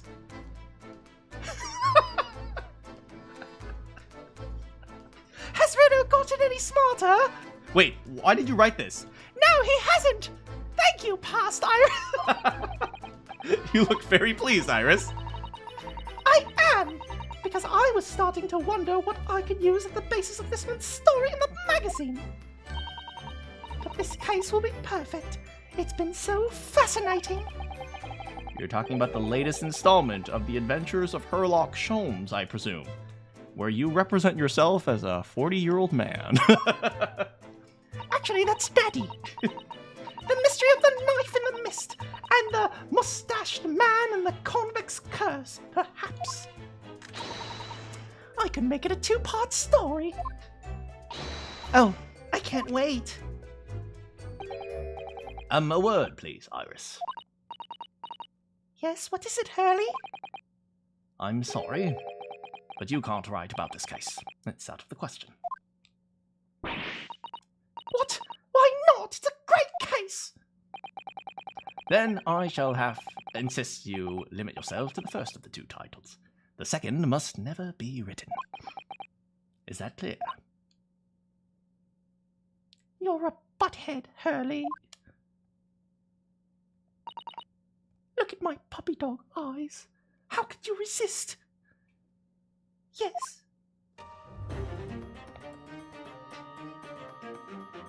And so it was that the second of Souseki-san's cases became buried in obscurity. Now, looking back, I feel I understand. I can see why Mr. Sholmes forbade Iris from publishing the story. Do It you? would take a little longer before I saw the link between everything that had happened. No Would cliffhangers. happen. No cliffhangers. Dear future Iris, has Hurley become any less of a butthead? No, past Iris! For it wasn't until 2 months after the arrival of Susato-san's letter that events began to unfurl again. With I an do this too. incident I don't that know what took you're talking. place I've at the never done very the heart cliffhanger in my of the life. Eagerly awaited Great Exhibition of London. We get to go to the Great Exhibition. Do we get to go to the Crystal Palace? Can we ride the Ferris wheel? Wait, was the Ferris wheel the 1850 World Fair, or was that the 19-something World Fair? Was the Ferris wheel in Chicago? I don't remember. I don't know, but somebody attempted to create an electric pen at one of the great fairs. It was the absolute worst invention ever. That's all I remember.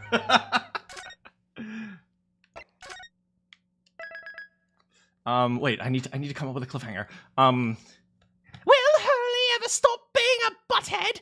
Find out next time.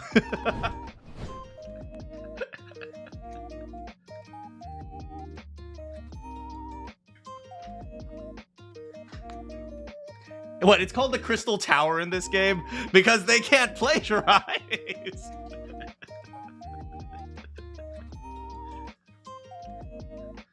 You must go, your people need me. People need you. Are your people the Koopas? Yeah. Thank you so much, everyone, for hanging out with me. I went a little bit late because I was really enjoying the story and I just wanted to finish, and that was super fun. Yeah, I almost got stuck at the very end, the whole skin prints thing, but you know, well, in the end, it just so happens I'm so smart. I will never get stuck. Like I'm like the smartest person. As you all know, Team Rocket was written by Shakespeare. Yeah, that I done goofed on that one.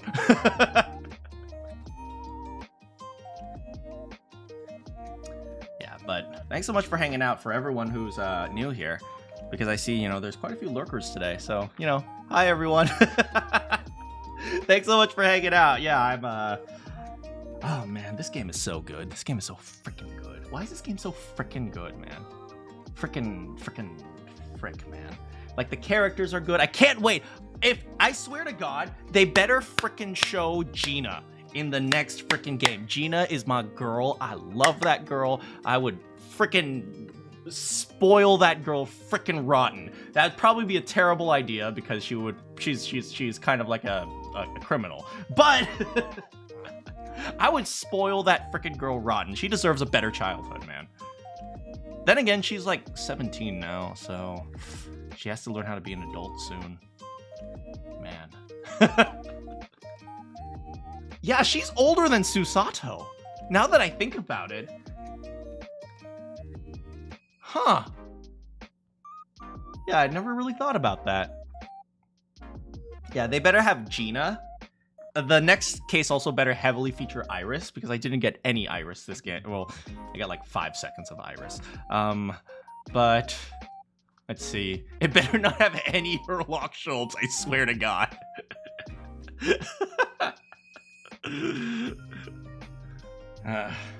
I love how Herlock Sholmes is like a crappy detective, and the reason why he's famous is because Iris like embellishes his work in her novel. It's so good. Next case is one of your favorite. Has one of your favorite deductions. Oh boy. Oh boy. Yeah, I remember when I first played Phoenix Wright on the stream, right? And that was weird. Like, I didn't get that because what is it? You know, I was bad at reading, to be honest. And I just really enjoyed, you know, doing the characters with you guys. And so, yeah, now I love it. It's Taco Tuesday. Do I really want tacos? I kind of want tacos, but I also want to eat healthy. But then again, tacos. It's one day. I don't know. What do I want to eat? Life is hard, man. I better get going. I better get something to eat. Thanks so much for hanging out with me today, guys. Yeah, it's time for me to go. I never want to leave, but I have to. Thanks so much for hanging out with me today. Good morning, good afternoon, good evening, or good night. You have any quests for me? I'll see you all next time.